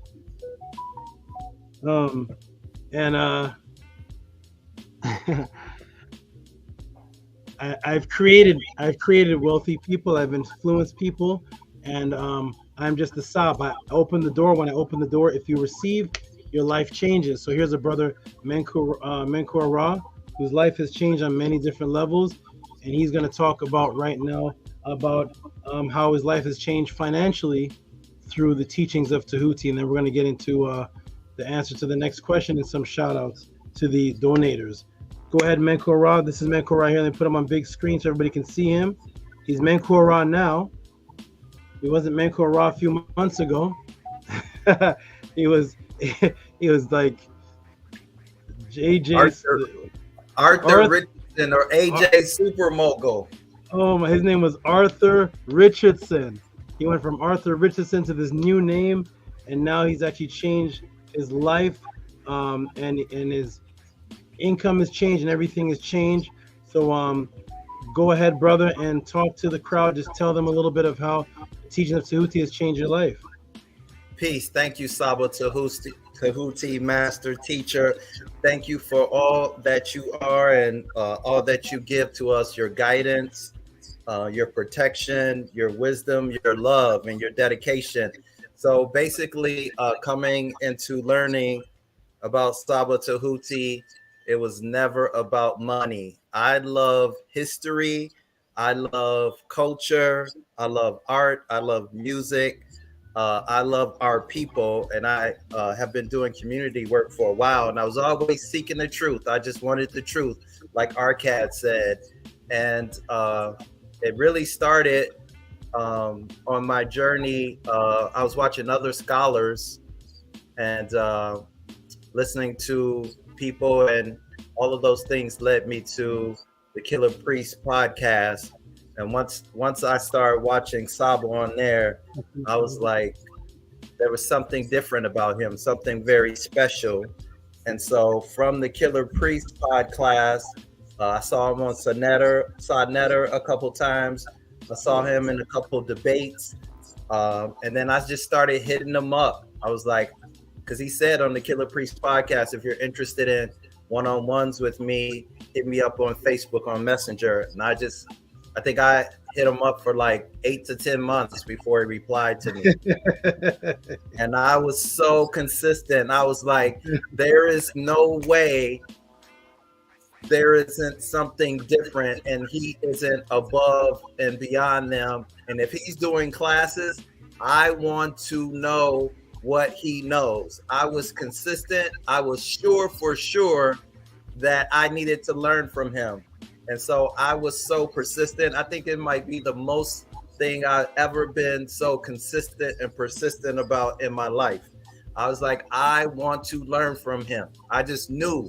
I knew that I needed to learn from him. So I started I contacted him, and he agreed to do the one-on-ones with me. And then there was a little bit of a gap too. And then Saba started the pod class. And so I started doing one-on-ones and watching the pod class, and I could feel the changes in my mind, in my heart, in my body, my car. I could feel myself getting better, healing. And so he started the Meta classes. I joined the teachings of Ma'at. We did the 1-year anniversary pod class. I flew out to LA. I met Saba. I got my RIN. And all these portals opened up. It was a gradual thing. I started preparing myself for the wealth to come in. But I think the biggest thing was my self-worth and my value, understanding my value change, because I saw the energy in Saba and how he lived for Ma'at and how he is Tehuti. Like how he lived his life gave me an identity. It helped me see myself differently, see myself as a netter. And so I started following my intuition. I started having more clarity. I started doing things. I started my own nonprofit. I already had my business, but I wasn't understanding the things that I needed to do for my business to grow. The number one thing that I needed to do for the wealth to come in was to ask for what I was worth. I had to see myself, though, as worthy of more energy, more finances. And that helped me. That helped. What I'm making now compared to what I used to make, there is no comparison. And so the question, I'm only telling you this, I'm only sharing this testimony with you because the question is, who determines how much money that you make or that you worth? You determine it, but you haven't determined it because you're not seeing yourself the way that you need to see yourself. So who's determining what's in your mind and your thoughts? Who's determining your energy? Who's determining how you spend your time? Who's determining your creativity? Who determines how you feel? Your imagination, your freedom, your joy, your happiness, your health, your love, your relationships. Who's determining that? You're determining that. But the difference between me and you guys are I'm in the meta-netter class. I'm taking every opportunity I can to do a one-on-one with Saba. I'm at the pod class like all of you. Everything that I'm doing, you can do. What is your superpower? You need to figure that out. And you have to believe in yourself. And once you believe in yourself, and then you have to create the portals for the money to come through. I have a business banking account. I have my personal bank account. And I have my nonprofit bank account. So the money comes, I have a place for that energy to come through. I have a website. I have my own business. I am control of my life. I'm a netter. We're not slaves. We should be free and we should be benefiting off our own energy. No Tamahu should be benefiting off of your energy as a netter.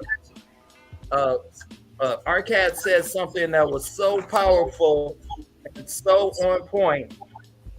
He said, when you're supporting Saba, you are supporting Ma'at.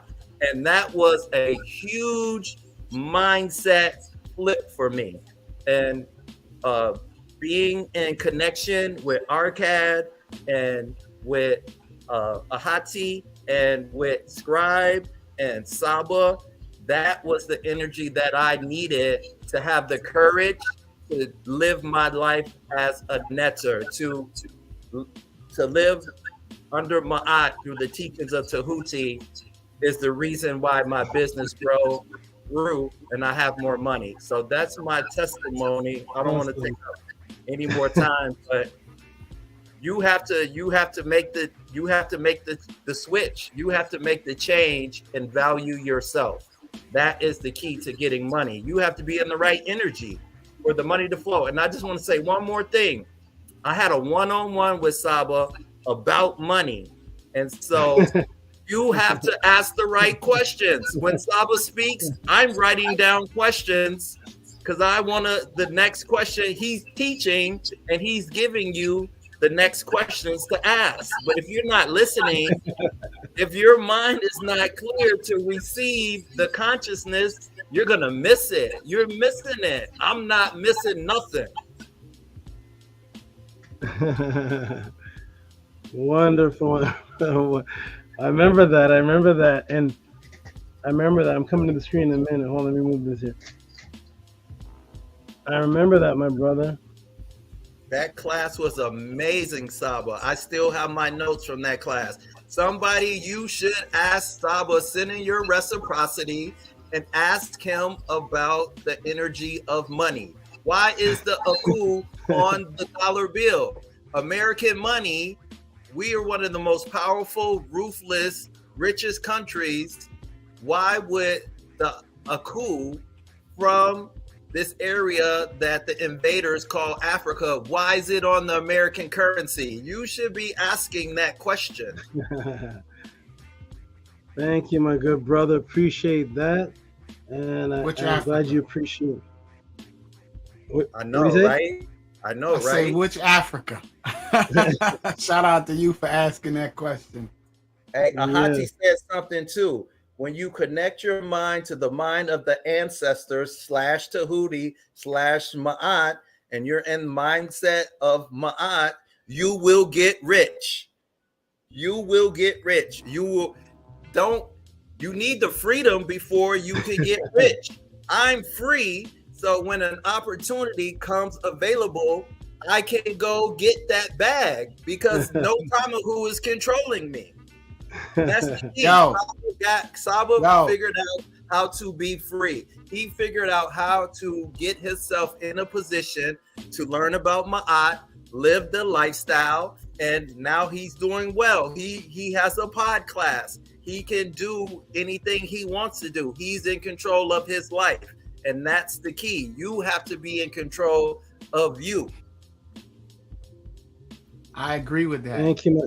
Saba, can I jump in and say one thing real quick? Let me add. Yes, sure, sure you can. Yes, sir, yes, sir. That's what ARCAD means. Already rich, creating a dynasty. That's what ARCAD means when I made that, because it was money. And I was like, yo, but I'm already rich because my wealth is not in that piece of paper with them crackers' face on it. You know what I'm saying? But that's gonna come too, you know. But you got to understand what real riches are and what wealth is. And Saba did a class on that, teaching us where our wealth really lies. And you can go back and check some old classes on that. I'm not going to get into that, but yeah. And RCAT also stands for achievement requires commitment and dedication. So the discipline also goes with that. That's what Minku was touching on as well. So peace and love to everybody in the chat. Shout out to the best teacher on the planet, Saba, Tehuti Amenhotep Ra. Peace and love. Hey, Taylor, just be patient. Be patient, or she'll be timed out. Just be patient. Wonderful, gentlemen. This is what we do. Glad I can help. This is touching people on all levels of whatever you ask. I remember Ahati contacted me one time and he said, "Oh, you do family counseling now," or something to that effect. And, and I said, no, I do whatever is asked. If whatever it is that's asked, that is my job. So if somebody says they want to have a meeting with me about their family, which there's a family in the pod class right now that did a family meeting with me and implemented what I did, and their family excelled as long as they were following that.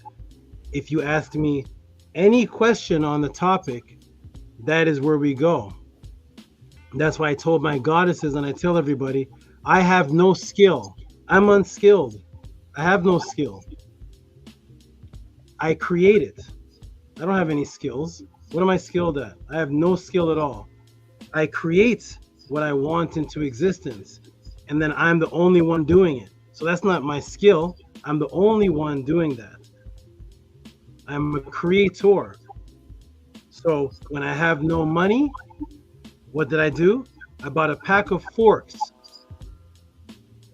and I bought a $10 cloth, red cloth, and a $2 pack of forks.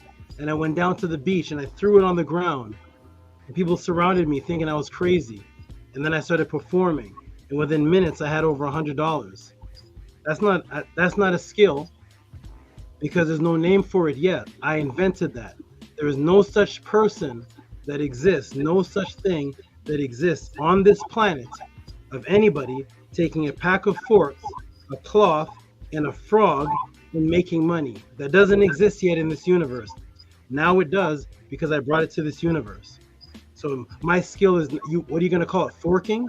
Frogging? What is that called? And I'm not the magician doing the magic for the card trick. When I do the card magic, my frog is doing it. That doesn't exist in the magician world. The magician doesn't have the animal doing the magic in his show. I said, I want that to be. I refuse for this piece of cloth, whatever Jew that made this at the Jewish area that I bought it from, they wanted it to be a curtain. I said, no, this is not a curtain. This fork right here, oh, you made it for me to eat? I refuse you. I don't want to eat with this fork. This fork is going to make me $30.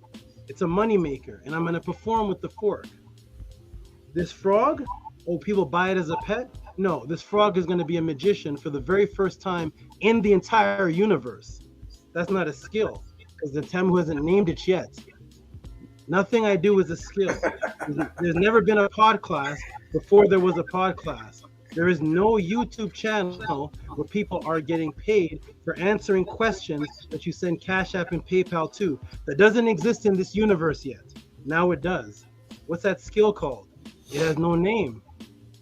It's an invention. And that's the reason why people enter religion, is because the God that they worship is an inventor. That's why.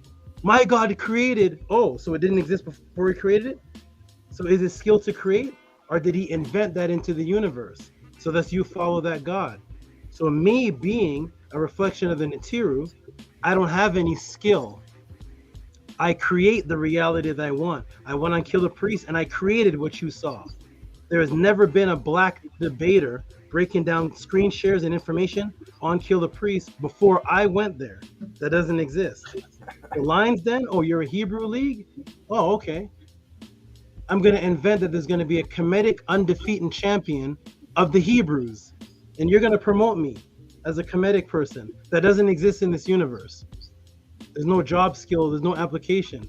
And that is what I put into people. I don't tell you what to do. I put into you the frequency of you are your best. Ahati said something that he says he's the best at. Good.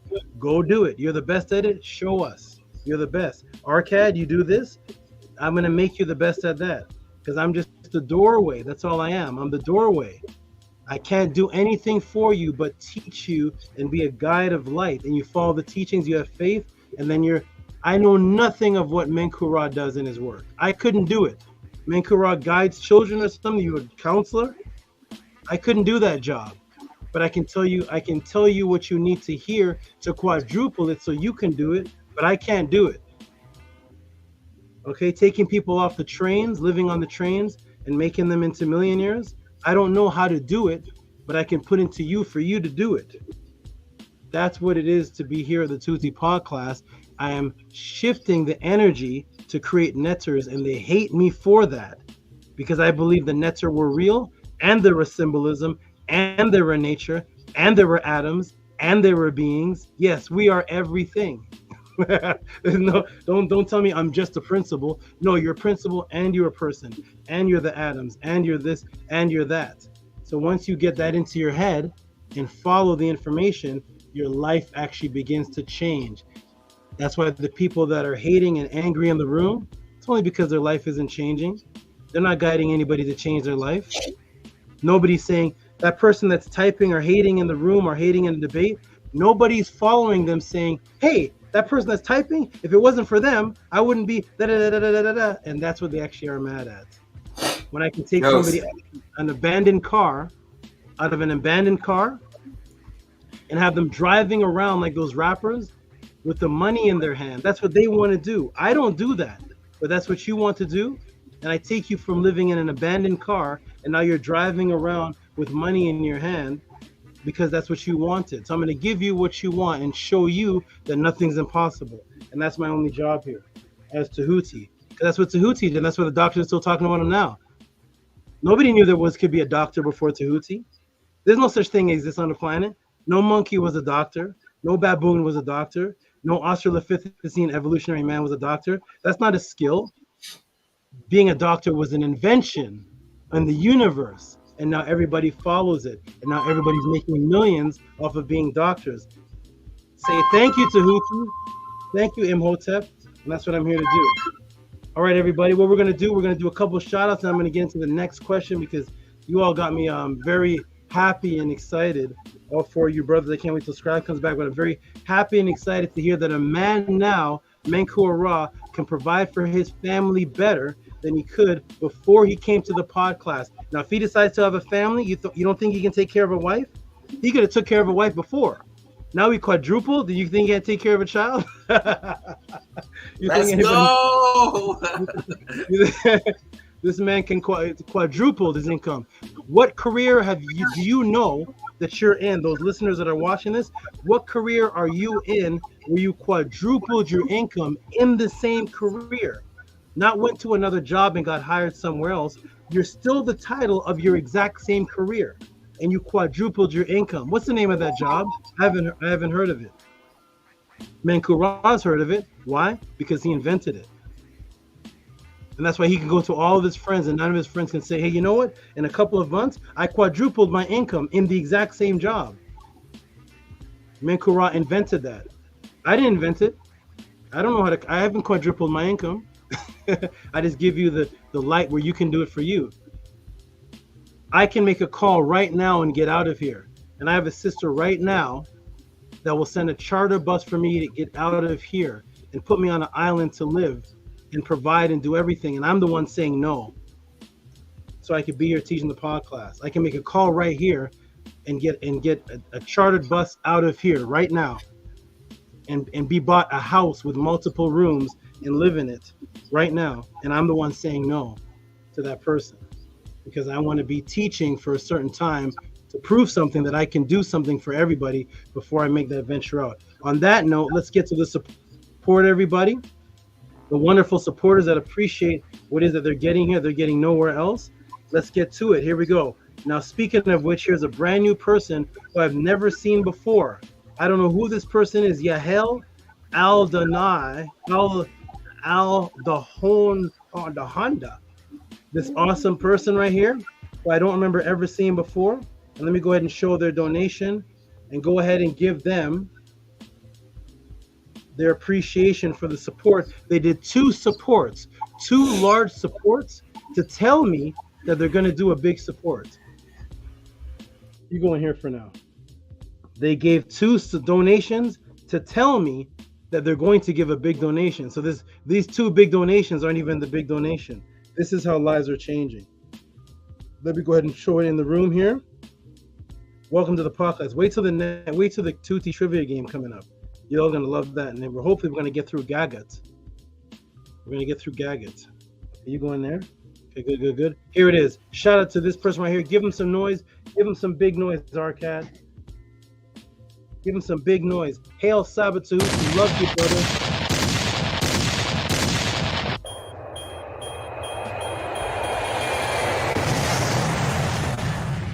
I don't even know who this brother is.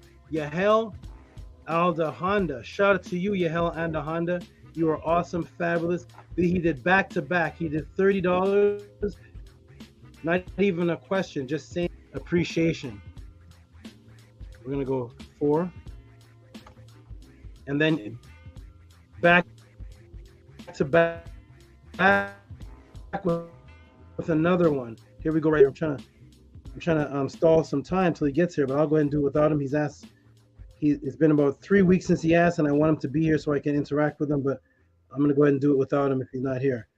Here's the next one. Give him some noise. $30 again. He said, I will send a big amount soon. Remix. Give this man a round. Give this man some clap. Give him some noise. This man spent $30 back to back with another 30 to tell me I will send a big amount soon. Oh, so this isn't even the big amount?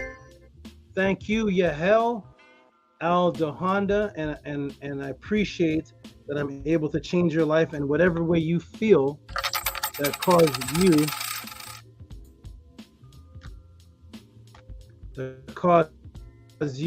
to give such large support. Appreciate you.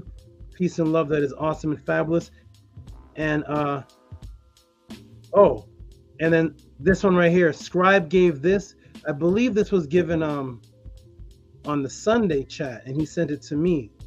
I remember this name, Barbara McCrae. Go ahead and give her some noise. Barbara McCrae, shout out to Barbara McCrae, unless there's somebody that will subscribe. Shout out to Barbara McCrae, $25. Appreciate you, good sister. Barbara McCrae. You are awesome, fabulous. Appreciate you. Support from Barbara McCrae. Support from Barbara McCrae. Okay. And now we got Sarah Jean. And I haven't gotten to the great couple yet, Lisa and Sash Wallace. We'll wait to that. I didn't announce one of theirs. Sarah Jean, here's an example of somebody who watched a past pod class on Bess. A question asked from Scribe, and she got to the section where I was breaking down the Jacobson's organ and why if anybody ever wanted to know, you can go to that pod class just to show the diversity of information, why lions are always like this with their tongue out, why you may look at your cat. Sometimes your cat is just sitting there, it's like this. If you have cats, you know what I mean. They just sit there like that, and they make their face in this thing.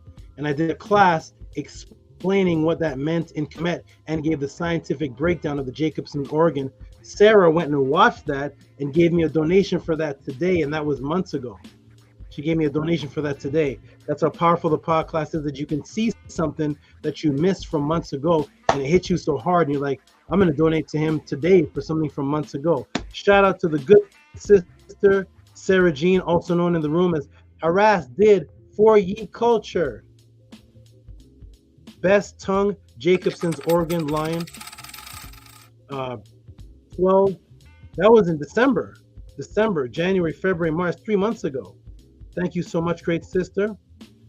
Appreciate that. I'm going to do one more. Then I'm going to get into the next answer, the next awesome question. This is going to be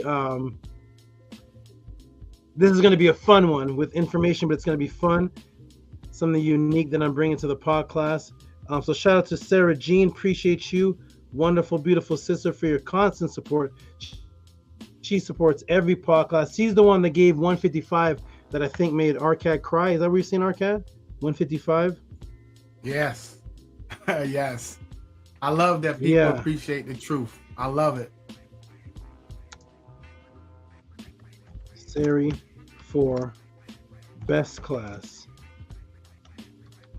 Okay, we're gonna do one more, then I'm gonna get into the answer.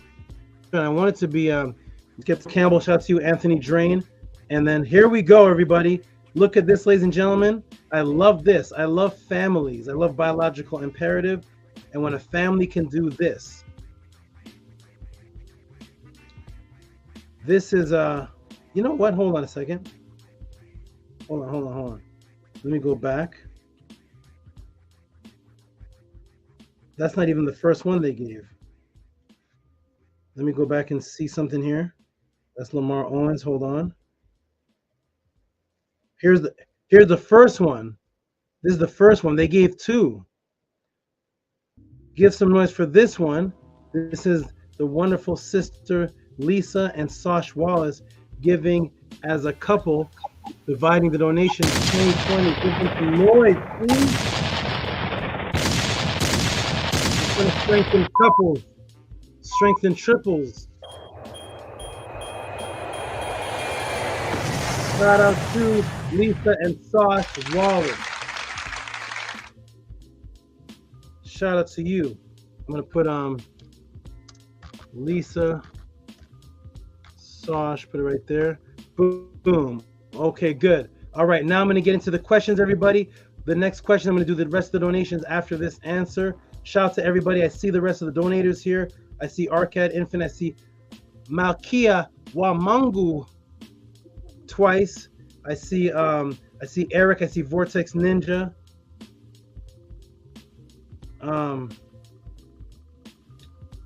I see a couple of them. I see I see Haru Hancock, Owen Hythe. Okay, let's get into it, everybody. I need to see a little bit more support, and I will after this one because this one's going to be fun. Here we go. All right, where are the big heavy hitters? Oh, speaking of which, everybody, speaking of which, let me give a shout out. I think my thing plugged out. Let me give a shout out to the heavy hitters to let everybody know something very important. Actually, let me take this off the screen. To the people that have been donating to the Tehuti'S Emergency Fund. It's not over yet, but it will be over in about a month and a half. I've had the meetings with the people. Everything, all of your support has been going very well.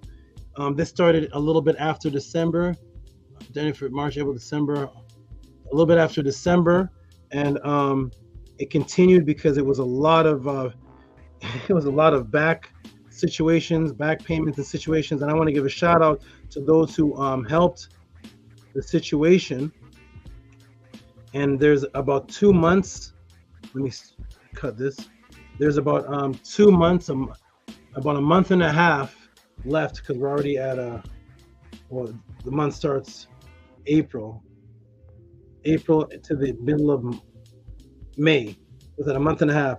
So shout out to these people right here who have been donating and supporting. Put support if you're donating just for the support of the emergency situation, which you all have helped me move out of to keep me here at the Tehuti'S pod class. Give some hand claps for this, Arcade. Just the hand claps. Give some hand claps for this.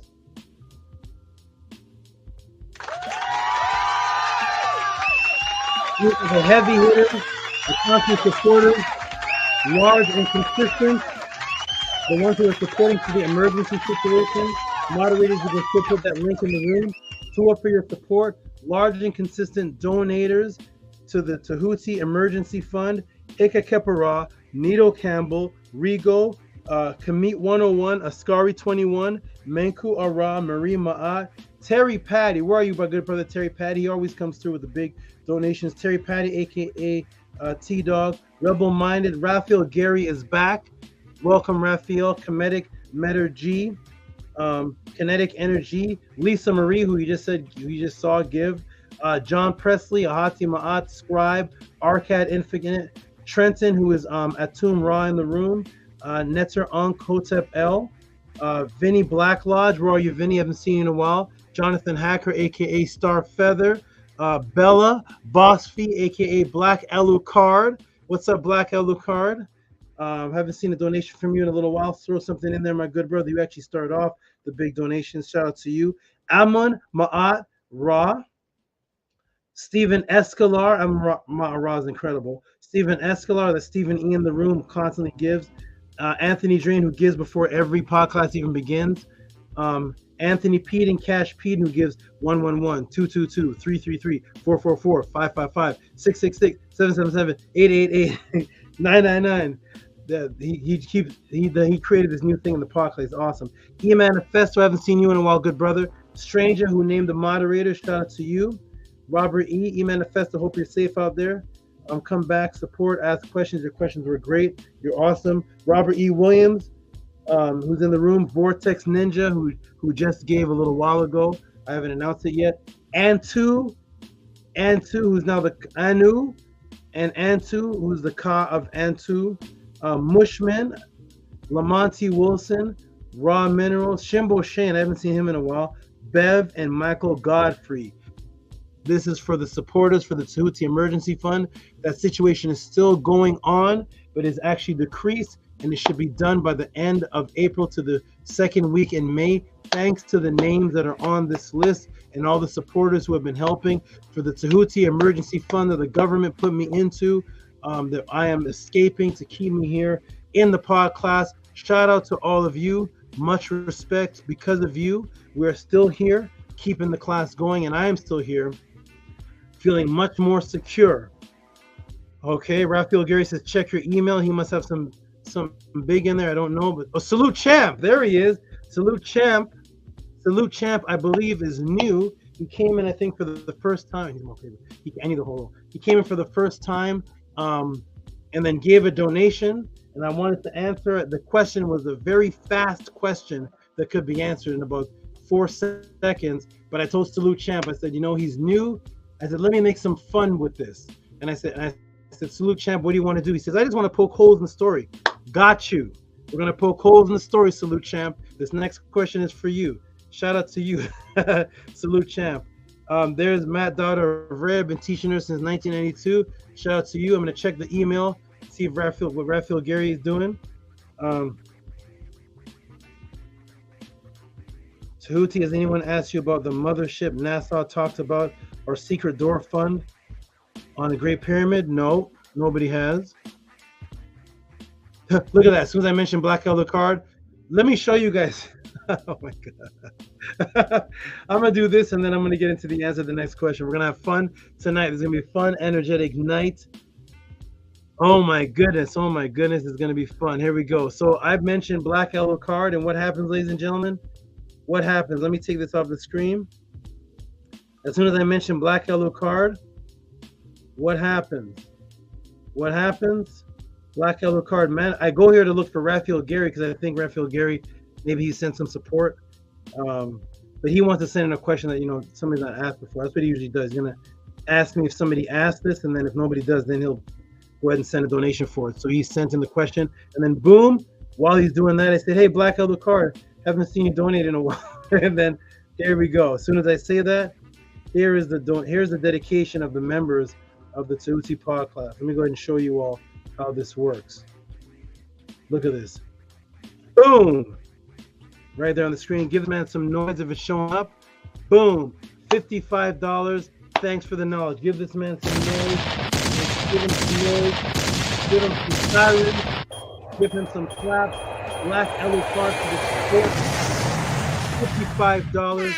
Thank you, my good brother. Appreciate you. Boss Fee Supports. Thank you for the supporting for the emergency fund. His name is on the fund. And he boom goes and sends it in. Yo, are you ready, everybody? Are you ready? Tua, learn to support great teachings. That's right. Thank you, Boss Fee. Here we go, everybody.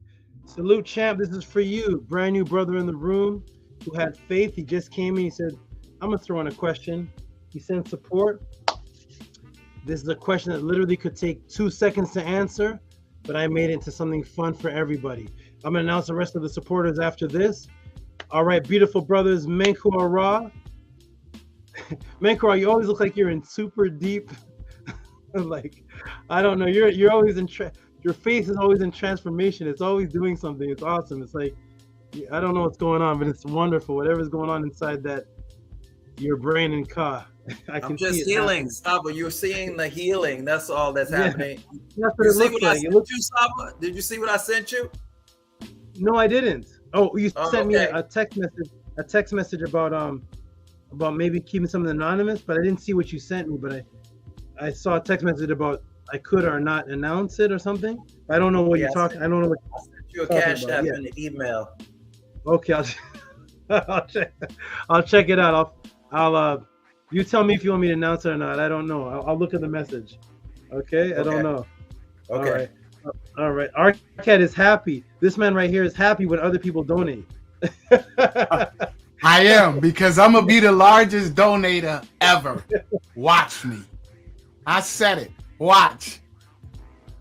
You know who the largest donator of the podcast is? You know who the largest donator is of the podcast? My largest secret donator? Ahati. It's not me. This is the largest donator to Tehuti ever. He's the largest one that's ever donated to me. This man right here. Peace. He's the largest Hail donator ever. Ahati. Ever. He's the largest one-time donator ever. That man, right? Put him on the screen again. He doesn't, I don't know if you, that man right there. There he's smiling finally. There. He's not acknowledging it. That's the largest donator right there. The largest one-time donator right there. That's the largest secret donator right there. His donation was never announced. You can't announce it. Before they were announced. You can't announce it. You can't announce it. It was before the donation, before they were announced. He made a donation, and no one has. Boy, I remember I was excited as Menkura, man, bringing it. I was so happy. No one has come close to it yet. Not even. I was so happy to see your face, and like I did it. You did it. And the crazy thing, it was a donation hidden inside of a donation. Yeah, inside the computer. Yeah, it was a donation inside of something he donated to me. That thing he was donated to me, that was the donation as far as I knew. I was like, oh, this is, thank you. Yeah. And then in the donation is the ultimate bomb. Thank you, thank you, thank you. All right, here we go. We're gonna get it. So Hati Ma'at, even though you don't see his Cash App and PayPal on the screen, like people are asking, people say, well, Hati, how come we see Menkura Ra, we see Arcad, we see Scribe? We don't really see Ahati on the Cash App. We've seen him a couple times. Ahati's donation was done off of Cash App. With straight cash. Cash. There was no app to it. There wasn't. It was before the app. It was just the cat. He cut off the app. He cut off the app part.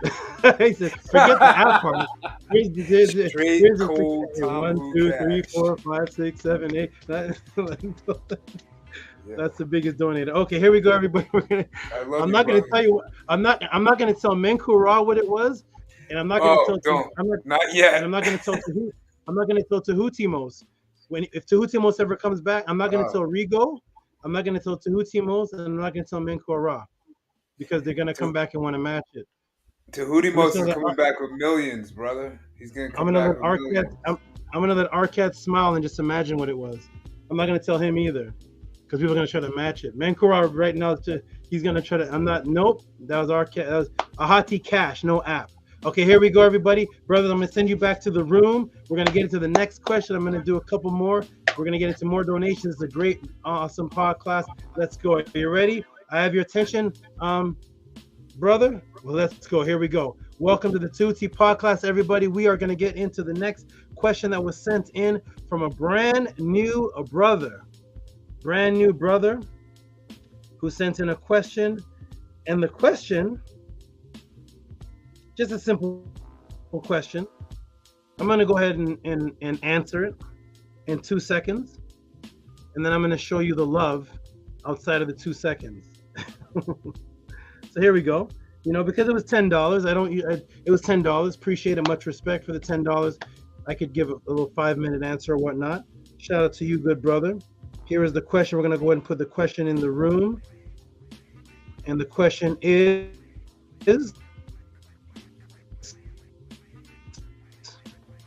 Your brother came in the room and donated first time in, I believe. And here's the question, everybody. You're welcome. Salute Champ. That's a great name. Salute Champ. That's a great name. All right, here we go, everybody. You ready? Here we go. Welcome to the Tehuti's podcast. We are about to get into the next question, Tehuti style. Let's go. Here's the next question asked, and there's boom, $10 sent in from Salute Champ. Salute Champ. And he just has a simple question. Hey, so did so-called Jesus tell Mary to lie in John 20:17? Simple, right? That's simple. Let me come off the screen and answer that question. Everybody ready for the Tehuti's podcast answer? How does Tehuti's answer a question? Are you ready? Here's the answer. Yes. There. Yes. Yes, Jesus lied. All right, next question, everybody.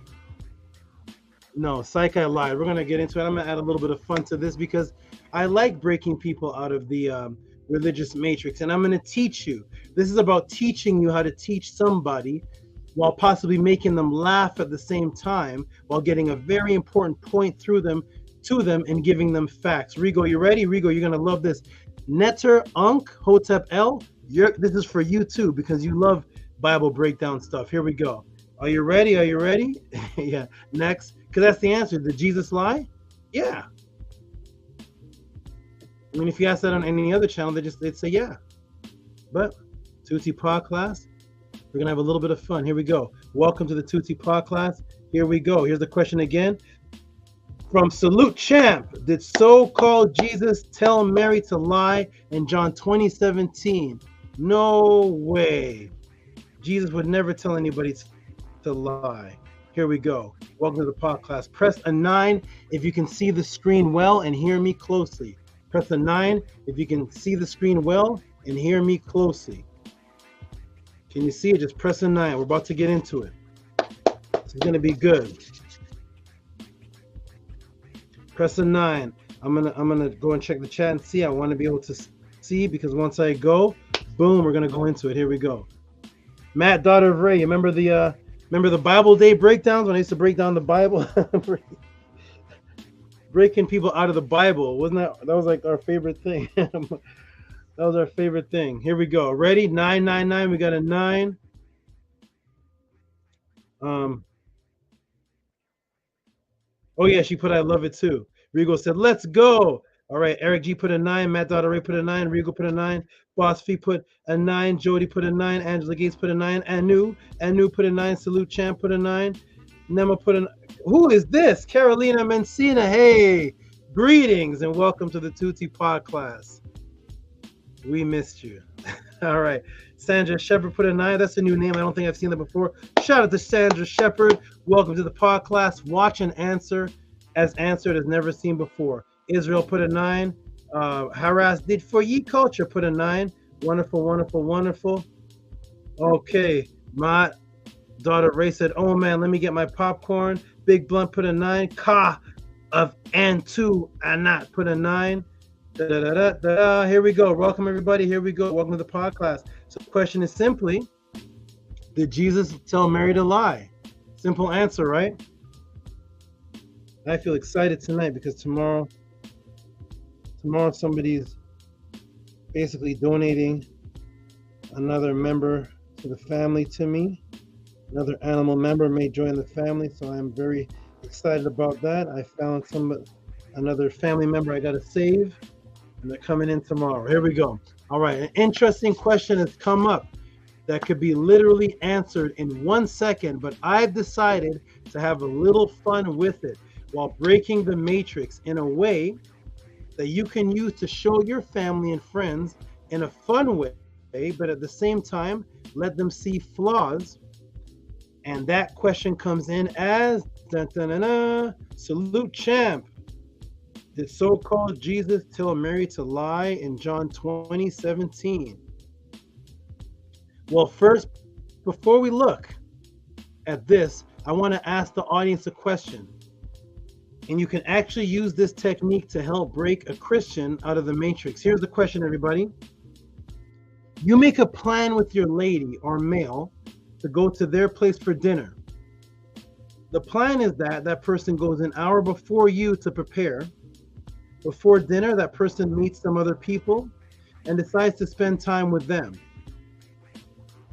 That your lady or man tells your son, I'm not at the house yet preparing dinner, but to tell you that he or she is. Let me look in the chat. What would you call that?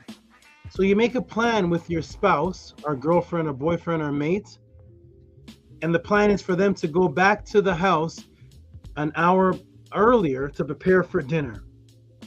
Start setting it up, making it, prepare for dinner. That time comes, but they end up meeting with some friends, and they call your son to tell you, hey, listen, I'm not there preparing to make dinner yet, but go tell him that I'm already there. What would you all call that? Just tell me, what would you call that? What would you call that? Rigo said, this is a lie. What would you call that? Angela, you call that a date? What did you call that? Somebody goes and says, you know what? I'm not there preparing. I'm out here with some friends, but I think I can do it in about half an hour. I don't need an hour to prepare. I can do this in about half an hour. So you know what? I'm going to be with my friends for half an hour. But yo, go tell Mark that I'm at home making dinner. What would you all call that? Rigo said a lie. Okay, good. A lie. Misleading, right? A liad. A liad. Right? It's be a lie. Wonderful. Welcome to the Tehuti'S podcast. So I want you to ask your family member this. This is called snake style. It's one of the reasons why I have my anacondas and my animals, and the reason why you see Snake in the corner, Snake the netter, because this is the snake style. It's how I win every single debate I've ever entered into. You ask them the question first. You see how everybody here put deception, lie, liars, spin move, something dishonest, right? Ask your mom this exact same question. She will answer it the same way you all just did. Or fibbing, all different type of spin move, all different type of words for the same thing. L-I-E, lie, right? All different kind of names, same thing. Here we go. Welcome to the podcast. All right, so what would you call that? Lie. You're going to ask your mom that first before you get into this. Once they commit to an answer, then read this to them. Jesus said unto her, touch me not, for I am not yet ascended to my Father, but go tell my brethren and say to them, I ascend unto my Father and to your Father and to my God and your God. What is that, everybody? Once you put the but in there, I am not ascended to my Father, but go tell them that I ascend to my Father. And there's Mary saying, of course, Jesus. Of course. All right. Boom. The exact same response must be applied that your mom gave you, or your girlfriend, or whoever is trying to introduce you to Christianity. Whatever they gave you should be the same response for this. The exact same response must be applied here. Yes, he lied. But I want to show you the psyops that you would never see unless coming here to the pod class. Let's look at that again. I want to look at that again. Does something else other than the lie sound a little off to you? Let's look at it again. We know that there's a lie, but let's read it again. Tell me if something sounds off to you at all. Here we go. Let's see if anything sounds a little bit off to you. Jesus saith unto her, touch me not, for I am not yet ascended to my Father, but go to my brethren and say unto them, I ascend to my Father and your Father, and to my God and your God. Other than the lie, does anything else sound off? If nothing sounds off, it's simply because of the matrix. If nothing sounds off, it's simply because of the indoctrination of religion has been in you so long that you can't hear the matrix inside this sentence. Let me check the chat. I want to make this interactive and fun. Does anything sound off at all in that sentence? Anything at all sound off? Anything sound off at all? That's right, Kemet. Kemet says, Tamu hidden lies right in front of your face. Anything sound off at all about that sentence? I am not yet ascended to my Father, but go tell my brethren that I ascend to my Father. Anything sound off? Carolina said, all of it. All of it sound. Carolina's back hype. She's all of it. I don't need to pinpoint it. All of it is off. All of it. All of it. That's hilarious. All right. So Sandra Shepherd says, don't touch me. Jesus is not God. Okay. What sounds off though about it? He's implying multiple gods. Okay. A lie. We know it's a lie. Let me break the matrix for you. Here we go. Ready? Boom. Bad English. Imagine you were supposed to drive somewhere. Hold on. This is crazy. This is going to be fun, everybody. This is going to be fun. Here's what nobody points out. It's bad English. Imagine you were supposed to drive somewhere and you get confronted and you say, I am not yet drove to the store. Am is a present tense. Drove, ascended is past tense. Shouldn't it say this? It should say this. Jesus said to her, do not touch me, for I have not yet ascended to my Father. That's what it should say. Who says, I am not yet gone to the store? Gone is the past tense. Am is the present. Have you gone to the store yet? I am not yet gone to the store, Mom. No, I have not yet gone to the store. Not I am not yet gone to the store. Who talks like that? That's not even British talk. I am not yet gone to the store. I am not yet. I have not yet. I'm going to show you why that's in there. It should say, I have not yet ascended. Not I am from the past tense, and you are, am is the present right now. All right, so it should say, I have not yet ascended to my Father. But we don't see that because we've heard this verse so many times. Christianity's been indoctrinated into it so many times that it doesn't even sound strange anymore. And some Bible translation says, I am not yet ascended to my Father, but go tell my disciples, I am ascended to my Father. And we never thought that was strange at all.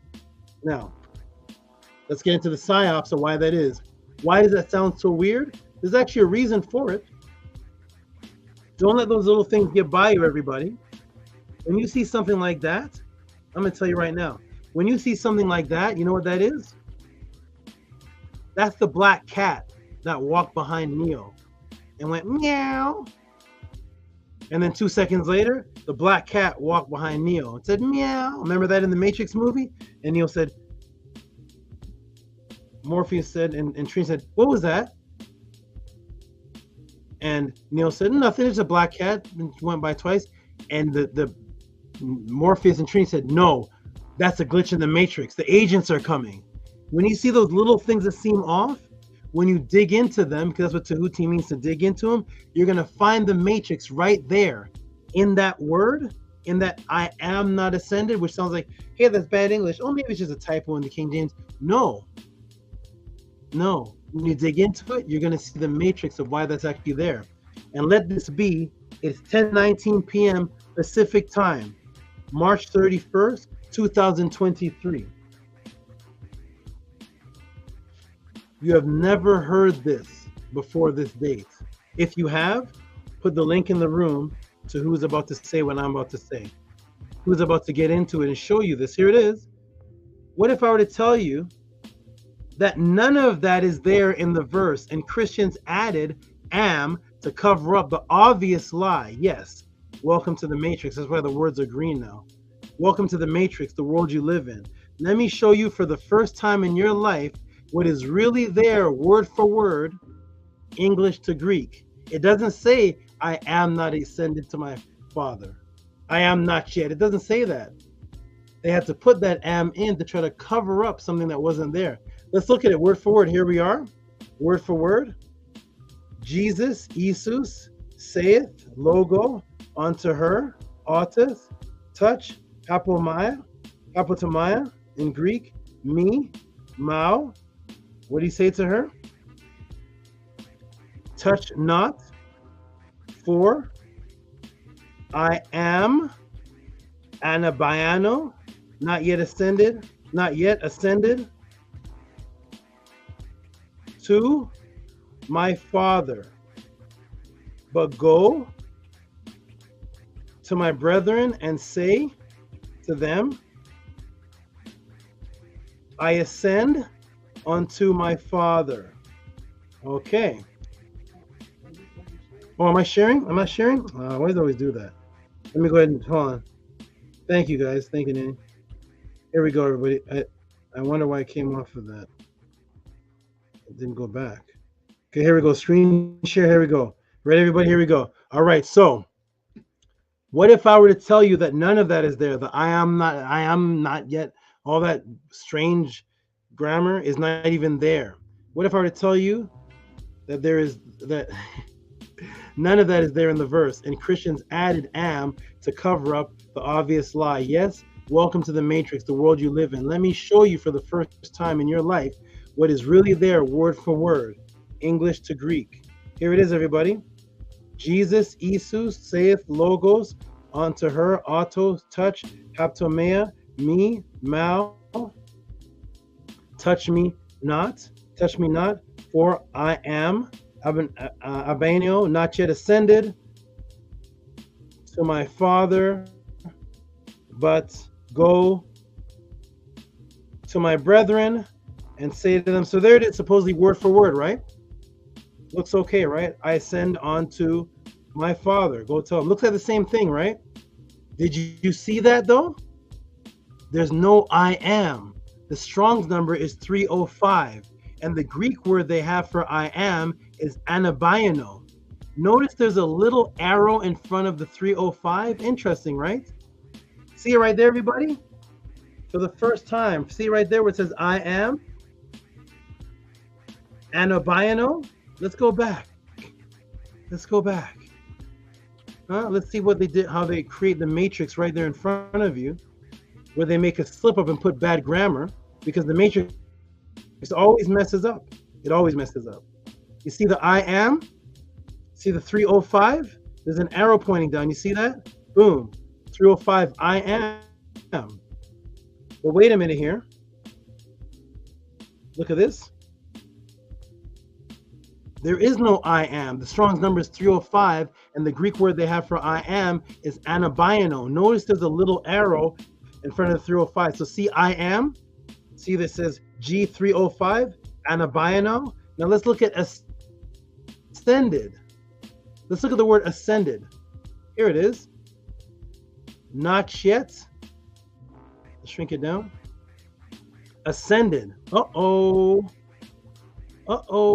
What's going on here, ladies and gentlemen? What is this? Huh? G305, anabiano? Ascended. Oh man. A little black cat, man. Wait a minute. Ascended is 305. And it also says anabiano. And now there's a little arrow pointing up. Let me show you the words all together. Here it is. Look at it, everybody.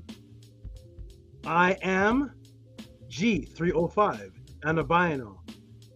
Not yet, G3768, opal. Ascended, G305, anabiano, with an arrow pointing back up. And this has an arrow pointing back down. Why is anabiano ascended here, but up here it's I am? Because the I am was never there.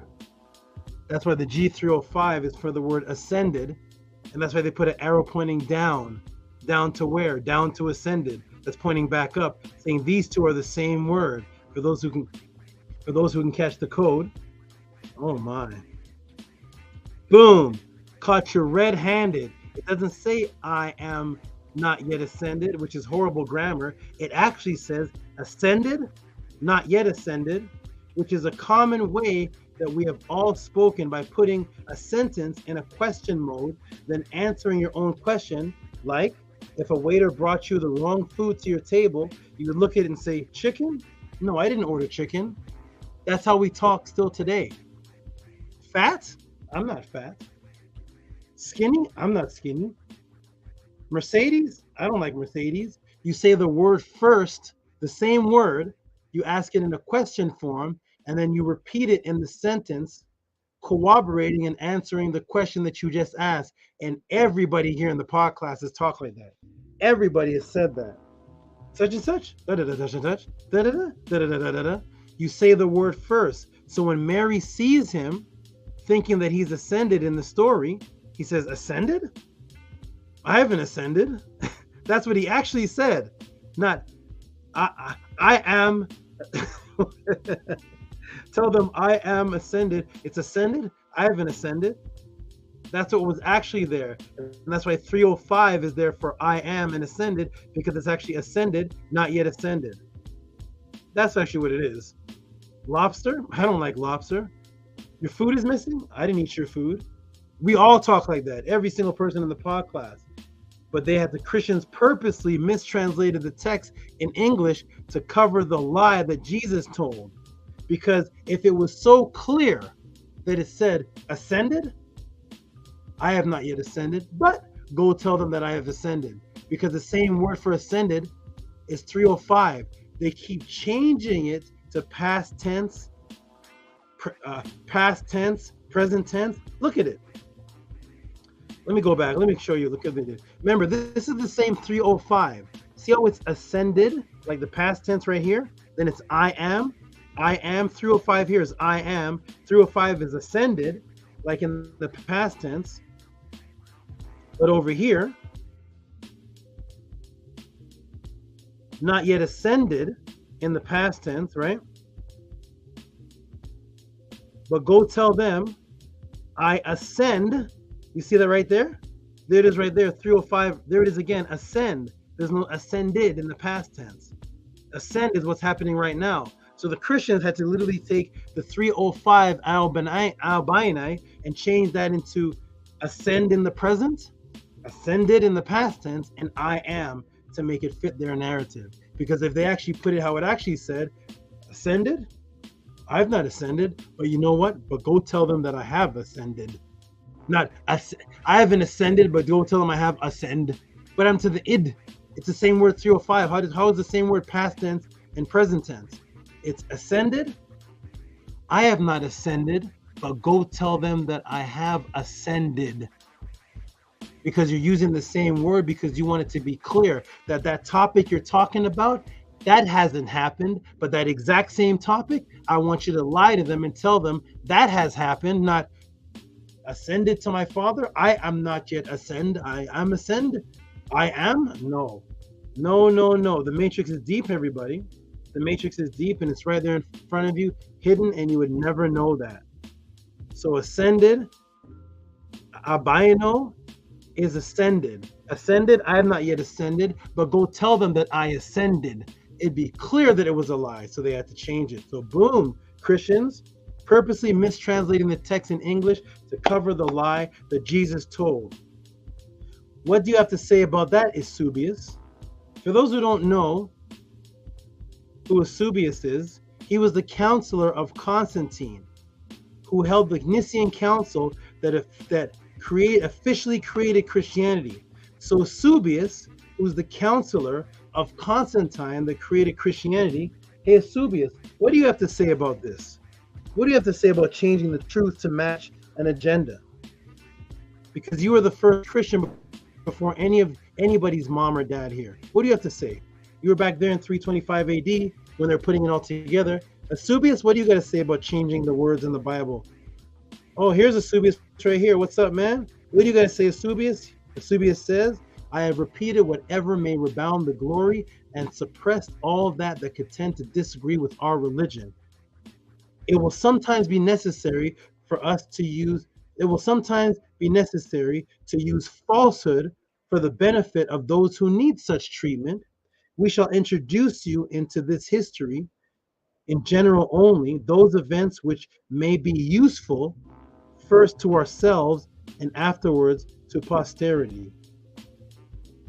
There's your first Christians right there. If it's necessary to twist up the story and give them falsehood, they will tell the falsehood. And if there's any truth that goes against what appears to be their agenda, they're going to what? Suppress it.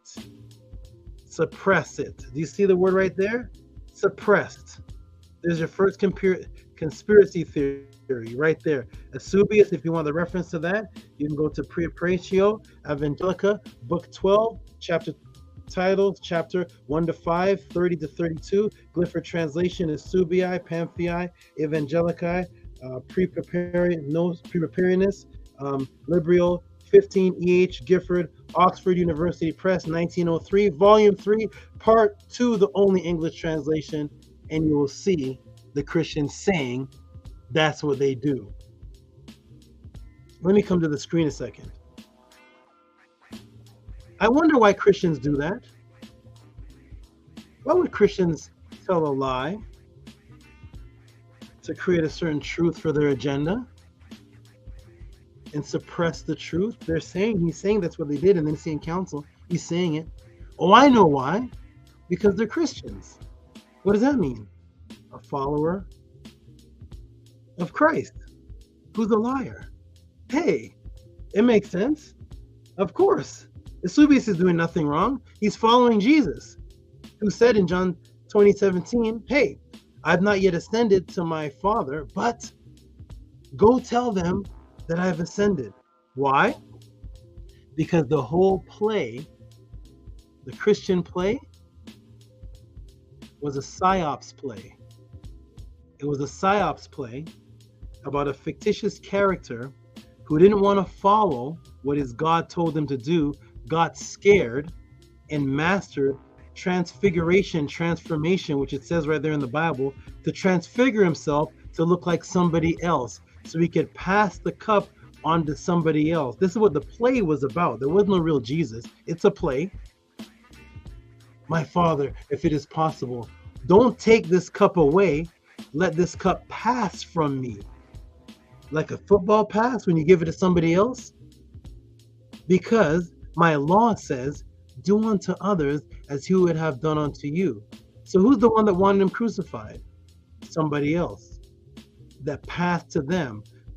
So when Mary came up to Jesus in the Garden of Gethsemane, they were in a garden. This is how the story starts. You know what she says to Jesus? I thought you were the gardener. Christians, you got some explaining to do. No. Which Mary is this? You got three choices. All three of them know him well. One is his mother, who knows what his son looks like. One is Mary Magdalene that followed him every step of the way. But which Mary is this? Which Mary is this? There's different Marys, but all of them know him very well. But when they saw him in the garden, she started talking to him, crying, saying, have you seen Jesus? And he's talking to her. And she said, after a while, she said, "Oh, it's you, Jesus. I thought you were the gardener." Why'd you think he was the gardener? Because it was a whole psyops game. Because the psyops of the play was that Jesus was not supposed to be crucified, but was to pass it on to someone else, and it was made to look that way, that he was crucified. So he has on gardener's clothes in the Garden of Gethsemane, because when they came to Jesus, what did they come there with? In the play. This isn't the real story, but in the play, they came with lamps and torches. And when Judas kissed him, it said his face shone, and they all fell backwards. What do you think happened to their lamps? Huh? What do you think in the play? What do you think happens to the lamps of the men that come if all of a sudden they come in the dark because they don't even know who they're looking for? They're at nighttime, and all of a sudden this bright light comes from somebody's face and they all fall backwards. Their lights go out. Jesus takes off in the story, in the play, takes off. He's in the Garden of Gethsemane. So of course there's the gardener's clothes he has access to in the play, puts on the gardener's clothes, transfigures his face, because the Bible said Jesus had the ability to transform his face. Transfiguration transforms his face, looks like the gardener. So when Mary sees him, he pretends he's the gardener until he lets it be known, no, it's really me. Look close, it's really me. And she gets shocked and she says, "Oh, Rabboni, I thought you were the gardener." Wait a minute, gardeners and messiahs don't dress the same. Gardeners and messiahs don't dress the same in any culture. You're the Messiah, the savior of the world. You're not dressed like a gardener. And remember, Jesus was a carpenter. So why would you think he's a gardener unless he's dressed in the gardener's clothes? And then he says, "Listen, this is me. Shh, shh. I haven't ascended yet. But go tell my disciples that I have." Why? Because if they think they hadn't really caught me, the soldiers are going to come looking for me again. Give me some time. Buy me some time here. Buy me some time. Listen, they think they got the right guy. They think they got the right guy. I'm looking like the gardener. You don't even know me. You know me better than Pilate, Herod, and all the soldiers. You don't even know what I look like. Shh. The disciples are going to talk. I don't trust doubting Thomas and Peter and them. I don't trust them. Go tell them that I've ascended so they can spread the word so I can make my way and get out of here safely. Listen, go tell them that, please. That's what the play was about. That's what the play was about. So the Christians had to change that in the wording. They didn't like that part. Ascended? I've not yet ascended, but go tell them I've ascended. They didn't like that part. So they switched up the words by taking the Greek and translating it to different English words that it never was in the Greek. Woo-ah! That's right. Woo-ah! Go tell your Christian parents that. Walk them through. Welcome. I'm not done yet. I'm not done. We're getting into the Tehuti'S trivia game. Here we go. Welcome to the Tehuti'S podcast. This is all from a question the brother just asked. Hey, did Jesus lie? Yeah. And there's more. Welcome to the podcast. Here we go. Are you ready? Are you ready? Oh, man. Let's break it down to Subius. Thank you, Subius. Thank you. Thank you. Thank you. Thank you for helping us out. Here we go. All right, boom. Let's get into it, everybody. Welcome to the Tehuti'S podcast. Here we go, everybody. Are you ready? Great. So the brother who asked the question said he asked because he wanted to poke some holes in the story. So that is exactly what we will do. But guess what, everybody? We're not going to do it. We're not going to do it. Nope. So the brother who asked the question said he didn't just want to know the answer. He wanted to poke some holes in the story. You know, maybe convey it to his friends, his mother. Somebody convey this in a way to poke holes in the story, you know? So that's exactly what we will do. But guess what? We're not going to do it. We have contestants for the new trivia game show called... Press the 9 if you can hear me and see me. I got to make sure this is clear. Press the 9 if you can hear me and see me. Break that dirty matrix, Saba. We're breaking it. We're breaking it. We're breaking it. Press the 9 if you can see me and hear me. Because we have some helpers that are going to come in to the Tehuti'S pod class, and they're going to help us with this. We have some contestants that are coming up. Break it. Press the 9 if you can hear me. Here we go. Thank you for the truth, Tehuti'S. Who said that? Thank you for the truth, Tehuti'S. Oh, you're welcome. Here we go. Break that dirty matrix. Okay, you're pressing nines. Here we go. Hey, Samantha Sweet, there you are. Samantha Sweet, there you are. Get that good energy, Samantha. Take it in. I know this is all new, but take it in and pass it on to the little one. Pass it on to the little innocent one that looks up for guidance. Here we go. Are you ready, everybody? Here we go. Ready? Let's go. All right. So, great. The brother who asked the question said he asked because he wanted to poke holes in the story. So that's exactly what we're going to do, but we're not going to do it. Hey, we're going to poke holes in the story, but we're not going to do it. We sound like Jesus now. We have contestants for the new trivia game show called, what's it called, everybody? It is called Tehuti'S Trivia Game Show. Here we go, everybody. Welcome to the Tehuti Trivia Game Show. Here we go. Welcome, everybody, to the Tehuti Trivia Game Show. I'm sure you will all appreciate this show. I'm sure you will all like the Tehuti Trivia Game Show. Let's go ahead and get started. Are you ready, everybody? Are you ready for the Tehuti Trivia Game Show? We got some contestants coming up, everybody. Some contestants coming up. Who are they? Who are the contestants coming up? The Tehuti Trivia Game Show, starring yours truly. I will be your host at the Tehuti Podcast Trivia Game Show. Welcome, everybody. I look like a very serious host, though. Welcome. Our contestants are the disciples themselves, everybody. The disciples themselves. Who are the disciples themselves? Matthew, Mark, John, and John the Baptist. Give them a round of applause, everybody. Let me give them another round of applause. It's not loud enough. Let me give them another round of applause. Let me give them another round of applause. Hold on. We got Matthew, Mark. We got John the Baptist. There we go, everybody. Let's give a big round of applause. Welcome to the Tehuti Podcast. Welcome to the Tehuti Trivia Show. Here we go. Tehuti Trivia Game Show featuring none other than Matthew, Mark, John, and John the Baptist. Welcome, gentlemen, to the Tehuti Trivia Game Show. You all are going to do great. Very, very good. I look forward to all of your answers. Contestant number one. We have contestant number one. Who shall it be? Contestant number one will be Mark. Hello, Mark. How you doing? Welcome. Welcome, Mark, to the Tehuti Trivia Game Show. You are contestant number one. Contestant number two, of course, is Brother John. Brother John, Brother Mark, are you all ready? What's up?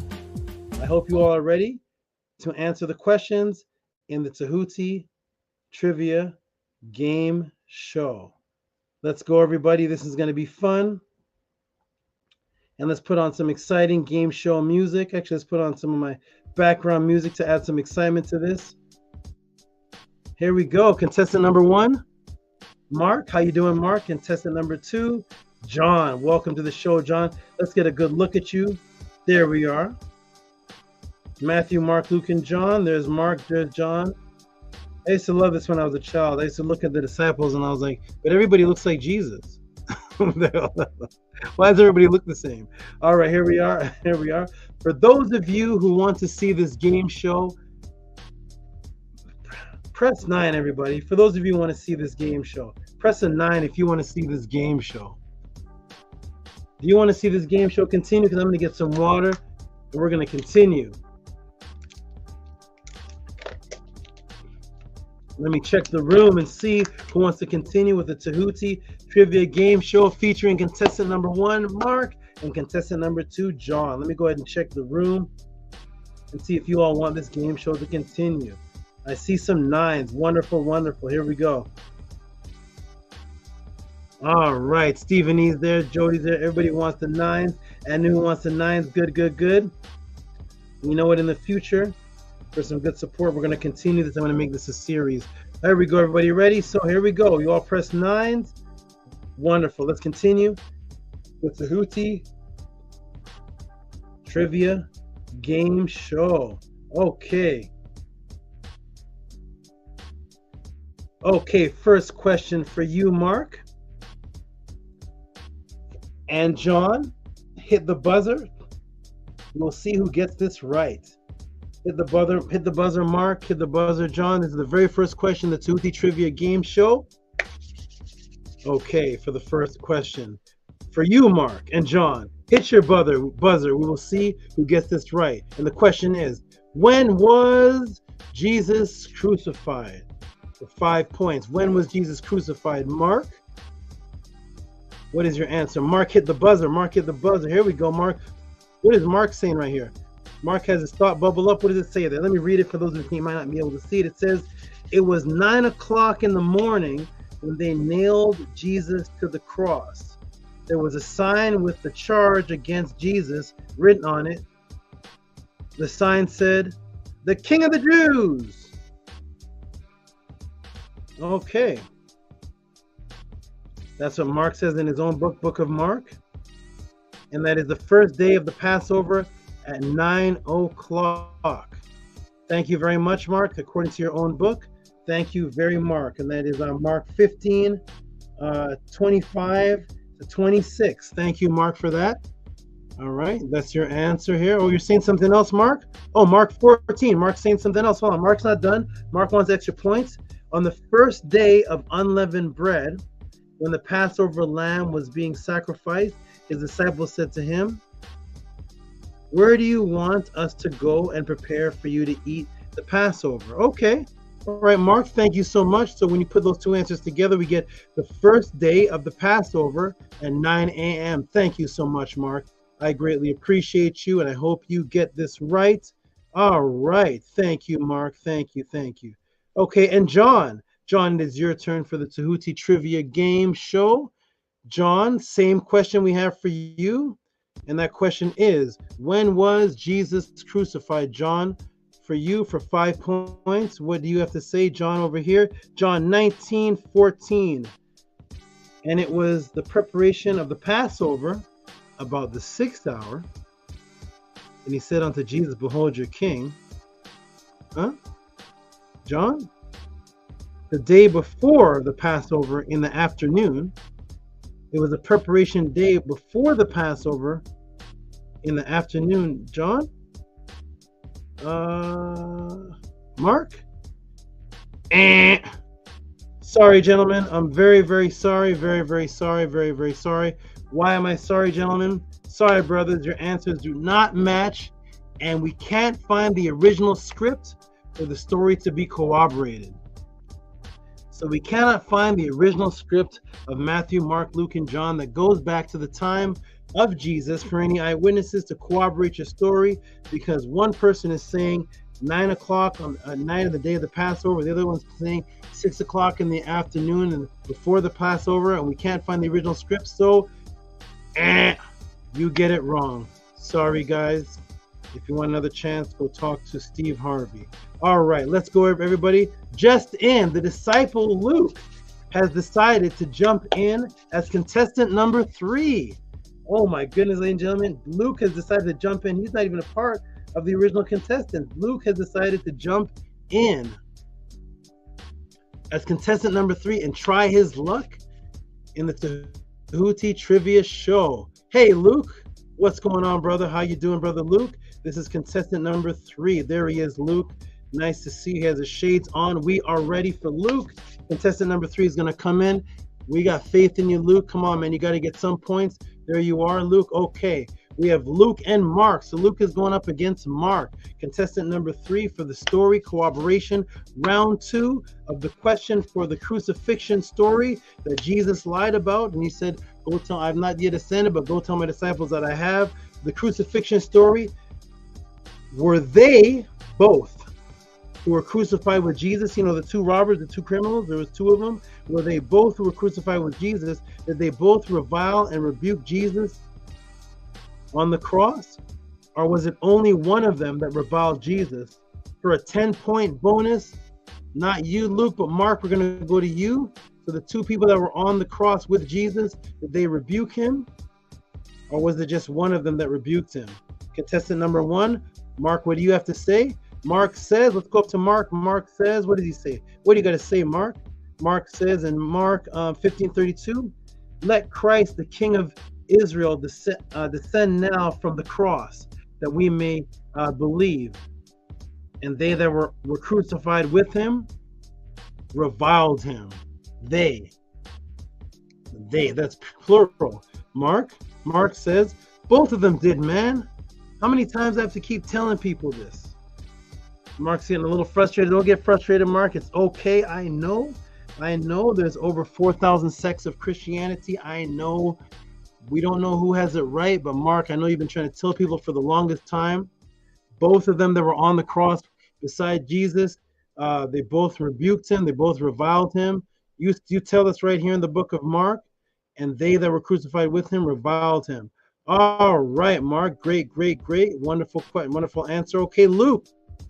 This is your chance, Luke, to corroborate for the extra 10 points in round 2. Question for the crucifixion story is, were they both who were crucified with Jesus, did they both rebuke Jesus on the cross, or was it only one of them that reviled Jesus? Mark says it was both of them. Luke, what do you got to say? For the extra 10 bonus points, what do you got to say, Luke? Luke says, Luke got his little bubble up. What do you say, Luke? Luke says, what is this Luke is saying here? In Luke 23:39, what does Luke says? One of the criminals who hung there hurled insults at him, Jesus. Aren't you the Messiah? Save yourself and us. But the other criminal rebuked him, saying, don't you fear God? He says, since you are under the same sentence, we are punished justly, for we are getting what our deeds deserve. But this man, Jesus, has done nothing. Then that man said to Jesus, remember me when you go into your kingdom. Jesus answered, truly, I tell you, today you will be with me in paradise. So Luke is telling us that there were 2 robbers that were there crucified with Jesus. One of them said, hey, if you're Christ, get on off the cross and get us down off here too. And the other robber looked at that robber and said, don't you believe in God? We're here because we got caught for our crimes. We're guilty. But that man over there, Jesus, he's innocent. He didn't do anything wrong. And Jesus, you know what? I believe in you. And please remember me when you go to heaven. And Jesus says, yep, today you're going to be with me in heaven. So Luke says only one of them rebuked him and one actually started preaching. Is that right, Luke? Luke says, dude, we talked about this, remember? It was just one of them. Come on, bro. Come on, man. We talked about this already. We talked about this, Mark. Mark, what's going on, bro? Come on, we talked about this. Remember, it was just one of them? We got to get the story right. Oh, boy. You guys aren't doing too well in this show, but that's okay. And sorry, brothers, your answers do not match, and we can't find the original script for the story to corroborate. Next contestant. Oh man, you guys are doing good. No point yet. This is no good. I guess you are all following your Savior, who was a liar in the first place. So I guess his disciples would be so too, right? So here we go. All right, for the bonus round. For the bonus round, everybody, guess what the disciples did? The bonus round, the disciples have asked for a lifeline. They asked for a lifeline, everybody. The disciples, look at them. Here they are. Here they are. We got Matthew, Mark. We got John, Luke, John the Baptist. They all got together and they asked for a lifeline, everybody, because they realized that this is not going too well. This is not going too well, everybody. So they are asking for a lifeline. Here we go. Are you ready, everybody? Let's go. Welcome to the Tehuti'S Pod class. Let's go, everybody. They asked for a lifeline. Who is it? Who are you all asking for? Who are you asking for a lifeline? We already have all the disciples here. We even got the extra disciple, John the Baptist. We got Matthew, Mark. You guys didn't do too well. We got John, Luke, John the Baptist. Who could you possibly be asking for? Who else was there? Was there any other witnesses there? Jesus himself, the best primary source, the best eyewitness. He was definitely there for the crucifixion. Would you say that, ladies and gentlemen? Jesus would be the best eyewitness. to come into the game show because Jesus was definitely there for the crucifixion, right? He was definitely there. I know he was there. Hey, there he is. Hey, man. Jesus, there he is. Jesus is here, ladies and gentlemen. He is there to straighten out all this mess, all this nonsense. He's going to do it. Jesus, the Savior, has arrived. Don't worry, Jesus. We still haven't told these guys that you've ascended yet. Remember, these guys still don't think you've ascended yet. Did you ever tell them? Did you ever tell them yet? But okay, so they don't think you've ascended yet. But here we are, 2023. We're going to ask you some questions. Jesus has jumped in because the disciples has asked for a lifeline. The question for the third and final round, the 666 bonus points is: John the Baptist prophesies. Is John the Baptist prophesied to come before the Messiah? To make this fair, we're going to bring in another first-hand eyewitness who would definitely know. And who is that? John the Baptist himself. He would know. I mean, he is John the Baptist, right? We are talking about him. So we've upped the ranking system here now. We're not just going by eyewitnesses, we're going by the people who the story is actually about themselves. So the question for the third and final round and for 666 points is John the Baptist prophesied to come before the Messiah? To make this fair, we're going to bring in another first-hand eyewitness who would definitely know. And that is, who is that? John the Baptist himself. There you are, buddy. There you are, John the Baptist. Come over here, man. Look at you, man. Look at you. You kind of look like a possum, but all right, John the Baptist, you can do it. We have faith in you. We got John and Jesus. This is about both of you, so you should both get this right because it is both of you are both here. The question for the third and final round for 666 bonus points is John the Baptist prophesied to come before the Messiah? John, what do you say, my man? What do you say? This is about you, right? What do you say, John? Well, first, let's get to what Jesus says. Let's get to Jesus says, because Jesus is John has decided for Jesus to answer first. Why?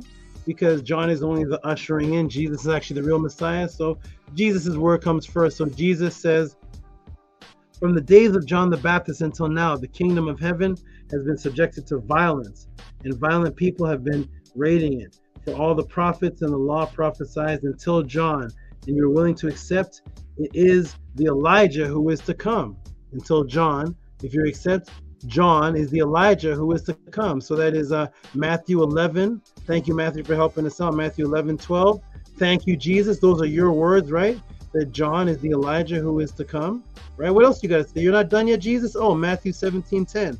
And the disciples asked him, then why do the scribes say that first Elijah must come? He answered, Elijah does come.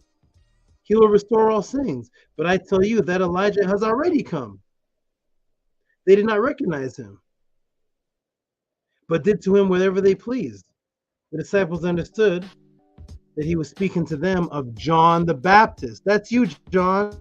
Hey, John, over here. Jesus is saying to his disciples, and disciples understand, the Elijah that's prophesied to come before him, that's you, John the Baptist. That's you he's talking about, and you're fulfilling that prophecy because the Elijah is supposed to come before the Messiah. Thank you. So Jesus says, is John the Baptist the Elijah supposed to come before you, Jesus? Jesus says, absolutely. My word is truth. I do not lie. Forget about that Mary story. Okay. All right. So Elijah, John the Baptist, we're going to go to you and ask you the same question. Are you the prophesied Elijah that was supposed to come before Jesus? Oh, here we go. We're in the book of John 1:19-21, the King James Version. And this is the record of John when the Jews sent priests and Levites from Jerusalem to ask him, who art thou? And he confessed and denied not, but he confessed, I am not the Christ. And they asked him, what then? Are you Elijah? And he said, I am not. Aren't you not that prophet? He said, no.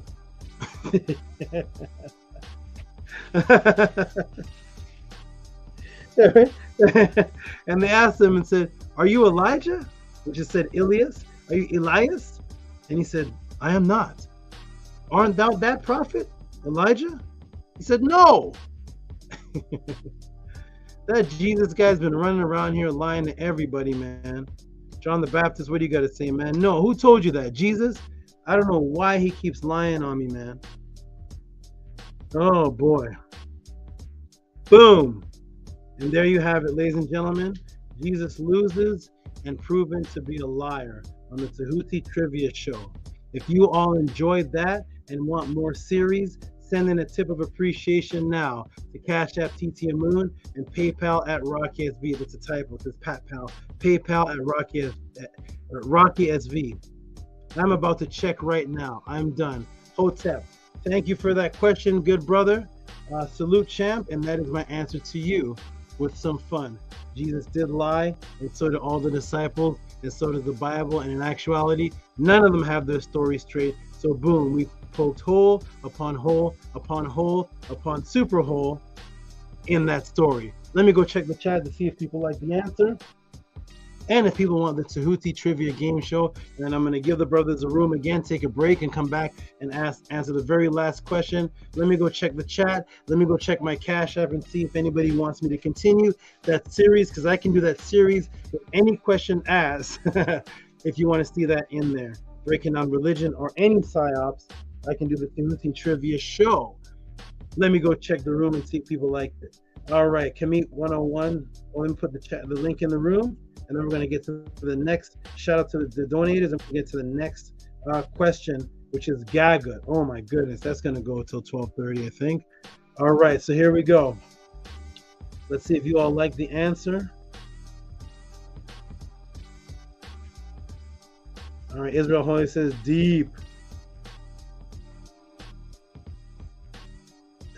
I wonder what brand of watch they had. Come on, Luke. All right, here we go. Somebody liked the answer. Well, somebody put deep. But Tehuti is killing Christianity softly with their own lies with the snake style. Rigo says, yikes. Shannon is laughing. Rigo says, the whole gang is here. Rigo says, the man, the myth, the legend. Oh, my God. Stephen, he says, my money's on Tehuti.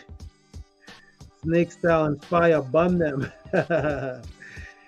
Oh my goodness. Okay, here we go. And Salute Champ, what does he respond? He says, I tried to throw you a curveball and you treated it like a softball. You made it fun. Keep up the great work. I'm watching. That's the second person today that said they tried to throw me a curveball, right? So you all can see the diversity. One brother he sees me breaking down Medunetter, government conspiracies, UFOs, and he says, you throw me a curveball. He says, hey, what about post-stroke therapy? What? Post-stroke therapy? Okay. And then the next question, what about did Jesus lie? And that's two curveballs thrown at me today. He said I made a curveball look like a softball. Thank you, Salute Champ, for asking the question. And he said I made it fun. I'm glad you appreciate it. He says, thanks again, snake style. Jesus, another name for the sun. They say rises come to every day. When they say he rises, he comes every day. Yep. So what y'all think of the answer? Okay, snake style, snake style, snake style. Rigo said incredible, incredible. Okay, good. I'm glad you all appreciate it. I'm gonna go check my Cash App. If you want to see that series continue with other religious things that you want to have fun with, I can add that trivia fun to anything, and you can actually show that to your family members that are trying to convert you to Christianity, telling you about Jesus. I promise if you show that to them, they will laugh. If you show this podcast to them, they will laugh. And that's all you want, is for them to laugh at their own religion. All right, so what I'm going to do, I put the link in the room. Brothers, jump in the room. I'm going to take a little break. Where is the scribe? Where is the scribe? Where is Arcad? Where's everybody?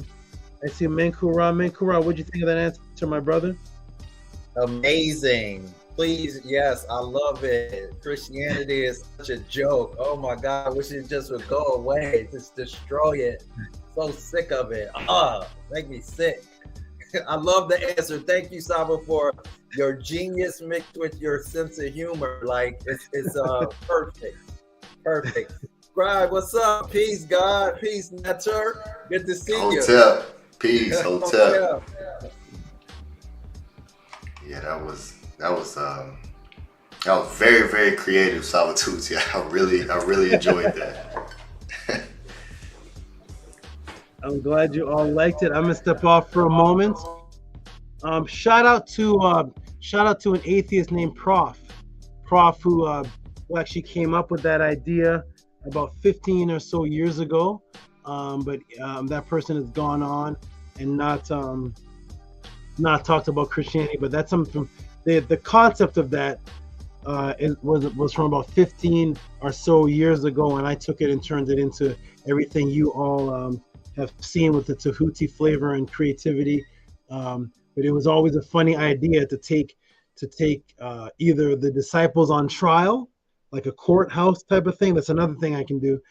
Disciples on trial, where they have to be eyewitnesses, or disciples with a Jeopardy game show. I took the Jeopardy game show one and turned it into what you all saw. So thank you for appreciating my creativity on that. And shout out to the prof who actually had that idea and did it a different kind of way. But shout out to everybody who inspires everyone, and I'm glad you all appreciate that, and I can add the Tehuti trivia in the future. I want everybody who appreciated that answer, if you liked it, that is the Cash App. Throw a tip for that if you like it. I'm going to go check my cash. I'm going to take a break right now. The brothers are going to take over and speak. When we come back, I'm going to do a couple more shout outs, and then we're going to go with the next question, which is the grand finale question, which is, what is Gagut? Let me ask you a question, Scribe and Menkura. Have any of you heard of that before, Gagut? Before today? No, I have no idea what that is. Isn't it? Should we start the podcast? What's that? The thing that came to my mind, isn't there some kind of candy bar with a name like that? Should we stop the podcast right now and I take everybody to the other channels and we all just bum rush them and say, hey, what's Gagut? Stop screaming at each other and tell us what is Gagut. Has anybody in the room ever heard of that, Gagut? They'll just ignore it. Right. Welcome to the podcast where you can ask about post-stroke therapy, biblical contradictions, or Gaguts. I'm going to step off. You guys take over, Tot, and I'll be back in about 6 minutes. Everybody who's watching, 72 people, don't drop off for long. If you got to take a break, fine, for a couple minutes. When I come back, this Gagut thing is going to wait till we get into Gaguts. I'll be back. Peace and love. Yeah, peace and love, everyone. Hotel Ma'at. Yeah, that was very, very fun and creative and unique. Yeah, and it's and I love one thing Saba he always talks about. Having to make these things fun, because underneath creating that fun energy around it is something that's very real, and yeah, the Matrix is definitely very powerful within the way it was created. And I love that Saba Tehuti has the ma'ah, the eye, to really be able to recognize these glitches that happen and to be able to bring it to the forefront. And when he does that, it literally opens up our consciousness to see it in a different way. And we can take that same vision and utilize it in our everyday lives and recognize these glitches that happen. And it's very beautiful. That's something that that can only really be taught through doing what Saba is doing, and those of us who have the ability to recognize and see what he's doing, which is not just answering questions. He's doing far more than just answering questions. And if you're able to see that and recognize that, then it literally takes your consciousness and expands your ma'ah, and it opens up your vision to the reality that we exist in. So yes, definitely make sure you're showing your love and your reciprocity. I know you all are. We have the greatest support system on YouTube, and that's hands down. So you guys are awesome. You guys are great. Yeah, peace and love. Shout out to everybody. I love to see all the consistent people who continuously show up and continuously show their support. And definitely want to shout out to you, Minku Ara, for your testimony that you gave, that you spoke about. It's absolutely beautiful, and it's very inspirational, and it's very motivational. So thank you for speaking that and letting us hear your tones about the magic that you're producing. Now taking in the energy of my eye, you know, and it's absolutely fire, my brother. So congratulations to you and all the success that you have achieved and that you're achieving now, and the growth that you're going through. It's beautiful. It's like watching a lotus flower expand under the sunlight, and it's just absolutely beautiful, my brother. So peace and love to you. Shout out to you for that. Yes, sir. Yes, sir. Sure. Thank you so much. Thank you so much, Scribe. To be in Ma'at, following Ma'at under the teachings of Tehuti means to examine and to inspect. And the name Tehuti actually means to be a deputy or a governor. It takes so much dedication, love, discipline, knowledge, wisdom, understanding, faith, courage to do what SABA does. So we would appreciate your reciprocity for all the effort that he puts into and helping us live a good life and to break out of the matrix. We have been deceived by these people for so long. They have been controlling people, oppressing people, and what SABA does is he releases us from that. He is breaking the chains on our minds, on our souls, on our spirits, on our hearts. He's setting us free. He's setting us free. He's connecting us back to the truth. Like, that deserves your respect. It deserves your energy. It deserves reciprocity. And so I knew for me, this is the path and this is the guidance. This is the teachings that I need so I can be who I fully am. And so I hope everyone is being blessed by Saba's energy and just who he is. Like, he's been teaching longer than probably most of the age of the people in the chat. That is dedication. He is committed.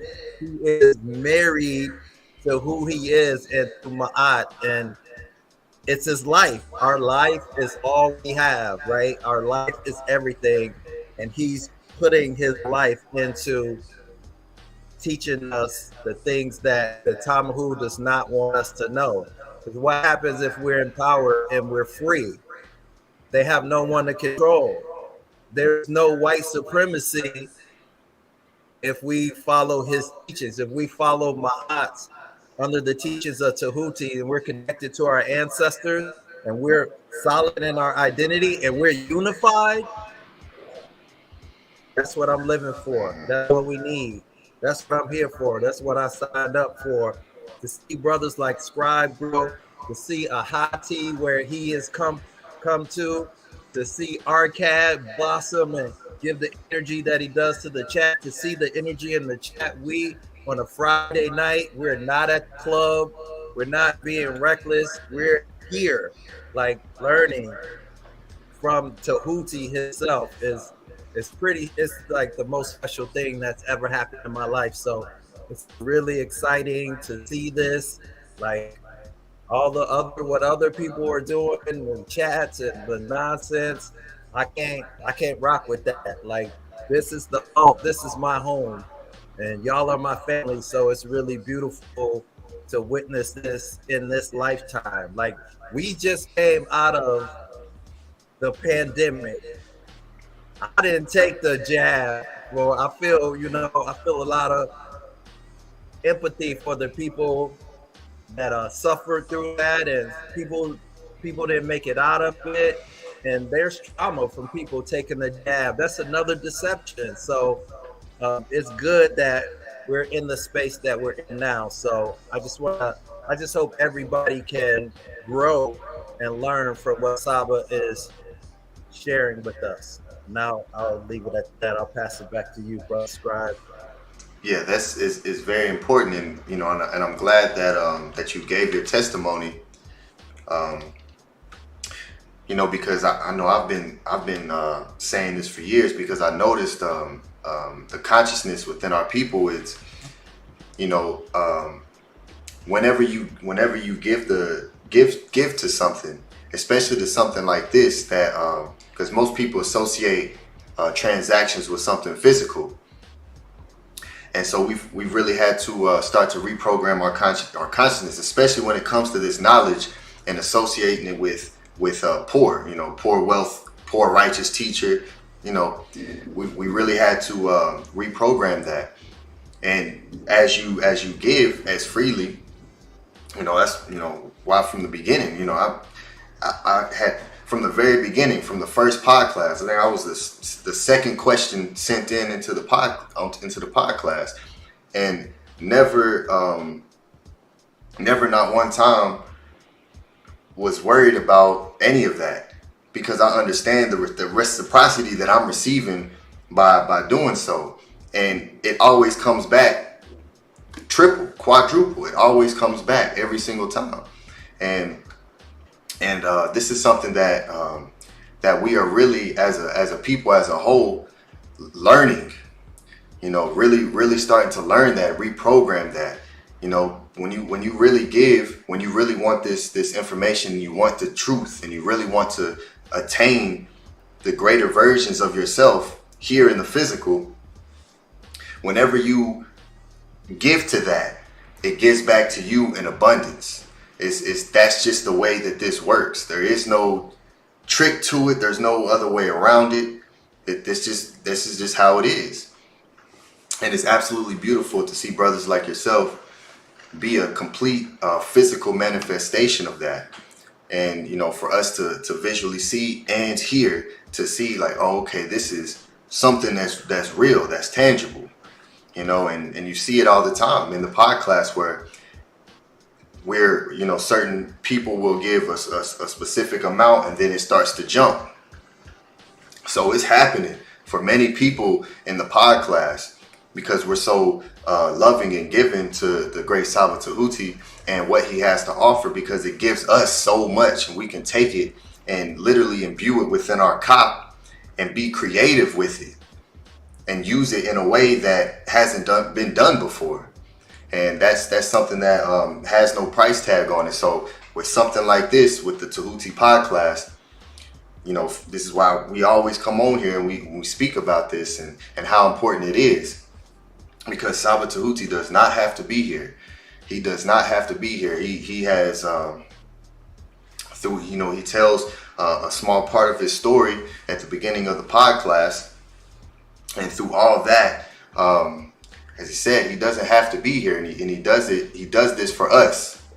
He does this for us, and a lot of times we take things for granted, and we take advantage of the opportunities that are presented, and we don't truly appreciate what's happening. And that's another great thing about what Ma'at brings, and the Ma'at and the eye and the ability to be able to see. You don't have to wait years down the road to look back and say, oh man, that's what was going on. I didn't see it at that time. We're here right now, live, able to see what's really going on, what really is transpiring right here. And that is something that you cannot put a price tag on that. And that's why the energy reciprocation is so powerful. And that's why we have the greatest support system here in the Tehuti's pod class. What he has created is something that you've never seen on YouTube when it comes to knowledge, or what they call the conscious community. You don't see it. You still don't see it. This is the only place where it happens the way that it does. So I always, we, especially here at the teachings of Ma'at, we always hail and we always give adoration to every single person that supports, because it goes so far in ways that you're not even really able to see. So all the supporters, all the great supporters who send in your questions, who not only benefit you, but benefit everyone here who's watching and all the people who play back and watching. By you asking that question, you're changing someone's life somewhere. That's very powerful, you know?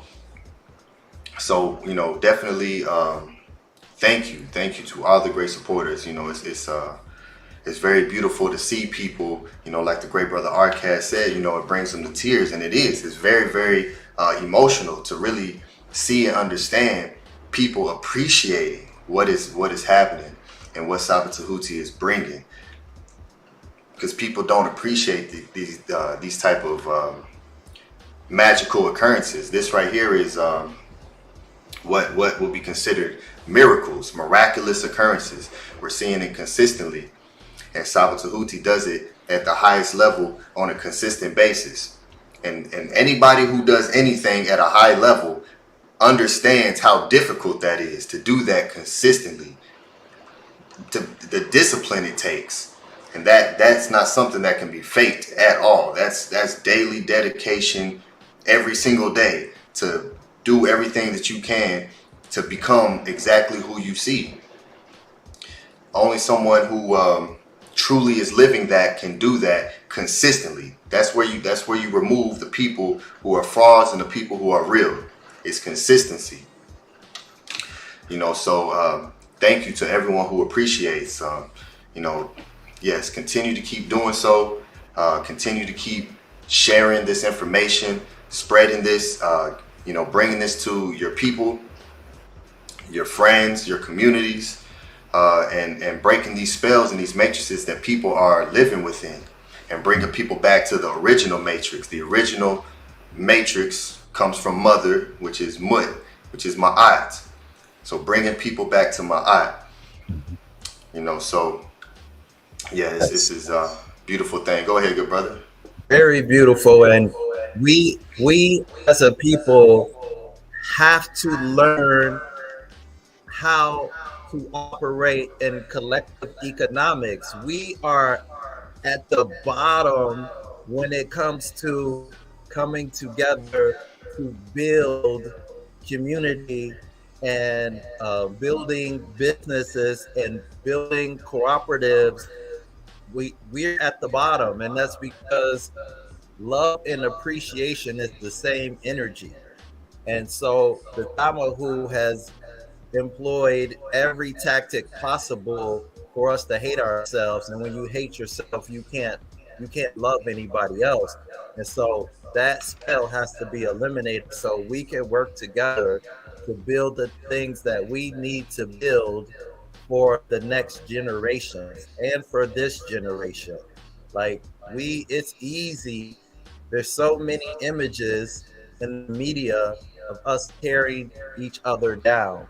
There needs to be community and togetherness and unity in some form of fashion, and we have that here. We need to continue to build it. The reciprocity is for our benefits. So like Hati said earlier, or I think Arcad said it, when you support SABA, you are supporting Ma'at. And so that's the key. That's the path. You know, that's the journey that we're on. Is we're rebuilding Kemet, and it's through the consciousness. It's the consciousness that is what built Kemet. It was the people. It wasn't about the land. It was about the consciousness. It was about the people.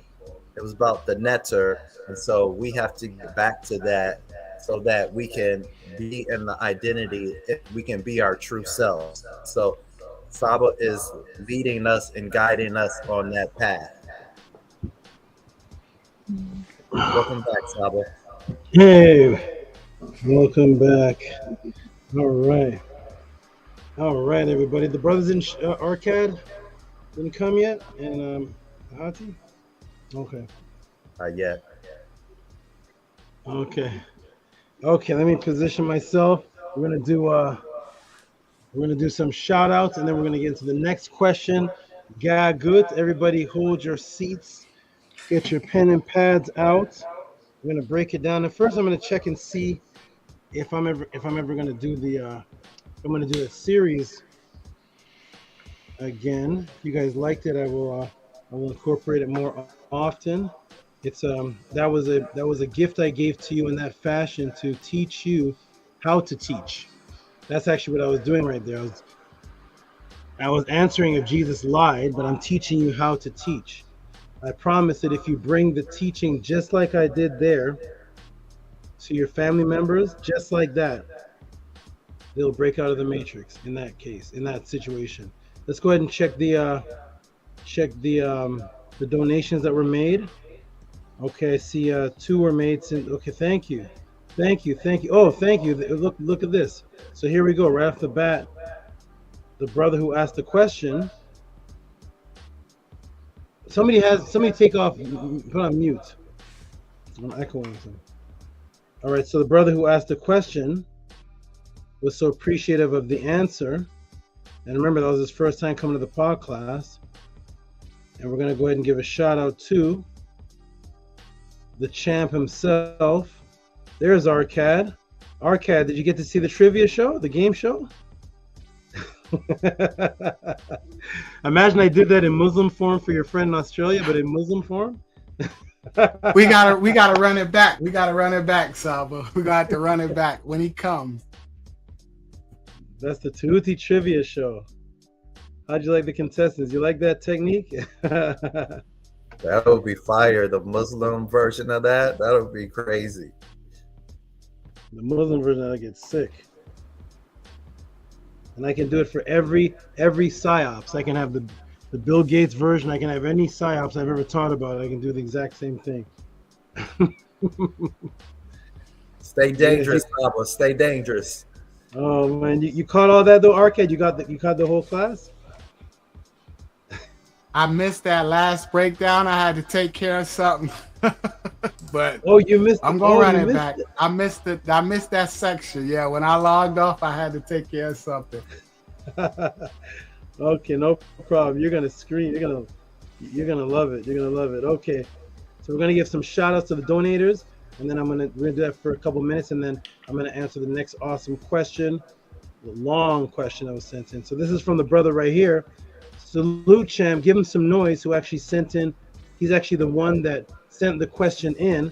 I answered it, and then he sent this in as appreciation for the answers. Shout out to Salute Champ. It's a great job. Give him some noise, gentlemen. Scribe, I don't have my other phone. Can you give him some noise? Yes. Can you hear it? Can you hear the noise? No. Okay. Oh.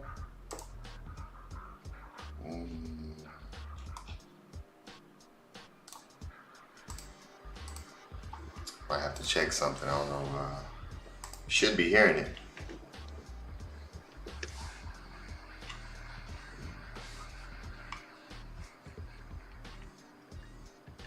No? Okay, I'll see what I got.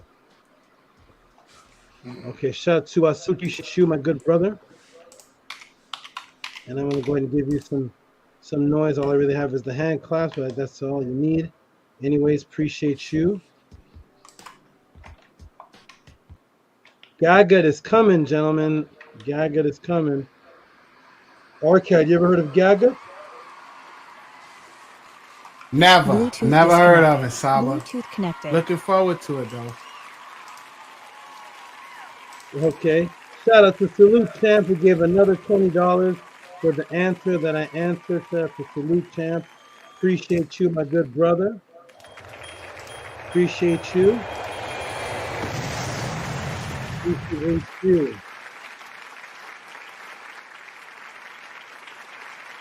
Okay, good. I see Stephen S. Shout out to Stephen Escolar. We're going to get to you. He don't need it too. While I was giving the answer. Shout out to you. We're going to go.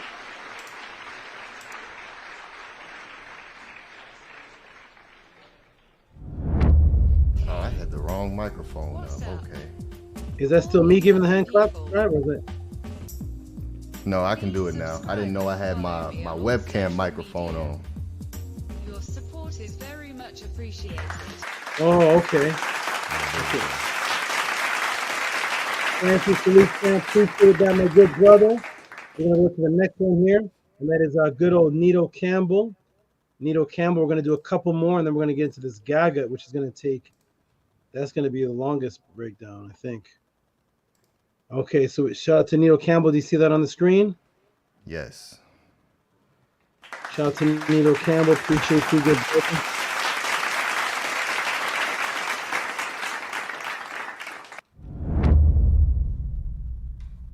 Shout out to Anthony Drain. This is actually the first donation of the pod class. It came right before the pod class started. Are you still seeing Nito Campbell on the screen? No. Okay. It looks like it's zoomed in. Yeah, say snipping tool. Okay, there we go. Yeah. Anthony Drain, shout out to you, my good brother. Appreciate you. A consistent supporter. Thank you, my good brother. Appreciate you. Always supporting. All right, that's Anthony Drain. And now we got again. That one was for, I think, last week, but we got the couple. Huh? Uh-oh. You all can hear me? Yes. Yes, we can hear you, Saba. Okay, good. All right, we got the dynamic duo again, the couple, the great family here. I love family support always. And this is a great one right here. This is I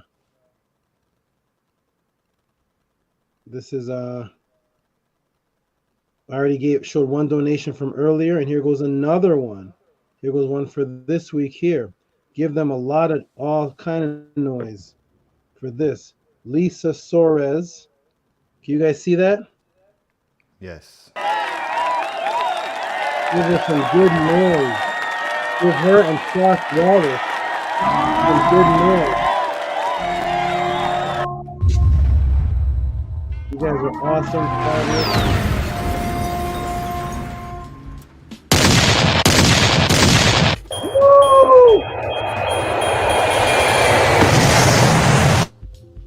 Wow.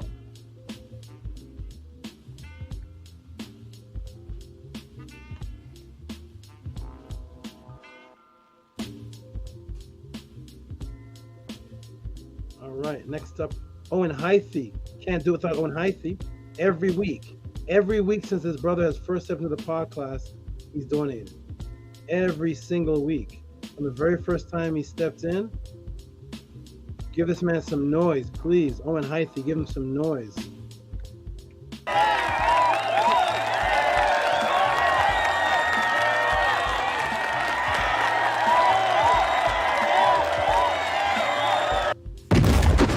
Owen Hythe.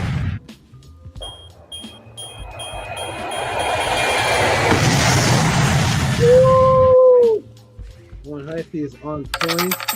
Thank you, brother Owen Hythe. Let me adjust something here. Hold on. Thank you, brother Owen Hythe. You are always coming through, always dependable, always giving a shout out to a hot team, your donations. Let me fix something here. Oh my. Wait, this gotta get fixed. This needs to get fixed. Hold on, everybody.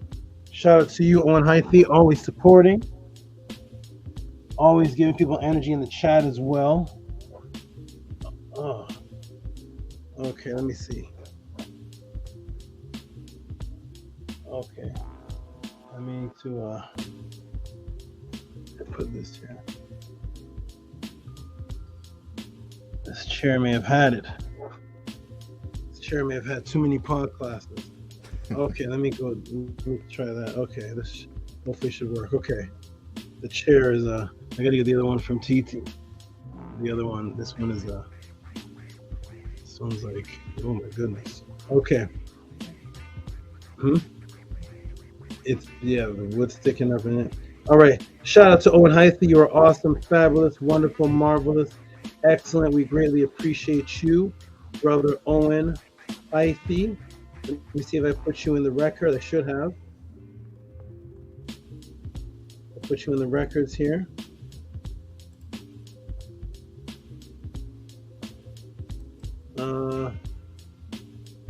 Yeah, is this you?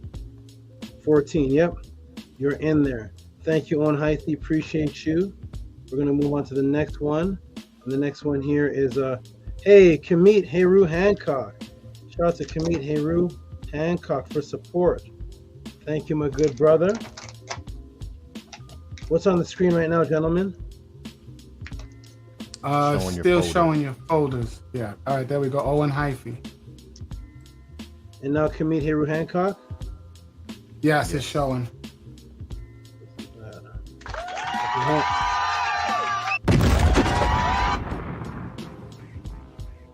Shout out to Kemet Heru Hancock, which I think is a brother who has been a brother who's been following ever since Kill a Priest. I believe that's the same brother there.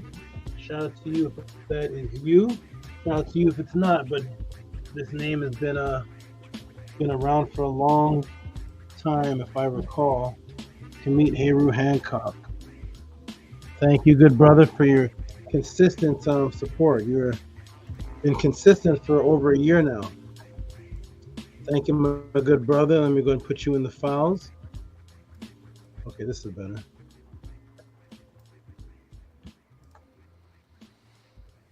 Thank you, Kemet Heru Hancock. We'll do.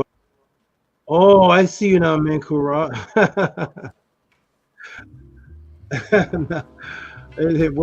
It worked its way up to you. You're way up in the rafters. Oh my goodness. What is that? Wait, Saba, why you couldn't see it before? How could you see it now? Because it's in the Gmail, so I go all the way. People start donating before the pod class starts, so I'm all the way at the bottom. You're way up there. I gotta move up before I see who's at the top. Oh, I finally got up to where you are. I'm still not up to you yet, but I'm about 2 away from you, and I see your name. Oh, okay. Yeah. Okay, good. Shout out to Heru Hancock. I don't know. Should I announce yours now? Follow your intuition, Saba. It's up to you. Your guidance. It may scare people from donating. Oh yeah, he got enough. We'll see. You know that Arcad when it's like, oh, he has enough. He has enough. We're not gonna buy no more. He's done enough sales. No, I don't know. We'll see. But shout out to you, Mankara, for the humongous support. Shout out to you. Next up is did I put Sarah Jean in the file? Let me see. No, I didn't put Sarah Jean on. Sarah Jean, shout out to you, Sarah Jean. Oh, Sarah Jean is so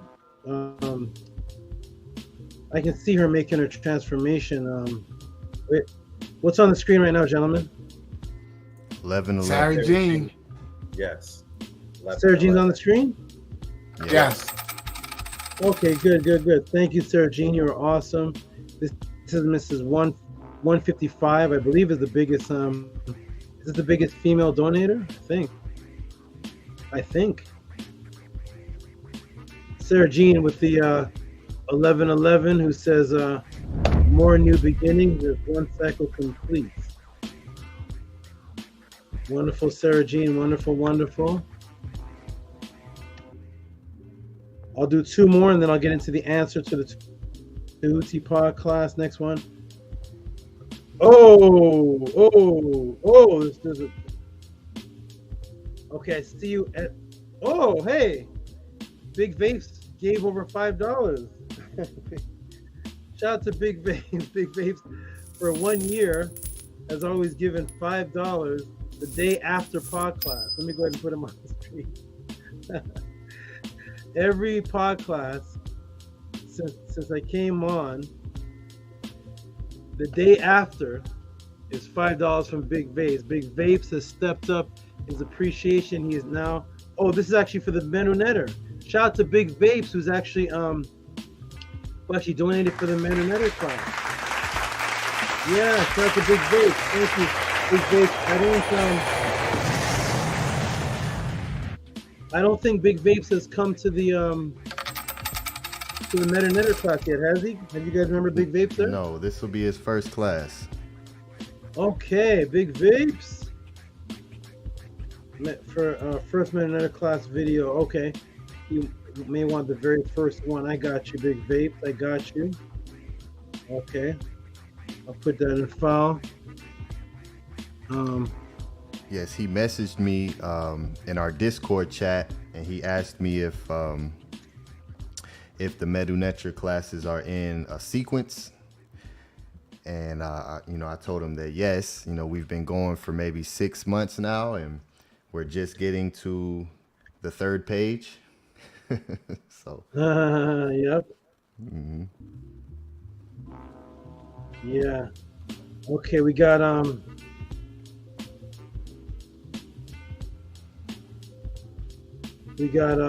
oh man, I'm jumping over Menkora. I don't know. I want to save his because I want to see people. I want to see some. Menkora is destroying it. He's building it. Shout out to Lamonte Wilson. I want to see somebody else give a big donation. Then I'm gonna announce Menkora because his may intimidate people. Shout out to Lamonte Williams. You see him on the front? Lamonte Wilson? Yes, Saba. What's up? Shout out to you, my good brother, for support. 18 support. Lemon tea. All right, everybody. Are you all ready for the answer to the tea? You know what? Let me shout out to this sister here. This sister here, who says she appreciates my work. The sister right here, she looks like she just jumped off the wall of a Kemetic temple. And the sister's name is Malkia Wamungu. She gave a couple donations. She said, appreciate your work. Gave me the praise hands and a heart. Shout out to you, Malkia Wamungu. Shout out to you, appreciate you. And I'm going to do your other donation because you actually gave more than one. So that was one right there. And then where's she again? Here she is again. You know who else did that last week for their first time coming is Tania. Tania did that as well. Danny? Okay, great. When you come out, can you turn off the snake light? And here is Malkia Wamungu has upped it to $10. Shout out to Malkia Wamungu. Thank you, young lady. Looks like you just jumped off the wall of a Kemetic temple. Wonderful. Appreciate you and appreciate you for your newborn excitement and understanding the quality of this. And we have, so I shout out to Vortex Ninja, I see you. I see Menku Ara. Menku Ara, I see you. And here we go, everybody. You ready? You know what? I'm just going to let everybody see what a true monster donation is. Everybody, guys, get ready to drop. Drop the World Trade Center. Drop it again. I want the World Trade Center. Drop it one more time. This is a true appreciative supporter of the Tehuti podcast. Do you guys see that on the screen, though? Yes. Red October is here. We got giant planet crazy. Shout out to the biggest. All I'm offering is the truth. Nothing. Is this the biggest donation of the year?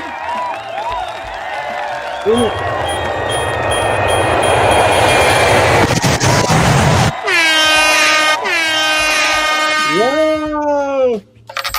Well, he was the biggest donation in a year. I think the only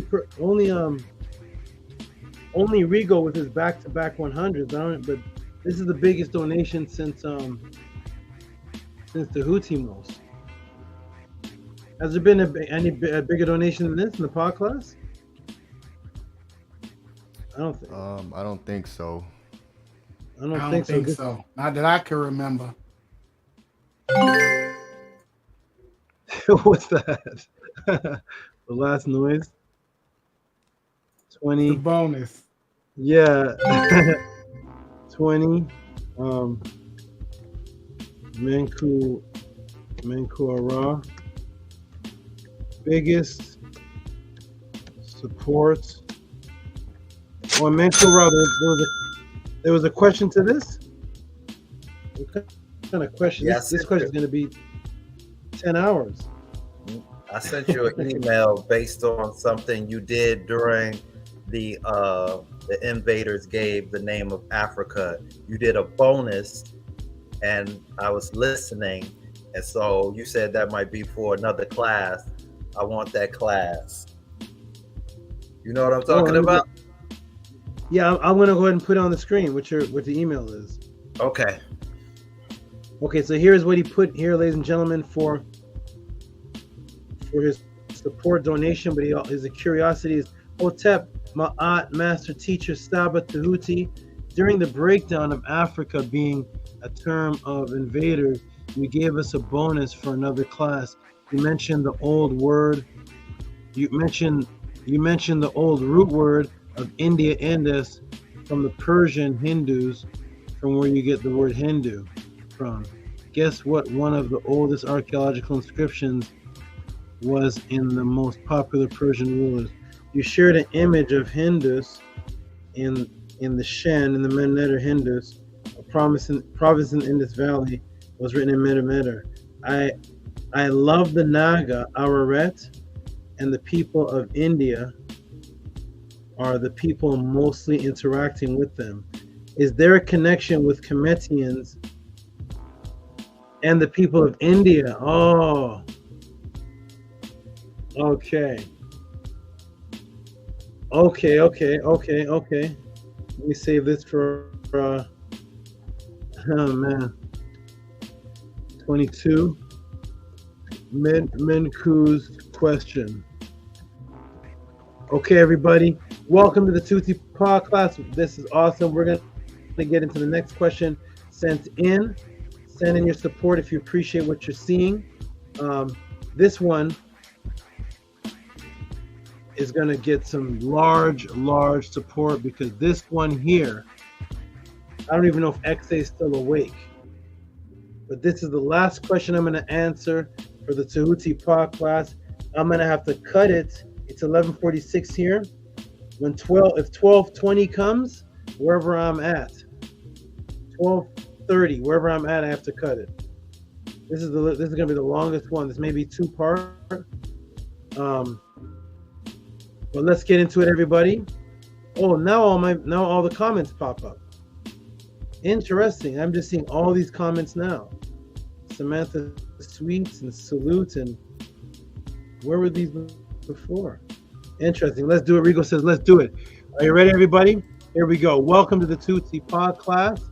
I'm going to put up the question that was asked. We're going to get into Gagut. Gentlemen, stay right there for a moment. Gaga, the first time you've ever heard of this for most people. And I'm going to bring it to your attention to Tehuti's style. It was the same brother who asked about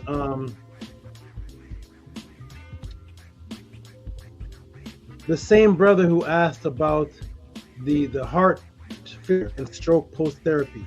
This is the same brother. So you can thank him for asking these two completely in-depth answers, and that is the brother XA. That is the brother XA. Is XA still in the room, or are you sleeping by now, XA? Are you still here? Is XA still here? Is XA still here? Sal Vega, are you still here, my good brother?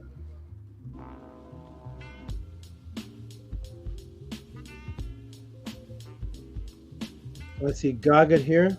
Is the question even here? Let me see if I can find the question. It was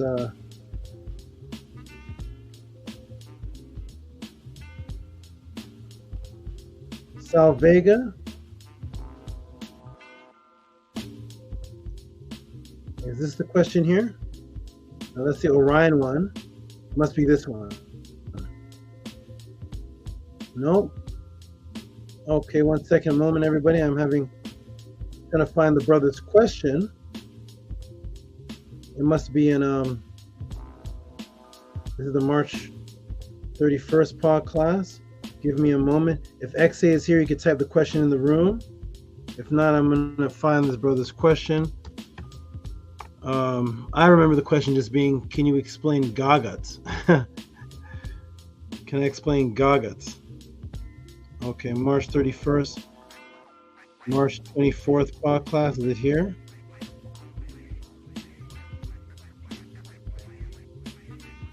Oh, here it is. This is right Saba, here. he said, I've been driving around my city losing connection, but I'm still here. XD.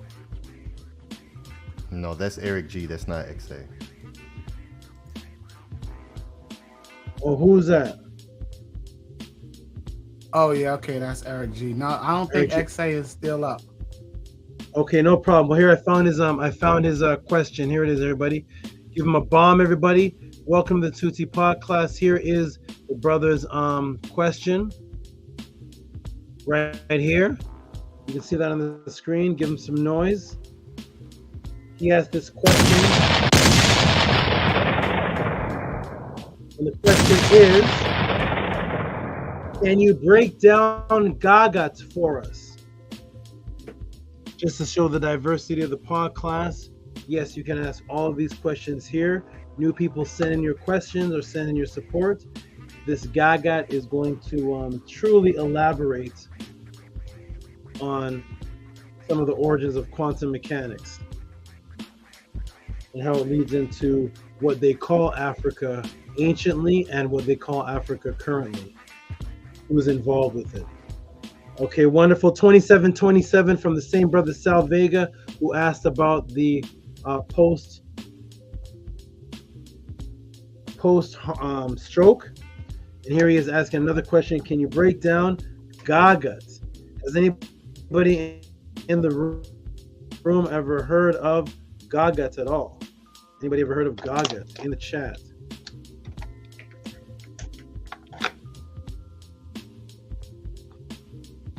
Here we go.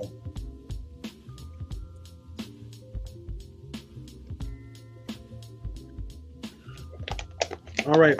Okay, gentlemen, you can step back into the chat. Stay awake and call you back in after this. This is going to be my last question of the night.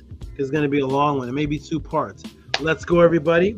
Welcome to the Tuesday pod class. Peace, Arcat. Peace, Scribe.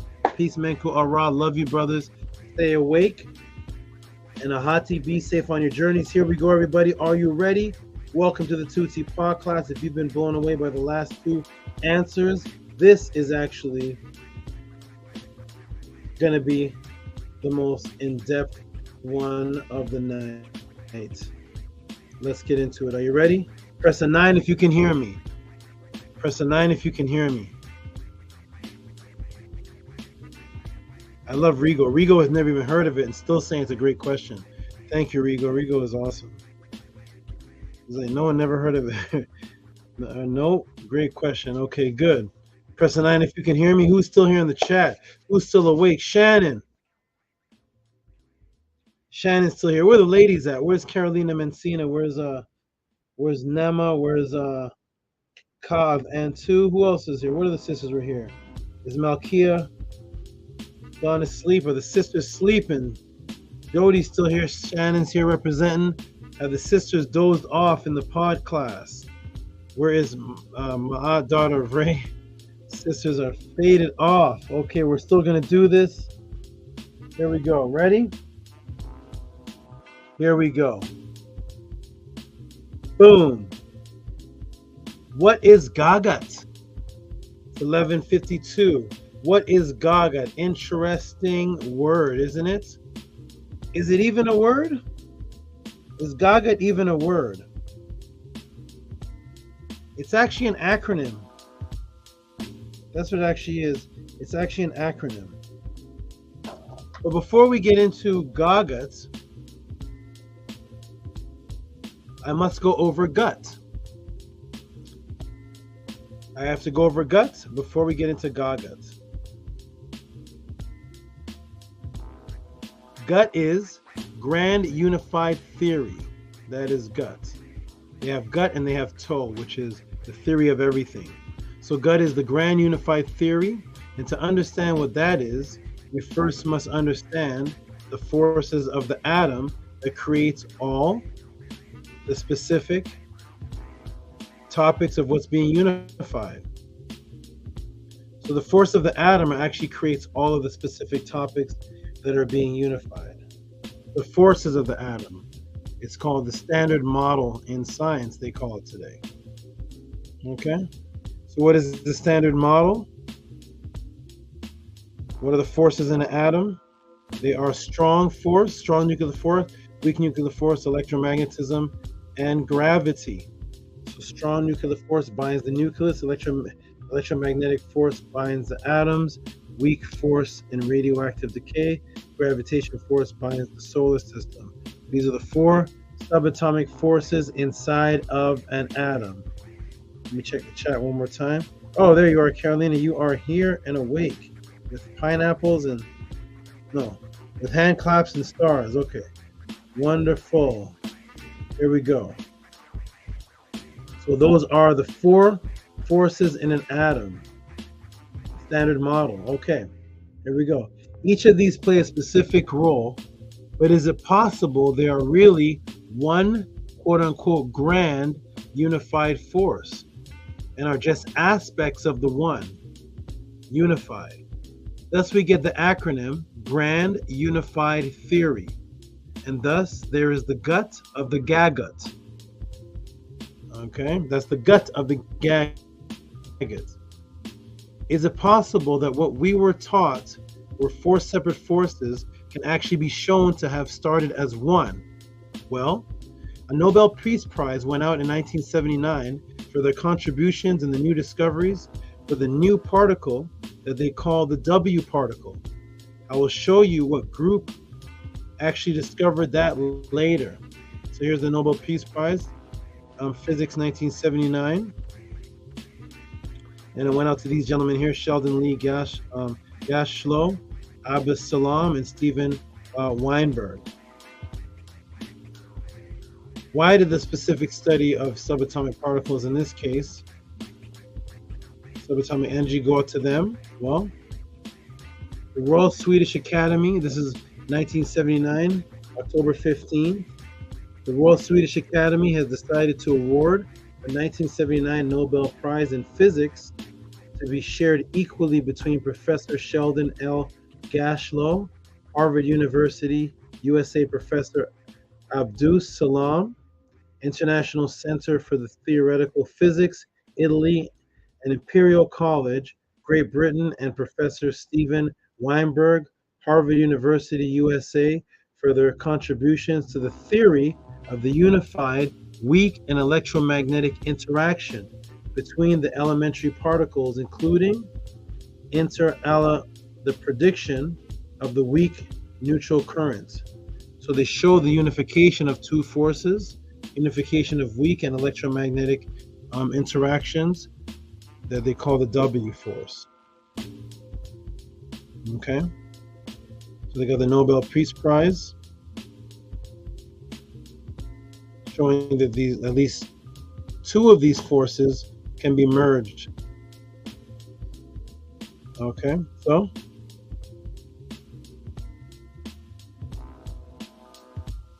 yes, through gut research, they have found that electromagnetic interaction and weak interaction unify into a single combined electro-weak interaction, which are found in leptons and quarks.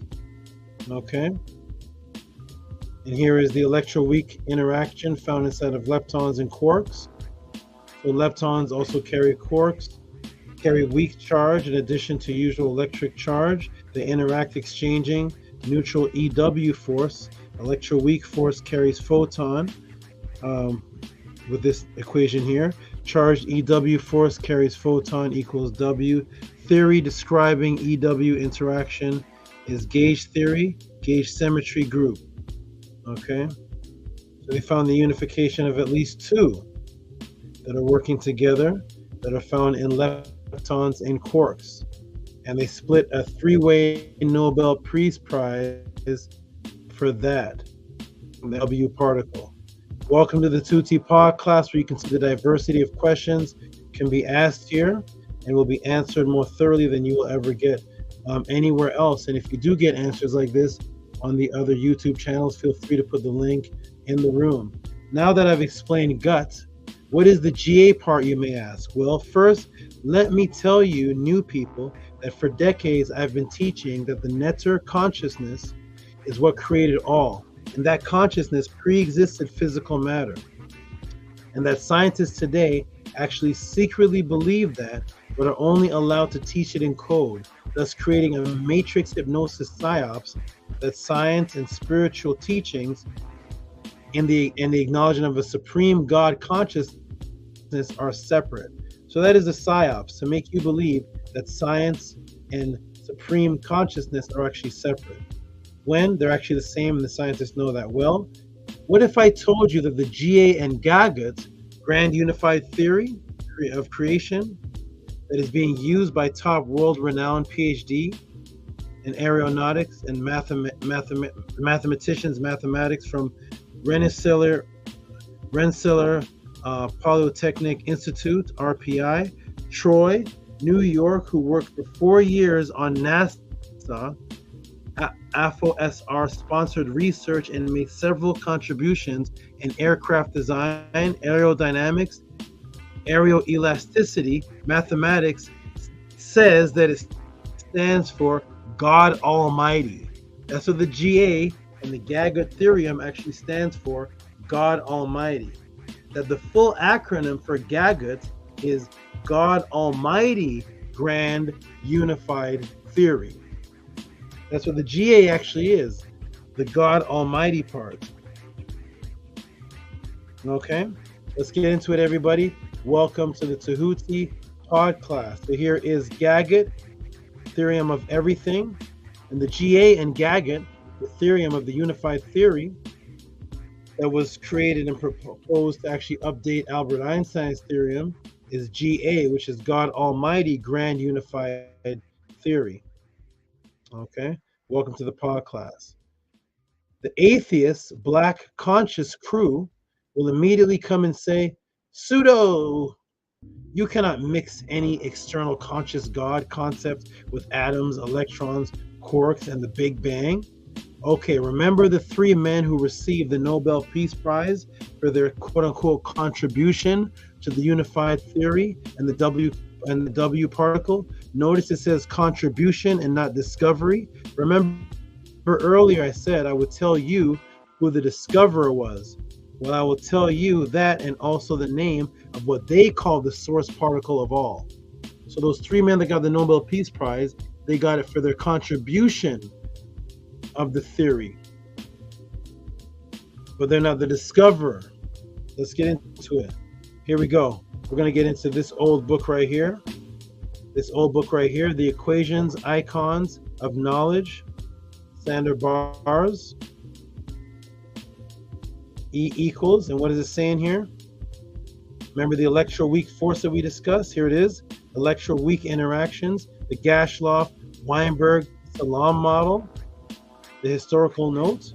Electroweak theory was formulated in 1969, but its predictions could only be verified by accelerator experiments much later. In 1993, Shelley Gashlow, Stephen Weinberg, and Abbas Salam shared the Nobel Peace Prize for proposing the theory.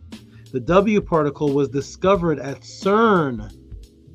That's where it was discovered, ladies and gentlemen. CERN. Remember CERN? I've done many classes on CERN, for which Carlos Rubia and Simon van der Meer received the Nobel Peace Prize in 1984. The proof of mathematical consistency of this theory, as well as the development of the crucial calculation tool, was done by Gerard T. Hooft in Maritimos, Vietnam. This made it possible to make very precious predictions which have been confirmed by numerous experiments at the large accelerator centers around the world. They received the Nobel Peace Prize for their work in 1979, but the discovery was actually CERN, and here's the equation. You can find that information out in this book here, Equations, Icons of Knowledge, Sander Bias. Woo! Okay, welcome to the Tutsi Pod class. Here we go. We're getting into gut and gagut. So boom, yes, CERN are the modern day discoverers of this and are the ones with the technology to find the unification of what they call supersymmetry with the smashing of particles through the LHC, Large Hadron Collider. Let me take you to CERN to see what they say. This is directly to the CERN website. And here's what they say. They have a section called Unified Forces. What does it say under Unified Forces? Well, we see unification of forces at the high energy of the Large Hadron Collider. In the 1960s, James Clerk Maxwell recognized the similarities between electricity and magnetism and the development of this theory of single electromagnetic force. A similar discovery came a century later when theorists began to develop links between electromagnetism with its obvious effects in everyday life and the weak force which normally hides within the atomic nucleus. Support for the ideas came first from the Gargamel experiment at CERN, when physicists found the first direct evidence of weak neutral current, which required the existence of a natural particle to carry the weak fundamental force. Further support came from the Nobel Prize winning discovery of W and Z particles, you see,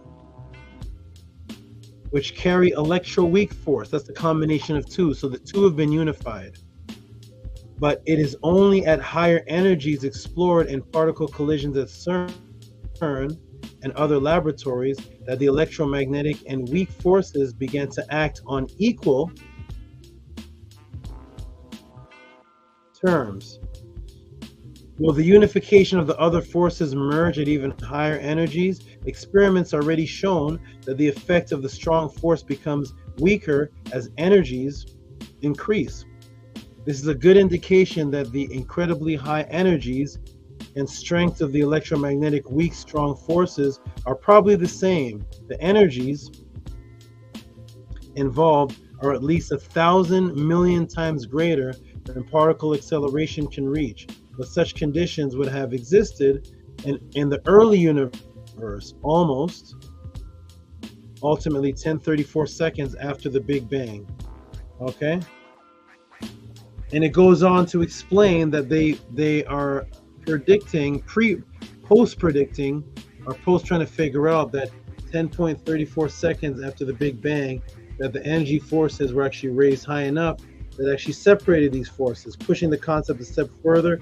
Theorists even contemplated the possibility of including gravity at still higher energies, thereby unifying all the fundamental forces into one. This unified force would have ruled the first instances of the universe before its different components separated out as the universe cooled.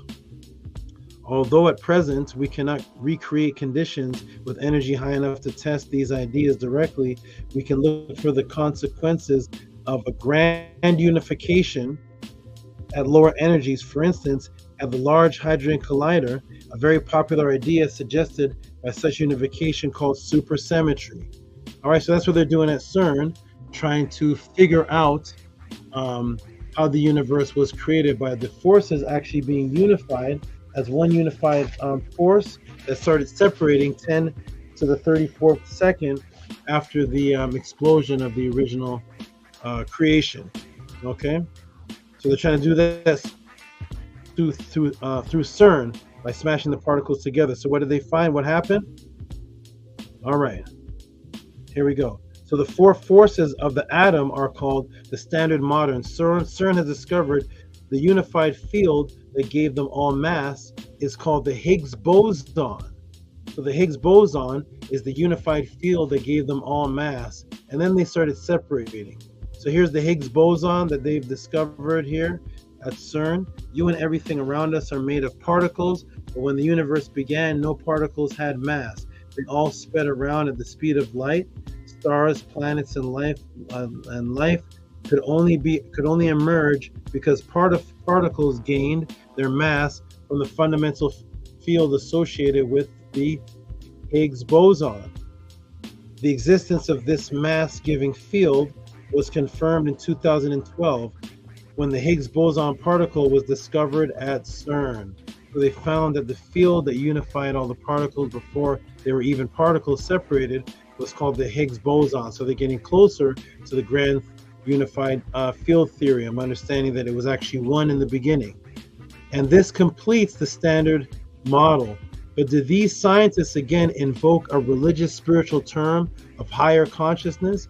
Guess what the other name of the Higgs boson is to the scientists? Guess what the other name is of the Higgs boson?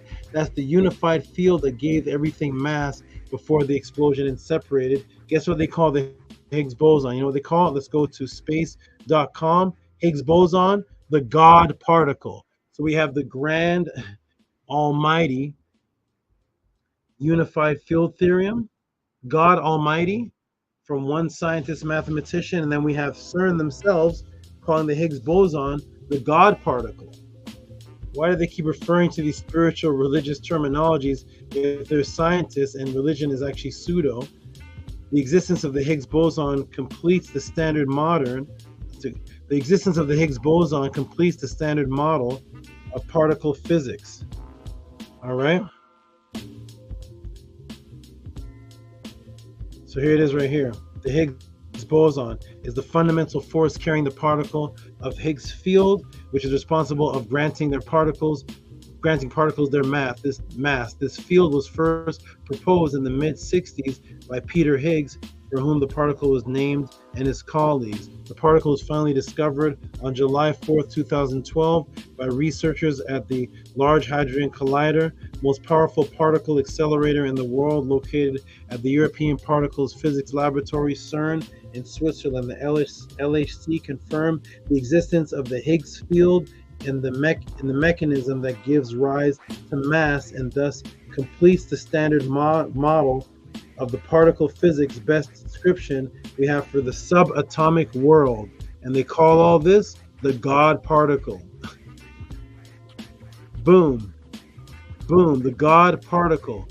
So why is it that head scientists, mathematicians, PhDs keep referring to this unification with religious or spiritual reference? Because again, they all study Ma'at and Kemet and Tehuti, which I will show you more on shortly. And the real question is, why don't you know about these things? Well, outside of the obvious that the Matrix clouds your mind with many distractions, R&B music, trap music, movies, reality shows, sports, games, sugar-filled diets, religions, sexual distortions, there is another psyops, and that is to make certain information outside of the average person's financial reach. Remember, this all started with what was called Gagut. Well, the first volume of the Gagut research journal is readily available to all brothers and sisters to truly delve into the awesome breakthrough of the atom and its subatomic workings and the connection to a unified field of consciousness that is intermeshed within it. So everybody, the Gagut journal is available to everybody. It literally is available, but why do most people don't have it? Why do most people don't have it? Well, let me tell you why most people don't have it. And even if you wanted it, here it is, everybody. Boom. Gagut Unified Radical Mathematics Research Journal. Just the first volume. It's just volume 1. How many copies do you want? Well, here it is. $1,000 for the journal. Volume 1. Volume 1 of the journal of the Gagut Unified and Radical Mathematics Research Journal. Volume 1. Number 1. 900. Let me blow this up, everybody. How many of these you want, Kemet? Robert Williams, you're gonna order about 5 of these. Here it is. Gagut Unified. So not only do they keep this information away from you, but once you find out about it, the price range to get some of this information is way beyond physical regular means for a regular person. So here it is. It's at Amazon. All this time, Gagut, the God Almighty Grand Unified Theorem Journal, it's been at Amazon. But in order for you to get it, it is $1,000. Study done at Cambridge University. Gagut. Boom. So boom, 1,000. How many copies would you like, ma'am? Okay. So where does the wonderful discovery of Gagut in modern times really come from? Let me introduce you to the Nigerian professor Gabriel Oyibo. Gabriel Oyibo. Here's where Gagut comes from, everybody. Did you know it was a brother? Do you know that anybody heard of that? You don't learn about this brother in Black History Month? No? You don't learn about Gabriel Oyibo in Black History Month, the co-founder of the whole Gagut God Almighty Grand Unified Theorem, mathematician. You didn't hear about him and Martin Luther King, no? Okay, so let me tell you about him. Welcome to Black History Month. Gagut, Theorem for Everyone. Gabriel was born 1952, Ide Kogi State, Nigeria in 1975. Mr. Ayobo attended Ahmadu Bello University, and we build this up for everybody to see. University based in Nigeria. Gabriel Oyibo received PhD in aerodynamics at the Rensselaer Polytechnic Institute in 1981. A professor of mathematical science at the OFA PPIT Institute of Technology. Professor Gabriel A. Ayobo also has served at Bridgeport University in Connecticut. Gabriel Ayobo not only has a PhD in aerodynamics, but of course he also has a PhD in mathematics. Mr. Ayobo worked with NASA AFOSR funded research for 4 years at the Rensselaer Polytechnic Institute in Troy, New York, which is the same institute where he received his PhD in aerodynamics and mathematics. While working with NASA, Gabriel Ayobo made contributions to aircraft architecture, aerodynamic, aeroelasticity, mathematics, and taught courses. The Royal Highest of the Kingdom of Agala awarded Gabriel Odo Ayobo with knighthood. Woo! Okay. Nigeria is celebrating her golden jubilee of independence this year. Let me swing down. This year, and is therefore necessary to revisit the work of the Nigerian-born professor of mathematics of the OFF PPIT Institute of Technology, New York, Dr. Gabriel Odo Ayibo, who is one of her most celebrated scientists in recent times. Professor Ayobo was born in Nigeria in 1950, studied mathematical engineering at the Ahmadu Bello University in Zaria, Nigeria, before proceeding to the Technical Institute, and he gives the rest of his credentials. We're going to skip down to before proceeding aerodynamics in 1981, who came into limelight in 1999. At the time, Press New York announced that he had written an article entitled Generalized Mathematics Proof of Einstein's Theory, using a new group of theory, which he later advanced into the God Almighty Grand Unification Theory, Gagut, in 2 books. The only few scientists in Nigeria were his visits to Nigeria in November 2004. That exposed him, but not only his work to Nigeria, but for his well publicized to the admiration of us in the scientific community, and therefore gladly hopped and needed the revolution in science, helped the needed revolution of science technology. It was about to commence, especially as the media went AGOG elevated him to legendary status, while from ASO Rock to his hometown, he was warmly received. This includes the recognition by the Nigerian federal government as a mathematical genius, which was inscribed on the Nigerian postage stamp. They put him on a stamp that was issued in 2005, and his recognition by the Nigerian Senate through the Senate Motion NO 151, page 320, presented the Federal Public of Nigeria Order paper on Tuesday, 15th March 2005. He was also knighted by the Atta of Agala Kingdom as the Omokidojo, translates into English as Genius from Within, in 2004 during the visit after the state governor then had early led delegations to visit him in New York. All right, so anybody who wants to debate this, debate him first. We'll debate him. Those are a lot of credentials and accolades. And remember, he is going back to 1984, 1999, and it's 2003. And everyone here in this pod class knows more about the Avengers, the Will Smith slap. You know more about Santa Claus and Jesus than this great professor who is solving the consciousness and mathematical code behind creation. If that's not a psyops, I don't know what is. So what is this professor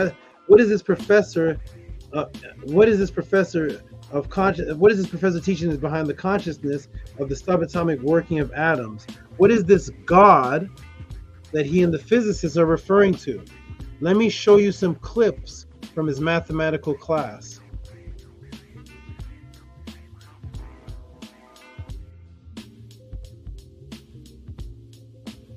Okay, so here's some clips from his mathematical class. Look what it says here, everybody. Look at this. You see what's on the board there? Can you all see what's on the board? He's breaking on the Big Bang. And look at it down here. What does it say? What's on the roaring waters of noon? Shabaka stone. Listen, everybody. Let me take it off. Listen. If you all don't think that these physicists, scientists, mathematicians are studying Ma'at, Kemet, the Medunetter, while these silly atheists are trying to get you away from that, the physicists are talking about the God particle. The physicists are talking about the mathematicians. The doctors are talking about Tehuti'S, their patron. The mathematician who got all these accolades is putting on the board Noon.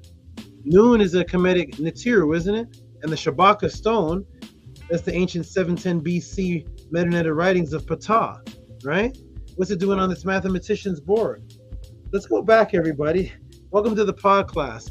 Everybody here is the only one not studying the Medunetter and Kemet. All your scientists that are governing the world, they're all studying it and making you all seem silly for studying it while they're making this world off of it. Let's go back to it, everybody. Welcome to the Tehuti'S pod class. I don't see anything about Abraham here. Here we go. Boom. Does that say Shabaka stone, the roaring waters of noon? Boom. What is that we're seeing on the board? Does that say the roaring waves of noon, the Shabaka stone? And yes, the God that they are studying and scientifically speaking of in code are the Nibiru. That's the God that they're talking about. That's the gods, the Nibiru. And this Nigerian professor is just bold enough to finally say it out loud, to say it outright. Let's take a look at that in closed captions. Let's take a look at his class in closed captions. What does it say? Roaring water waves of noon, and out of the waves shot out an atum. A-T-U-M. Do you all see that? Oh man, Tehuti pseudo. Tehuti pseudo, Tehuti, pseudo, Tehuti. Yeah. Roaring water waves of noon, and out of the water waves shot out an atum. Yeah, this is gonna have to be two parts for sure. Yes.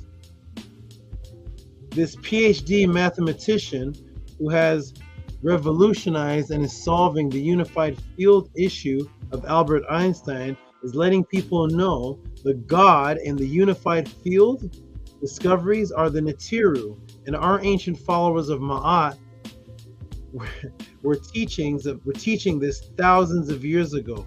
Yes, the theme of almost every Tehuti pod class is what has been secretly studied and taught in code by modern day scientists all along. Let me continue.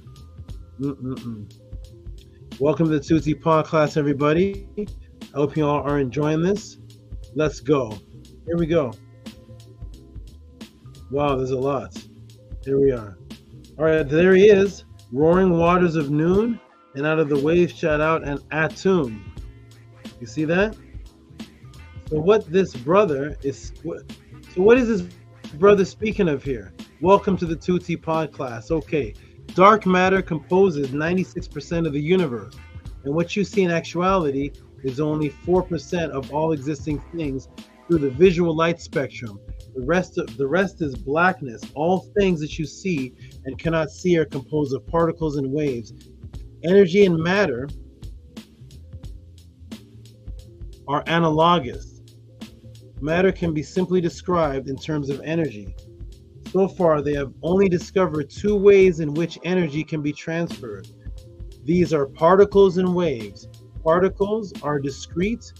Their energy is concentrated into what appears to be a finite space, which has definite boundaries, and its contents we consider to be homogeneous.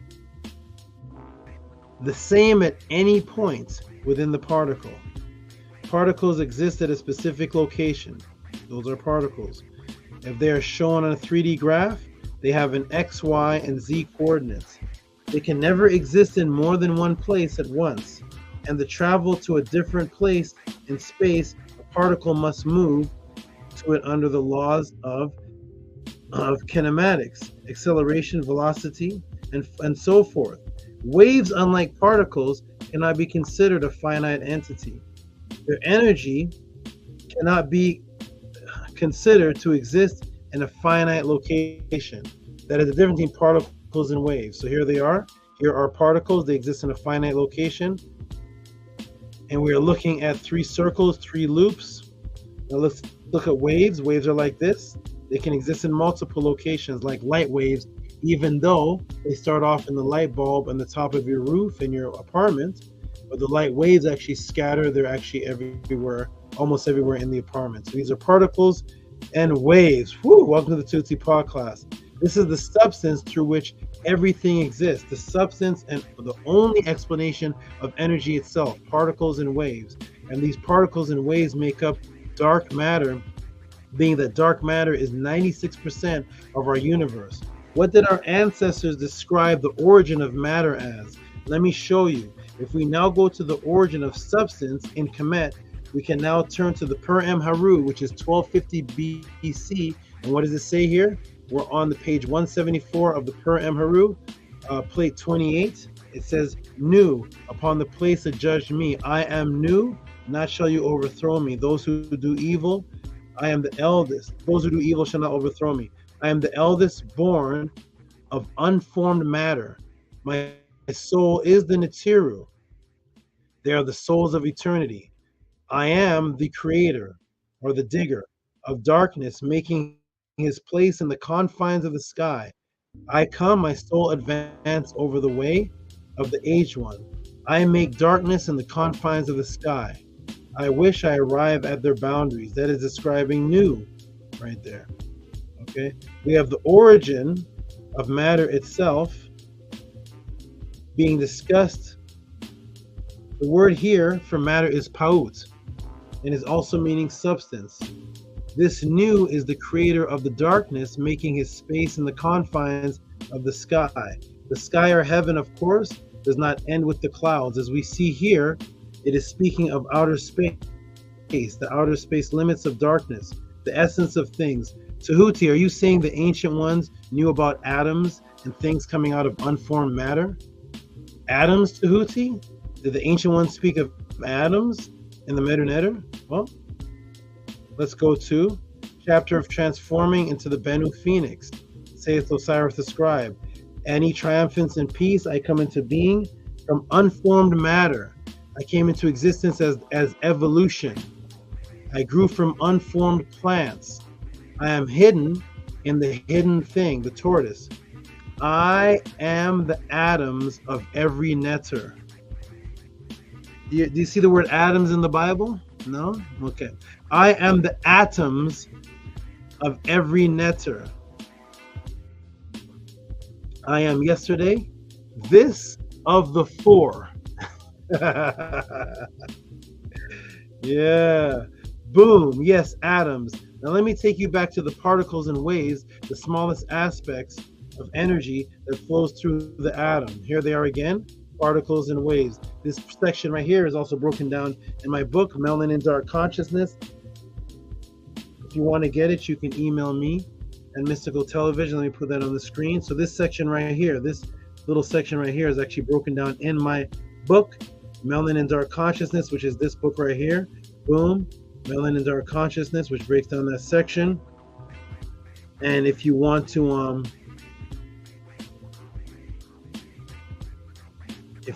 get that, then you can look at, you can actually just email me and request that. mysticaltelevision@gmail.com. Melanin and Dark Consciousness breaks down that section right there.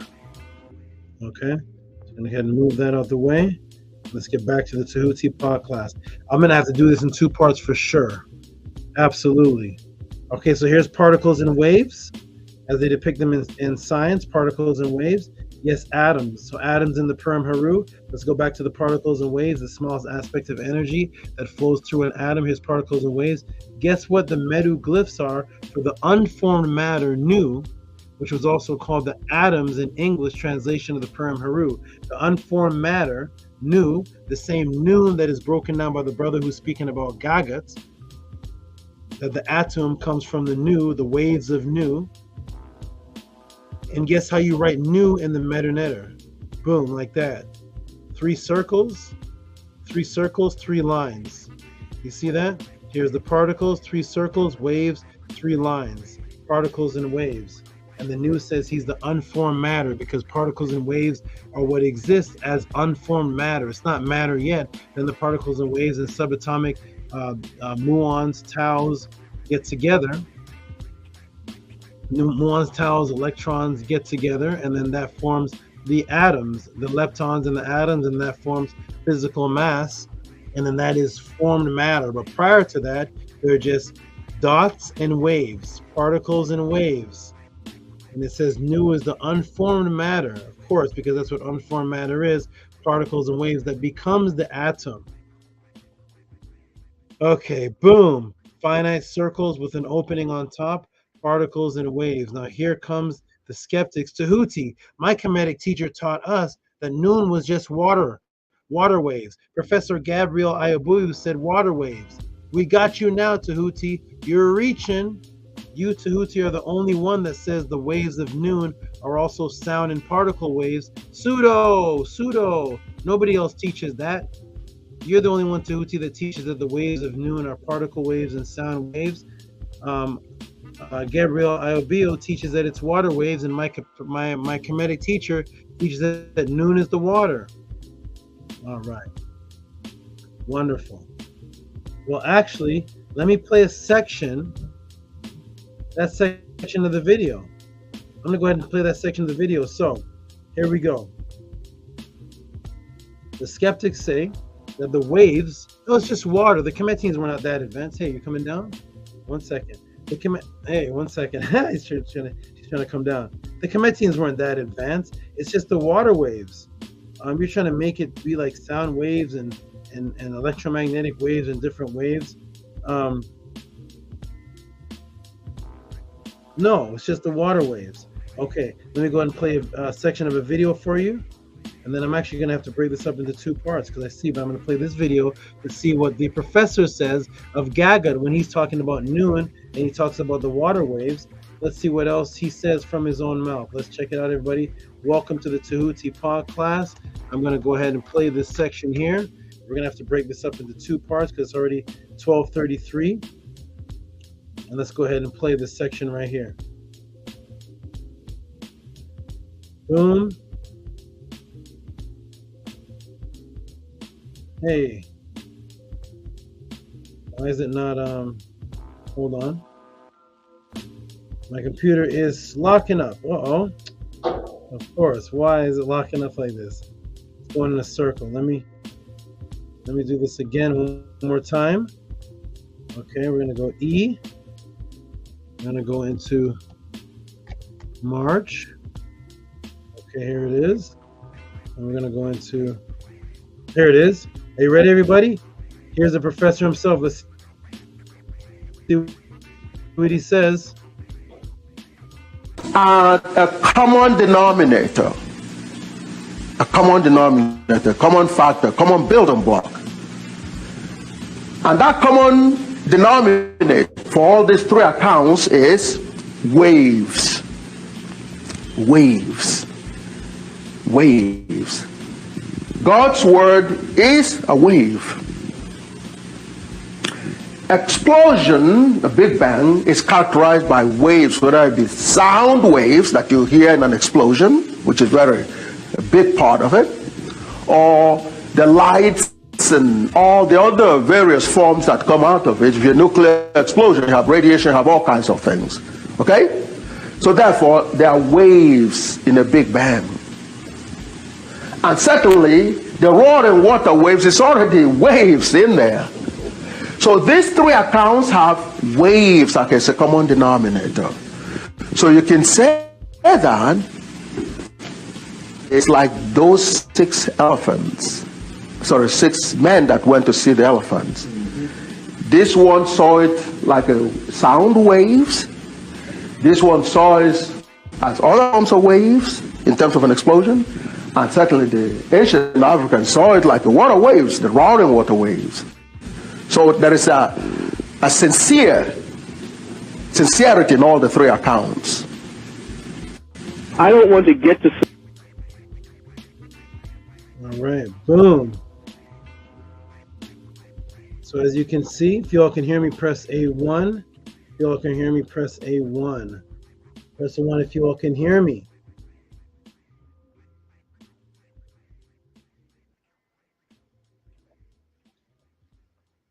Press a 1 if you all can hear me. So as you see, he just covered all the waves. He said there are just 3 different accounts of the waves. He said water waves, sound waves, all of the waves. And he says that is noon. And from noon comes out atum. This is your PhD saying this. This is your mathematician saying this. Work for NASA. Here he is. Go over to Africa, call him pseudo. Go to New York, call him pseudo. See how long you last in a debate with him. All right, we'll do a little bit more. I'm gonna have to do the part 2, but here we go. Welcome to the Tehuti Pod class. Here we are.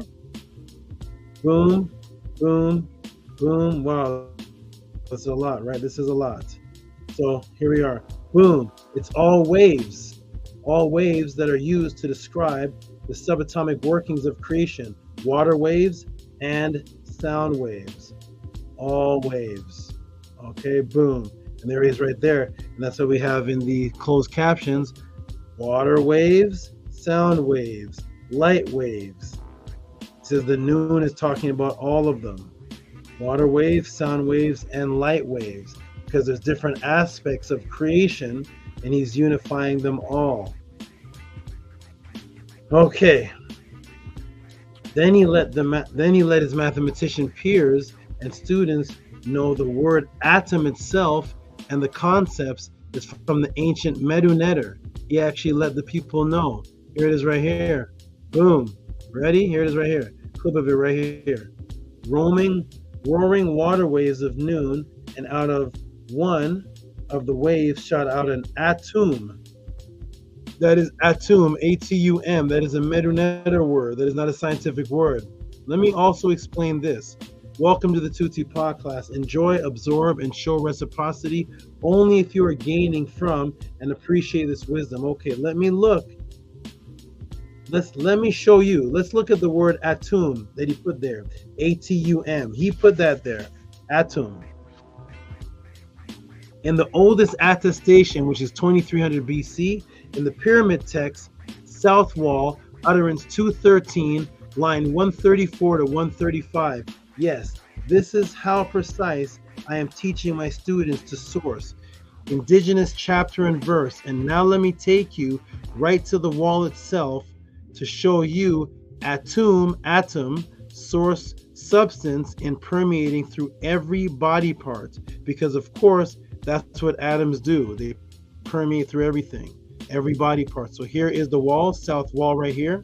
And where we are, so what they call sarcophagus chamber, south wall, west to east, right here. And there's a section in the Aku where it's located, where the yellow is highlighted right here, what they call sarcophagus chamber beside the antechamber.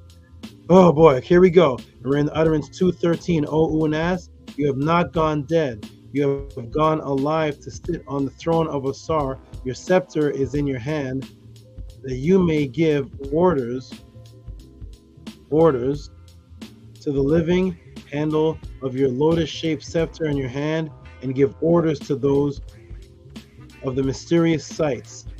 And what does it say here in 135? Your arm is that of Atum.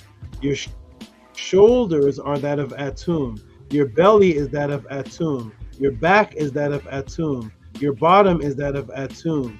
Your two arms, your two legs are that of Atum. Your face is that of Anpu. The sights of Heru serve you. Sights of Seth serve you. So they're letting you know that the atom is in every aspect that makes you an existing being. That's what was taught in what they call the pyramid text, that the atom makes up everything. Every body part, every aspect of you is atum. That's the word right there, atum, that the scientist over here, the mathematician is using over here when he says out of the waves come out and shoot out an atom. Because of course from particles and waves eventually create the foundation of what becomes an atom. And then the atoms are in every body part of everything in existence. Well, that's a Kemetic word, and the Meta word is here, and the people 2300 BC were already teaching this, because that's where these scientists are getting it from. Boom. Atom was completion, because atom/atom are everywhere and they make up everything, so thus they represent completion because they are everywhere. Boom. Welcome to the 2T Pod class. Let's keep going. I'm tired, but we're going to keep going, everybody, because this is what you all like to hear and this is what you all want and support me for. So here it is right here. Atom is from the word temi or tum, temi, which is complete. It's everything, every entire thing, because the atoms are what make up everything. Atoms are everywhere in everything, so it is a completion. It was invisible, like the seta, the tortoise, because you can't see atoms. It was the all that made up everything complete. Let me take you to the word atom, and we will use today and see what it means. So here's atom. What does atom mean in the etymological dictionary? A hypothetical, indivisible, extremely minute body, the building block of the universe, from Latin, especially indivisible, uncut. So it's uncut, it's indivisible, which is what? To complete, right here. You see? It is complete, it's indivisible, it's uncut, it's something that is the whole of something, that builds everything. That atom is from the word atum, because that atum concept was that which was complete, which was uncut, because it's everywhere and everything. And that came out of the waves of noon in the Medu story. So they made their atom. Boom, you can see where they got it from. But to see the matrix, they will tell you, oh, scientists call it indivisible, and they didn't know the atom could be divided into subatomic particles. But wait, when were subatomic particles discovered? Well, over here in the timelines of the discovery of subatomic particles in IPT, Over here, when were they discovered? Subatomic particles discovered in 1956. Clyde Cohen discovered the electron neutrino subatomic particle with no electrical charge. That's 1955 and 1955 and 1956. Subatomic particles were discovered. So, 1956. What year is it now? 2023. That's 67 years of science. Tell me, people, what is it called today? Oh, it's still called the atom? Almost 70 years after they prove that it's divisible. But yeah, they tell you in school that it's from the word atom, which means indivisible, because you can't divide it up into parts. Well, 67 to 70 years ago, they found that it could be divided into parts. And they proved that it was divisible. The scientists nowhere on Earth ever corrected that, right? Very funny. It's a tone that they will not change because the indivisible is from atum, T.O.M, which is a Kemetic vibration origin, which is complete. Skeptics, let me know when they change the name atom. So if they make a scientific discovery, they keep it as the same name. They're going to keep it as the word atom, right? And atom, they said means indivisible. Then they found out that it's divisible 70 years ago. And in 70 years, nobody in the world, in China, Europe, Greece, no scientists said, we can't keep calling this an atom anymore. Unless they know that it's not from the indivisible of it being separated, but it's from the indivisible, from the original word T.O.M, which means complete, the whole of something. That's the Kemetic metanetter, which they hold loyalty to. Boom, everybody, boom, which is within the atom to become subatomic. Remember, in Kemet, atom was all life. Atum also represented the sun when it made its complete and resurrected again, and thus the symbol of life. Let me show you one of the names of the subatomic particles. Here it is. Here's the name of one of the subatomic particles. This is actually one of what's called the triad of subatomic particles. It's called the tau. It's the elementary subatomic particle similar to an electron, but 3,477 times heavier. Okay, so it is called the tau. It's in the triad of the muon. Okay, so what else do we see this name? So we look up the subatomic particle, which is a quantum particle. When we look it up in its origins, what does it say? Ancient times, tau was used as a symbol for life or resurrection, whereas the 8th letter of the Greek alphabet, theta, was considered the symbol of death. You see this? The symbolism of the cross connected not only to the letter chi, but also to tau, the equivalent of the last letter in the Phoenician, Old Hebrew alphabets, which was the original cruciform in shape, see cross of tau. So this thing that they're calling a subatomic particle is named after an ancient symbol for life and resurrection in so-called mythology, and it's called the cross of the tau. It's a symbol of life, resurrection. It's the opposite of death. The theta was the death symbol, and it was the life symbol, called the cross. This is what they're naming a subatomic particle. Why? Why?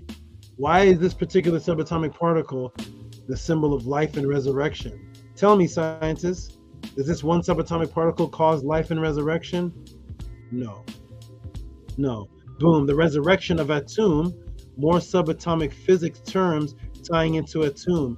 And guess what pops up in etymology? Because remember, Atum represents the sun when it's in its hidden state and then it resurrects. Also, it's the darkness when its sun makes its completion and then it resurrects again and continues the Keparah. So it's the life resurrection ancient symbol of Kemet, called the Atum, also tied into the Tau. So when you look up Tau in the etymological dictionary, guess what you see? Let's look up Tau, everybody. Here it is. Here it is. We're going to look up Tau. So we looked up the symbolism right here. Now let's look up Tau in the etymological dictionary because this is a subatomic particle, right? So science should come up. Here it is, the 19th Greek letter. Okay, good, good. Tau. All right, good, good, good. Literally sign, mark. Okay, good. Let's keep scrolling down. There should be more information. Ankh? Huh? What's Ankh doing here under Tau? Wait a minute. Ankh? Isn't that Medu Neter? What's Ankh doing here under Tau? The Tau cross with an oval loop at the top, Egyptian symbol of life, the Egyptian Ankh, life, soul, crux, and Sata. What? The Tau symbol was the Ankh? Because the Ankh is older than the Tau. The Ankh goes all the way back to the pyramid text and even before, in the same 2300 BC. The Tau only goes back to Greek lettering. There's no Greek before 1000 BC.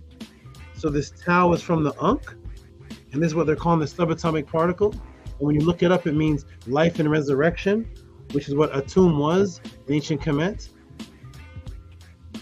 The completion of the sun and the resurrection, making a complete circle. One of the reasons why a T.O.M means completion, also symbolized by the Ankh, which developed the Greek cross when they took it and stole it and made the Tau, life and resurrection. And now that's what they call the subatomic particle. Wait, the grand almighty, God Almighty, grand theory of everything, the God particle, Tau, the Ankh. What are all these spiritual symbolisms doing in science? I thought scientists were atheists. Scientists are now studiers of Medu Neter, it seems. Interesting. Boom. Subatomic particle, Tau, which forms atoms, is a part of a trinity, by the way. The Tau is a part of a trinity, right? The electron, neutrino, which I broke down earlier, right? The three electrical neutral leptons are the neutrinos associated with each charged lepton of the three distinct kinds of neutrons: electric neutrino, the muon neutrino, and the tuon neutrino, named after the Kemetic Ankh. There it is. There's a Kemetic Ankh, which was the original Tau. I mean, I could stop right here with this class. Do you all want more? Do you want me to go into the helium correlation, or should I stop here? Let me check the support. Let me see. I just stop here actually and do part 2. This is too much, everybody. This is too much. Let me go ahead and check the room and see what everybody's doing here. Let me go ahead and stop the screen. Wow, everybody. And you've never heard of Gagut before. Well, now you're hearing it Tehuti pod class style. Let me check the room, everybody. It is almost 1 o'clock in the morning. Let me see how much is left of this, because it looks like I may have to do a part 2. If you all want me to continue, because I can stop right there. I already answered the actual question and showed the scientists taking it straight from Medu Neter, from the noon and the waves, and they even put Atum and the Shabaka stone, and the Tau was originally the Ankh, and the Higgs boson, which unifies everything, completes it. Atum is called the God particle, and they're discovering the unified field theory. I mean, they already put together weak nuclear force, and I should stop right here. Let me go ahead and check the support, everybody. Let me go ahead and put the link in the room for the brothers to step in, because I don't know. I don't know. Let me go ahead and see how much of the answer is left. Let me go ahead and shrink this down and see how much is left, because this is a... Oh, wow. Yeah. Yeah, we're going to have to do a part 2. Ladies and gentlemen. I've already answered the question, so I can actually stop right there.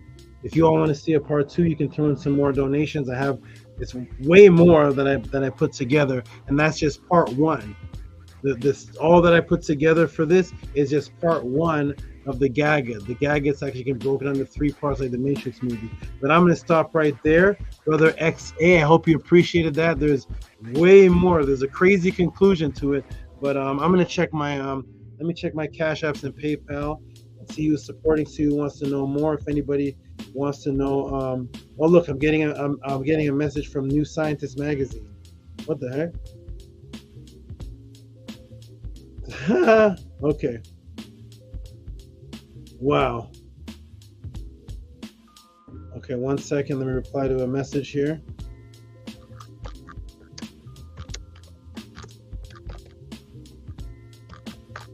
Okay, let me send that message. Okay. All right, everybody. We're going to stop that right there. If you guys want to see part 2 or more, you can send in some more donations. But I've more than over answered the question on what exactly Gagut is.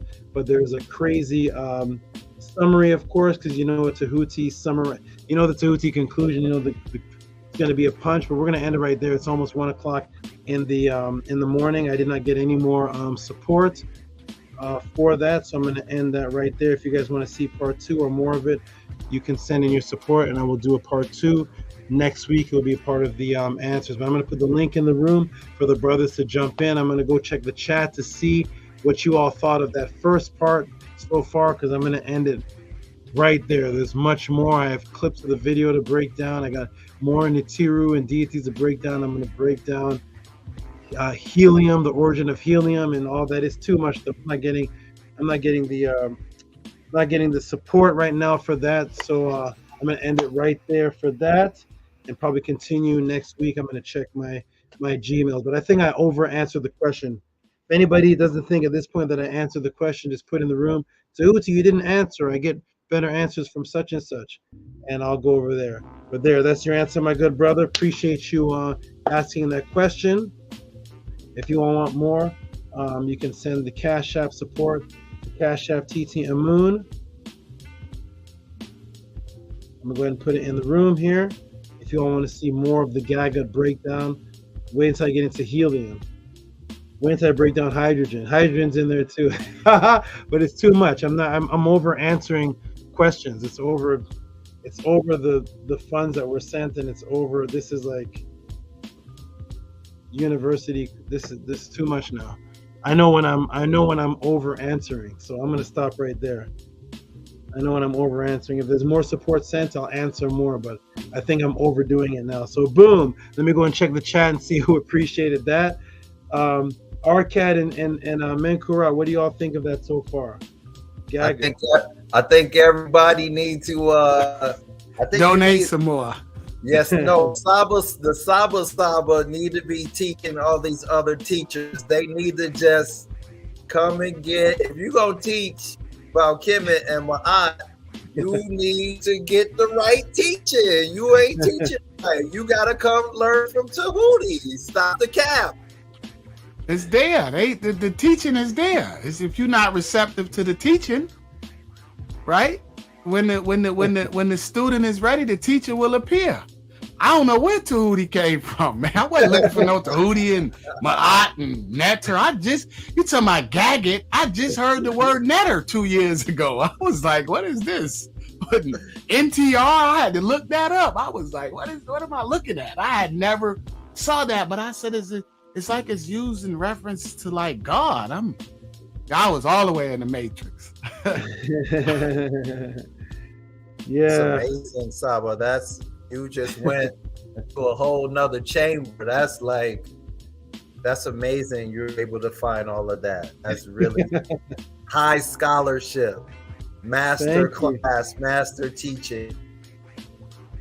Thank you, my brother. And the real question that should make you ponder is, when did I find all of that? When was the question? Yeah, because you get answers for the future. So you probably had that 10, 15 years ago. Scribe do that too. Scribe it. Scribe. Hey, listen. Look, y'all got me on there on Sunday. It be Scribe and a Hati. Man, Scribe got stuff in the box. A Hati been teaching for years. Scribe got teachers for the future. Scribe said that. He said, we just need to have stuff lined up. I'm looking around like, how? Like, what? How? I go, okay. I mean, I hear you. I'm not going to doubt it. I'm just like, okay, that's a plan. Yeah. 1990. What do you say, 1990? What do you say? Yeah, I'm saying it's probably from the 90s. You be like, yeah, from 20 years ago, Saba. I got a rhyme and a song and a verse that I've never let anybody hear in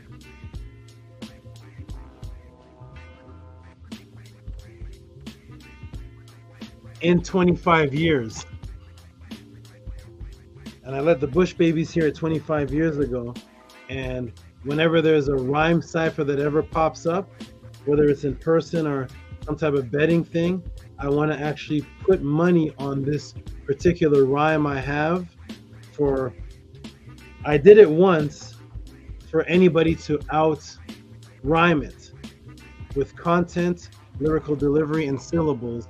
And I've been sitting on it for 25 years. And I want to know if there's any new MCs that have come out in the last 25 years that can out rhyme. And it's just sitting there. Bush Babies heard it.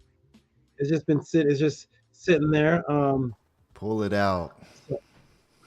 I do things from years ago and just sit on them and wait for the right time. And then when I do it, you're gonna say, Tehuti, you haven't rapped in 25 years. You're from the old school. And then when I do it, I want anybody to lyrically beat it. And I want to put money on it. I want everybody to step their game up because I haven't heard a lyricist that's impressed me in about that amount of time. Maybe Graf and Earl Sweatshirt or something, but that's about it. But as far as lyrical syllables. But yeah, I sit on stuff from 20 years ago. I put stuff together, and then the beautiful thing is that by the time you ask me, I have articles from recent of things I put together 5 to 15 years ago. But the articles I'm showing you, if you look at some of the dates, like 2021, but it matches what I already had saved from 10 years ago, 15 years ago. That's how I teach. All right, here we go. All right, everybody, we're gonna get into. I'm gonna check my Cash App. I'm gonna go ahead and do the shout out to the latest of the donators. Somebody said Battle Rasul.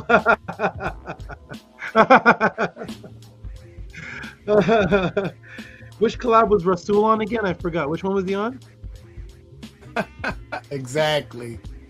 Exactly. Okay. Let me go ahead and do the shout outs here for the donators who are supporting the Tehuti's Pod class. And we have Arcad Infinite.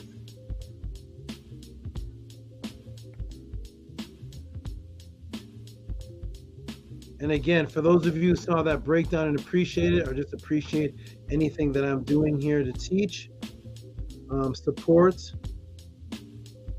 the Tehuti's Pod class. It should be running at the bottom.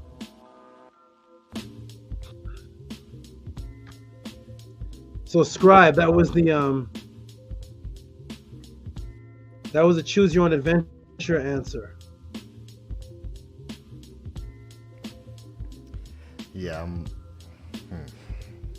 yeah, we definitely when we get to part 2,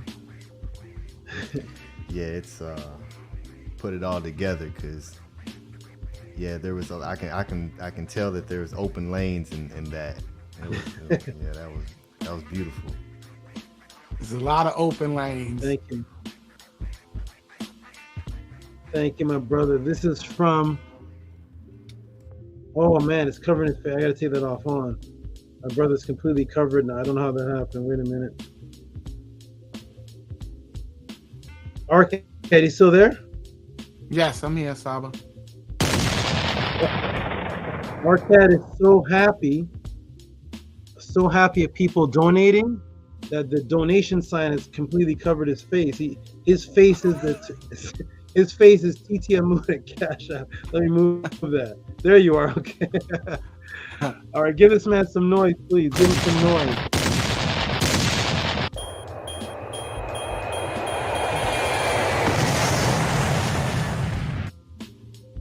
Excellent, my brother.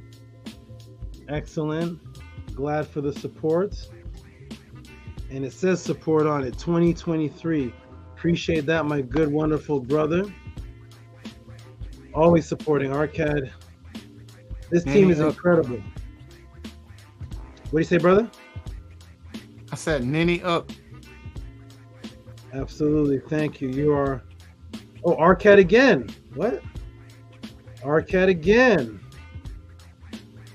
He's back to back. He's back to his original one. Is that on the screen? Yeah. Old school. This is how it all started. 777. Support with the Metanetter. 24. Arcade. Support 2. Wonderful, my brother. Wonderful, wonderful. Thank you for that. We did Malika. We got Sarah Jean again.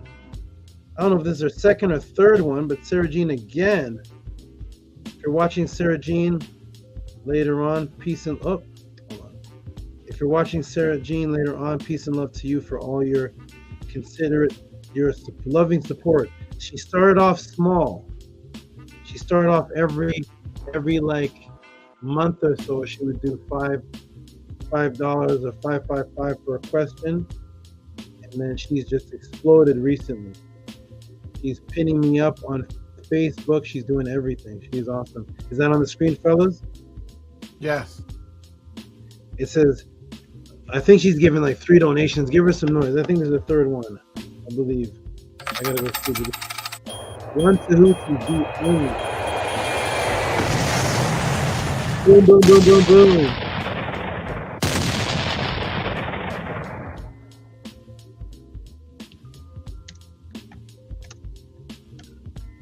Yeah, I think this is her second or third donation of the night.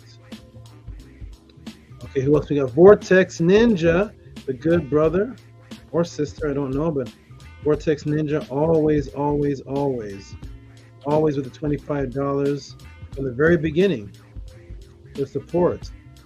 Thank you, Vortex Ninja. Give him some noise, gentlemen.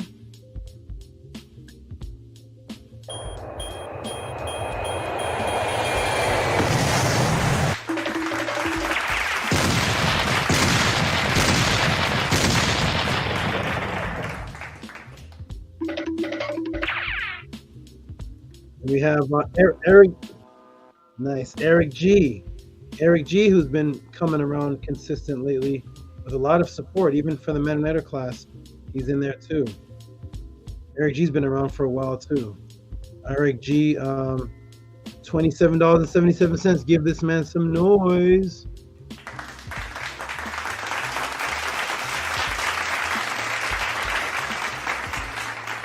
Give him some noise. Thank you.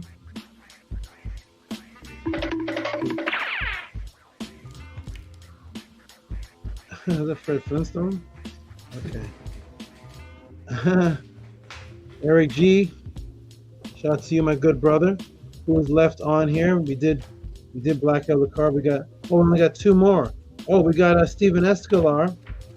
Thank you, Stephen Escalar, for support. Oh, and Stephen, yeah, contact me tomorrow and remind me, and I'll send you some information on that question that you asked. Sometimes I'll tell everybody too, I really appreciate also when you all give big donations and put and mix certain things together, but sometimes when you do that, it slips me what each thing is for. So sometimes people give a big donation, they say, hey, take some for the take this for Mennonite class, I want a book here, and take this for the donation. And in my mind, I have too much to deal with. When it's separate and I see it, Mennonite class, this one's for question, this is a question, then I can, it's easier for me to recall. So Stephen, go ahead and hit me up tomorrow. What's on the screen right now, gentlemen? Eric G. Okay, there's Stephen Escalar. Stephen Escalar.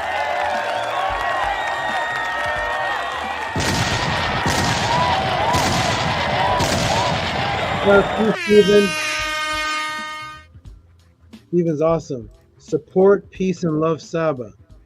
Stephen is you know what's happening, everybody, with the pod class is as time is going on and people stick around more, they're becoming more connected and attached. The donations are getting bigger with every single person. Everybody, well, almost everybody. The donations are getting bigger, and the connection and change of life is becoming more obvious.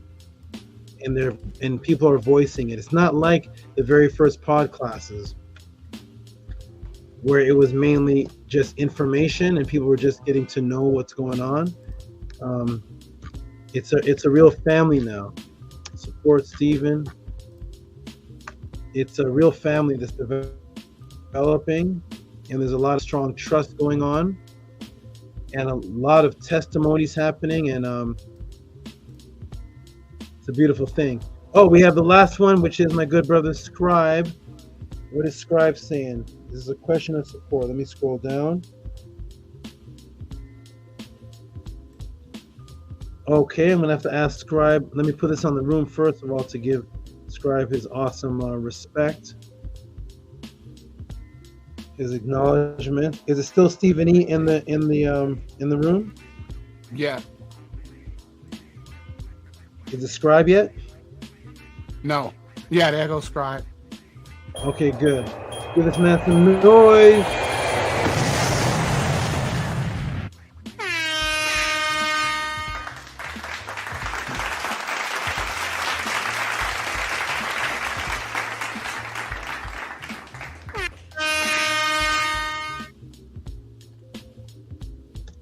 From March 31st, right?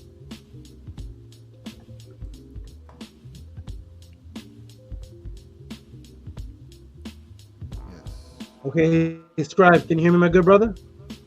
Yes, sir. I can hear you. Okay, this says for women becoming an Asar in the afterlife is.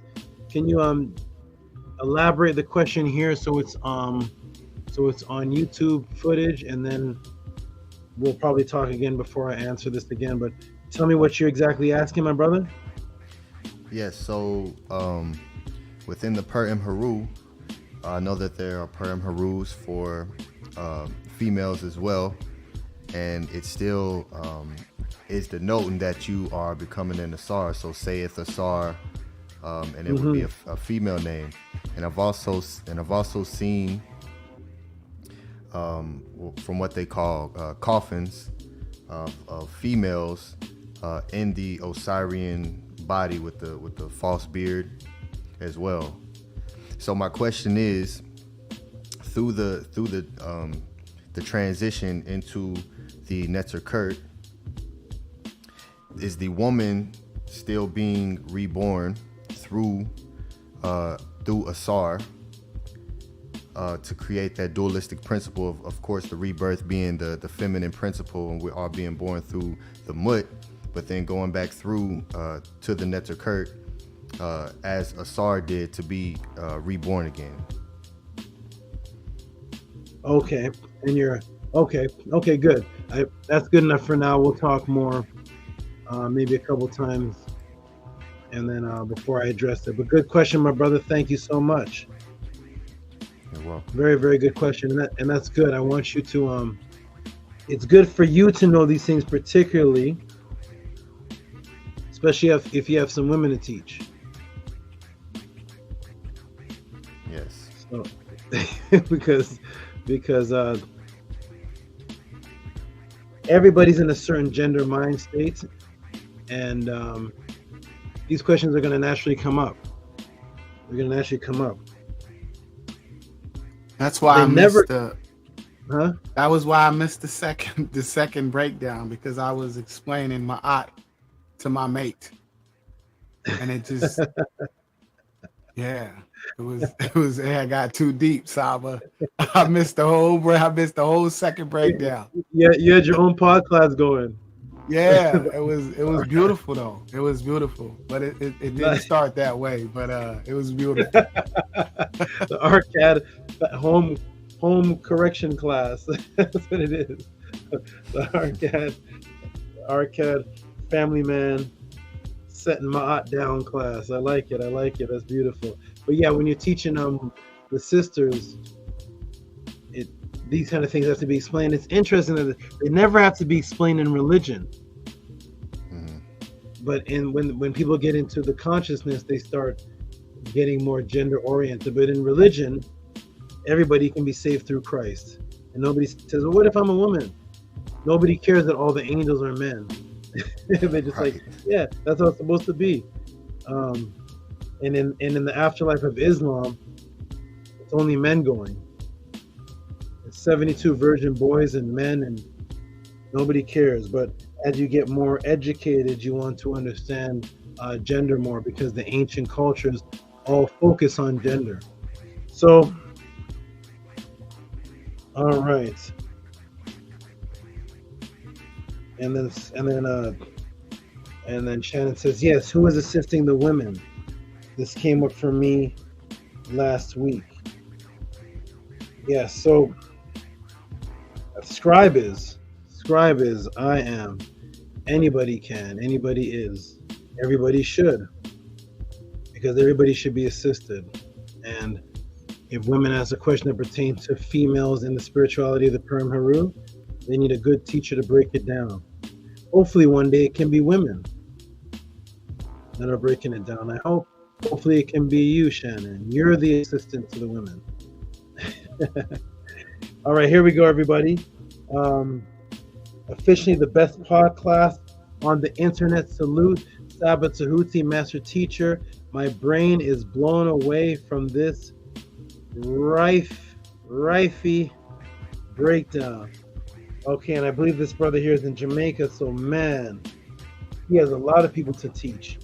And most of them in Jamaica are nowhere on any level of what we're talking about right here. They're on baby Rasta Bible levels. And that's good because those are my favorite people to teach. Somebody who's on a Bible level that I can take fresh without the poison. I don't like teaching people that are already into so-called consciousness because their mind is already diluted. I'll teach them if they listen, but their mind has already been diluted with perceptions of, I'm getting a download of the cup of Pisces and it's entering my chakras and my third eye is entering the cusp of the Leo. That kind of stuff is already poisoned, and I got to bring them in.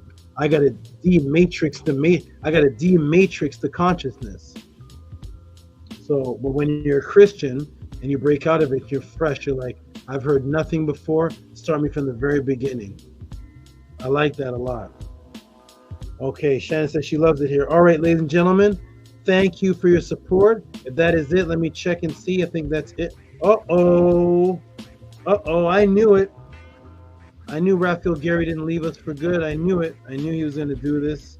I knew he was going to come back and do his Raphael Gary thing, which is right when I say I'm going to close, right when the closing happens and I read the last donations, he just drops the cash apps then. That's when Raphael Gary drops his cash apps. That's why I always got to go back and refresh my page. So let's go, everybody. Here we go. We're not done. Somebody else, too. Who's this? Rigo and Raphael Gary. Oh, boy. I love it, Rigo. I love you guys. You guys always do this, right? And Rigo and Raphael Gary do this a lot, which is awesome because it's like suspense. I never know if Rigo is going to donate that particular podcast. But there's always a chance that he can, even if it's 5 minutes to closing. Same with Raphael Gary. Thank you, brothers. Thank you so much. Give this man some noise, please. Rigo, for just thank you.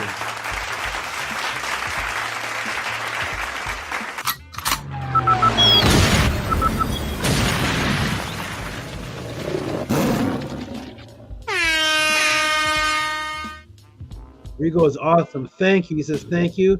Tua, Nini Ook, and I say thank you, my good brother. Thank you, my good brother. One day when Rigo comes to visit me, if Rigo ever comes to visit, I may just sit down with him and watch all three Matrix with him. Break down the spend 3 hours just breaking down the Matrix. Never got the other ones. There was some other ones I was going to give him too. But more things happened, but there was way more Matrix breaks down. That was just the first 15 minutes of the movie. I still have the rest of that movie and Matrix 1, 2, and 3 to break down. But thank you, Rigo, for the Matrix question, and thank you for this donation here. You are awesome. Let me go ahead and see you. 29 supports Rigo. Rigo is awesome. Thank you so much, my good brother. I don't even know if he's still up. Raphael Gary is like, I'm not gone. I'm not gone for good. I'm still here. Here I am. And Raphael Gary with the awesome questions. I saw Raphael Gary's questions has started some of the best podcasts ever. Info on the secret door discovered in the Great Pyramid. Oh man.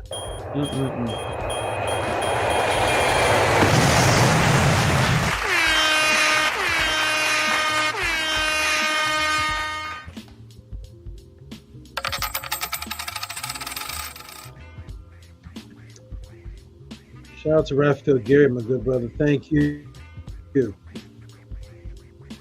Raphael Gary actually invited me to do a collaboration line with him, but his studio was like 5 cities away from me.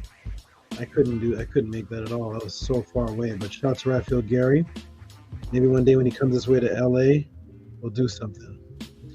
Oh, another one from Raphael Gary. Oh, Raphael Gary back to back. Info on the mothership NASA has seen recently. Wow. Give this man some noise. Oh my God.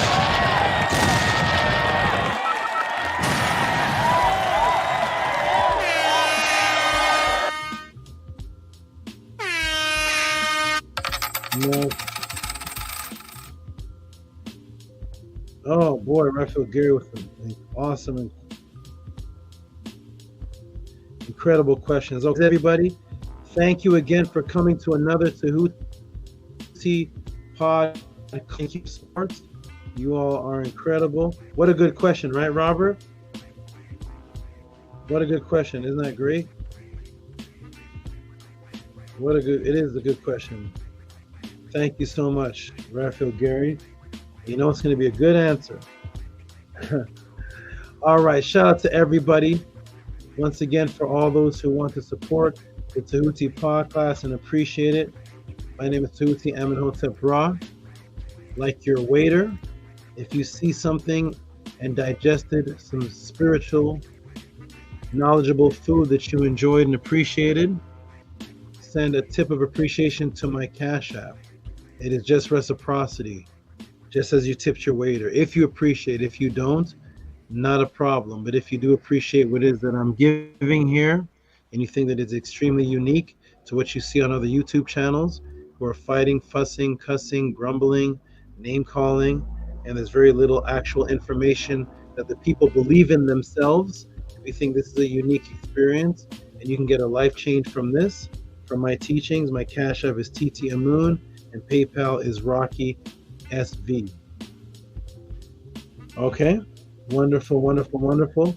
Anybody who wants to get the MetaNetter class, the MetaNetter Monday class, that means that every Monday at 1 o'clock, we have a personal class with me that you give a donation for, and all these brothers are in it, and they've rarely ever missed one.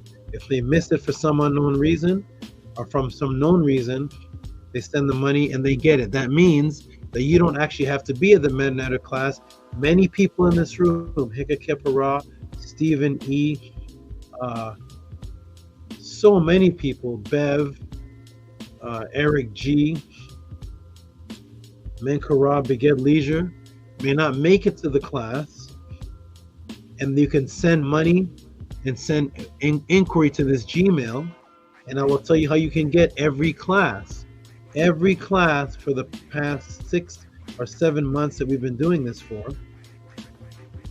almost every single one of them are available, and they are 2 hours each or more of pure power, and it's more personal than the pod class. That means once you pay your donation and come into the class, you can actually ask me questions verbally, and I answer them right there. You don't have to send in another Cash App, even though Menkura does.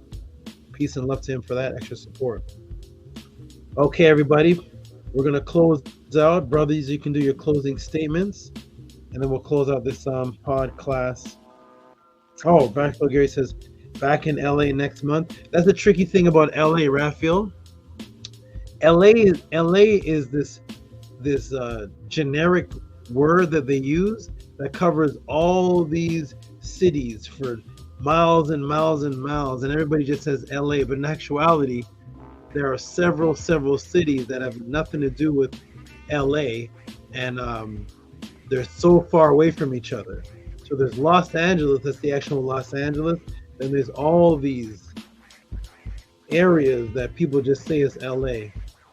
So let me know what part of, if you're actually coming to actually LA, and we can definitely connect and do something music-wise if you like. Okay, brothers, do your closing. We're gonna close out. I got some reptile biz to take care of tomorrow. I gotta save some reptiles. Go ahead, Scribo.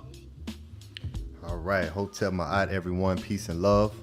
Shout out to all the great supporters who support SABA Tehuti, and the Tehuti podcast and the teachings of Ma'at. I definitely want to give a special shout out to everyone who came out to the Discord community meeting that we have. That was very, very good. It was very successful. We got to see I'm some still new listening. faces. I'm gonna take my camera off. I'm still listening. Keep going. If you take a turn, I'll be back. Okay, yes, we got to see some new faces, hear some new voices from those of you who are in the pod class. So shout out to all you, the good brothers and sisters who came out and supported and lended your thought process and your energy towards what we're doing, what we're building here at the Teachings of Ma'at. So definitely give a special shout out to you. Yes, get the Medu class. You know, we are consistently promoting that. You know, we usually give me and Minku, we usually give a small detail of what happens in the Medu class in the Discord, to give you guys an idea of what really happens there. And even still, being there and being able to absorb this information, in which of how he breaks it down even more personal, is absolutely beautiful. So definitely get that class, and make sure you join us this Sunday. The great brother Arcad will be presenting this Sunday at the Teachings of Ma'at YouTube channel at 5 p.m. Pacific time. So make sure you're subscribed to us and you have the notification bell and be there live with us. We look forward to seeing you all and hearing more from you. So have a good weekend, everyone. Peace and love. Sending love and light to everyone. And yes, Hotep, peace. Hotep, peace and love, Hotep, to the chat. That was a beautiful, beautiful teaching. As always, I have to go back and run it back. Shout out to you, Scribe and Minku. I love that background. Hail to you. Hail to Ahati Ma'at. Hail to everyone in the chat that's a constant supporter and that understand what's really going on here every week, week after week. I just want to send love and light to everyone. Peace and love to everyone in the chat. And yes, teachingsofma'at.org. Come check us out. Come join us. teachingsofma'at.org. Every Sunday, 5 p.m. Pacific, as the brother said. And then, you are really doing yourself a disservice if you don't get the Monday Metal Netta class. I missed the week before. I was out of town. I did get it, and I haven't had a chance to watch it yet because I don't take it light. So if I can't digest it properly, I'm not going to even sit down to consume it. I just finished his breakdown on Africa, which was 2 weeks ago.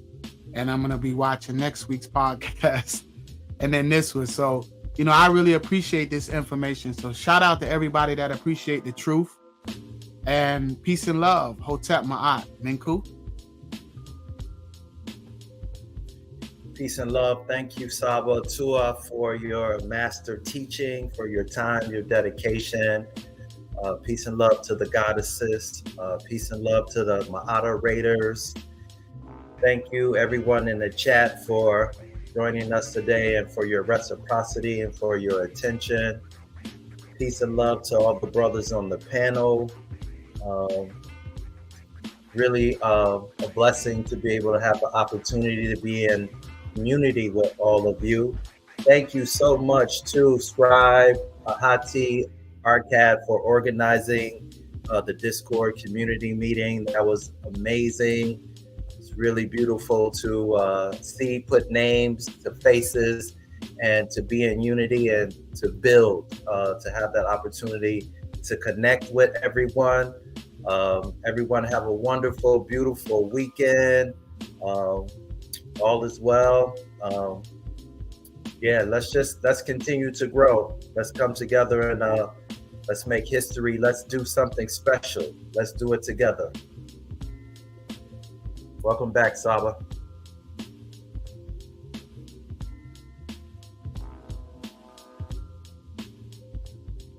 You're on mute, Saba. Saba, you on mute, brother. You're on mute. Okay, thank you guys. Great closing. Thank you, brothers. Thank you, Scribe, for doing the promotion, letting people know what's happening, and the seriousness of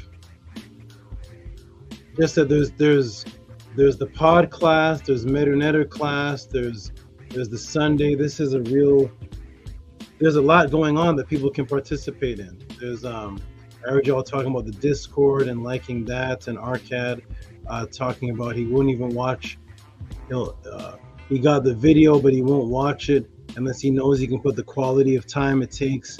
That's how serious people are taking this. Like, he's not just gonna watch it playing in the background while he's like mowing the lawn. He's gonna watch it when he has time. He just watched the Africa one.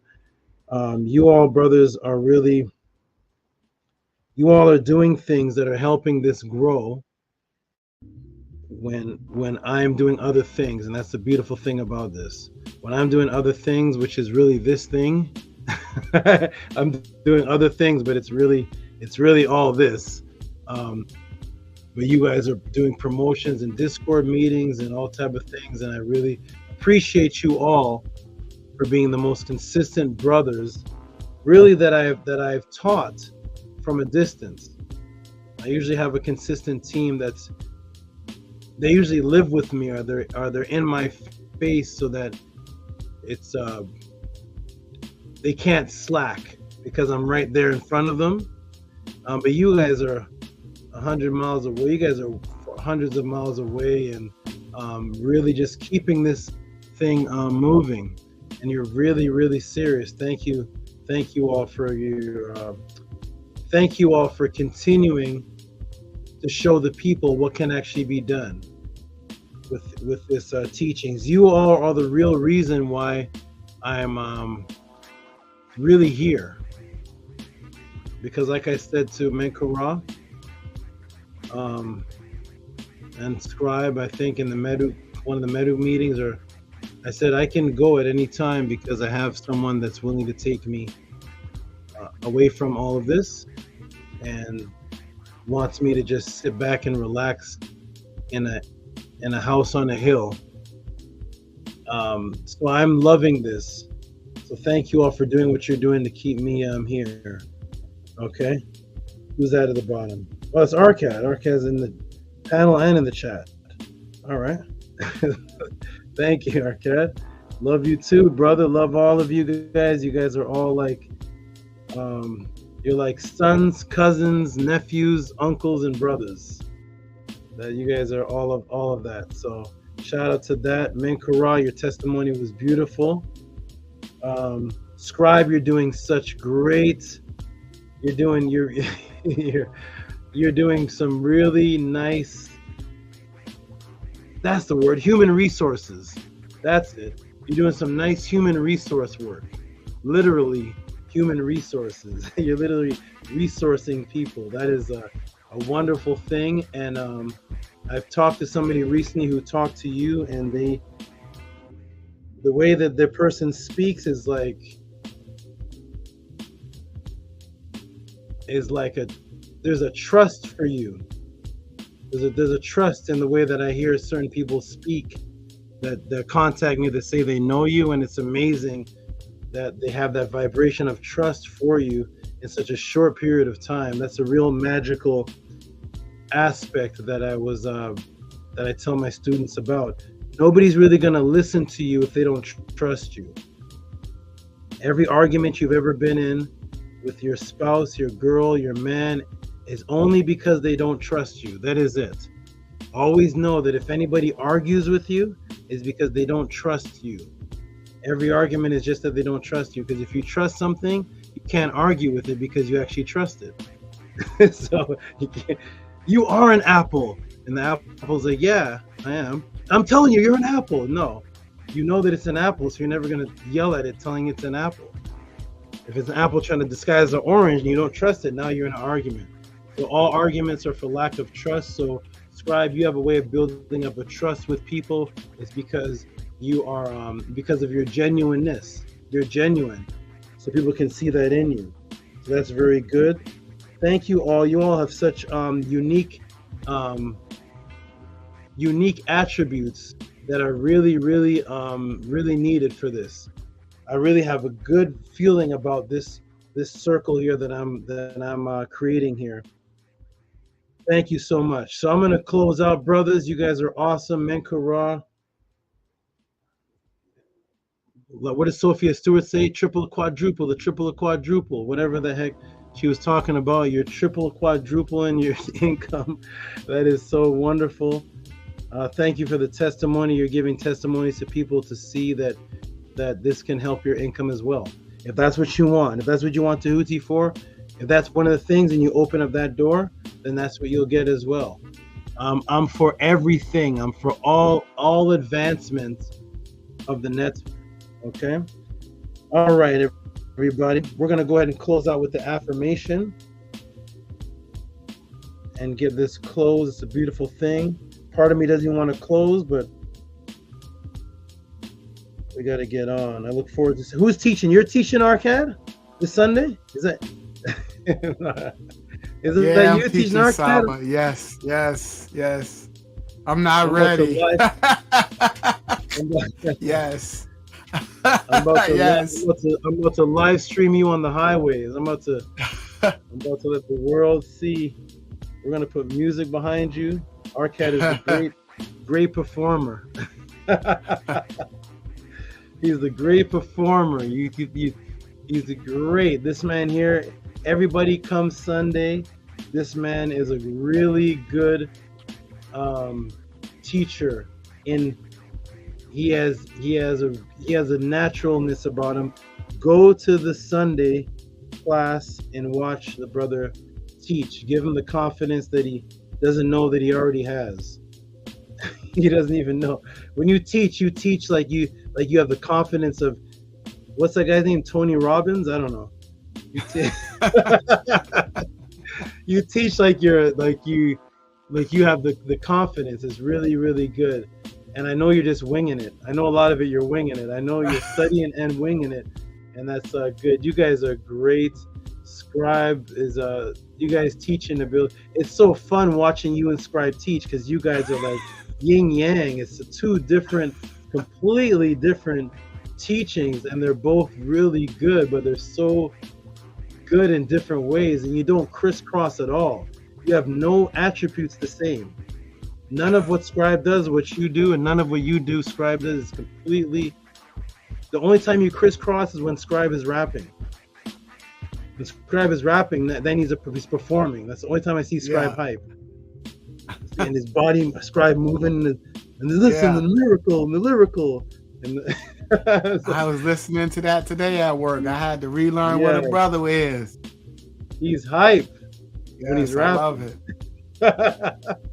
When he's rapping, he turns into the guy in the poster, the image he has with the tattoos on his face, and he looks like he turns into that guy when he's rapping. That's a different ego. People see me in the corner, they don't even know I'm here to perform, and then when I hit the stage, where'd he come from? Exactly. That's me. Exactly. You guys are awesome. Okay, guys, we're gonna do the affirmation, then I'm gonna close out. I have to get some sleep. Okay, let me turn the music down a little bit and do this affirmation. What a great class this was. Let's close it up.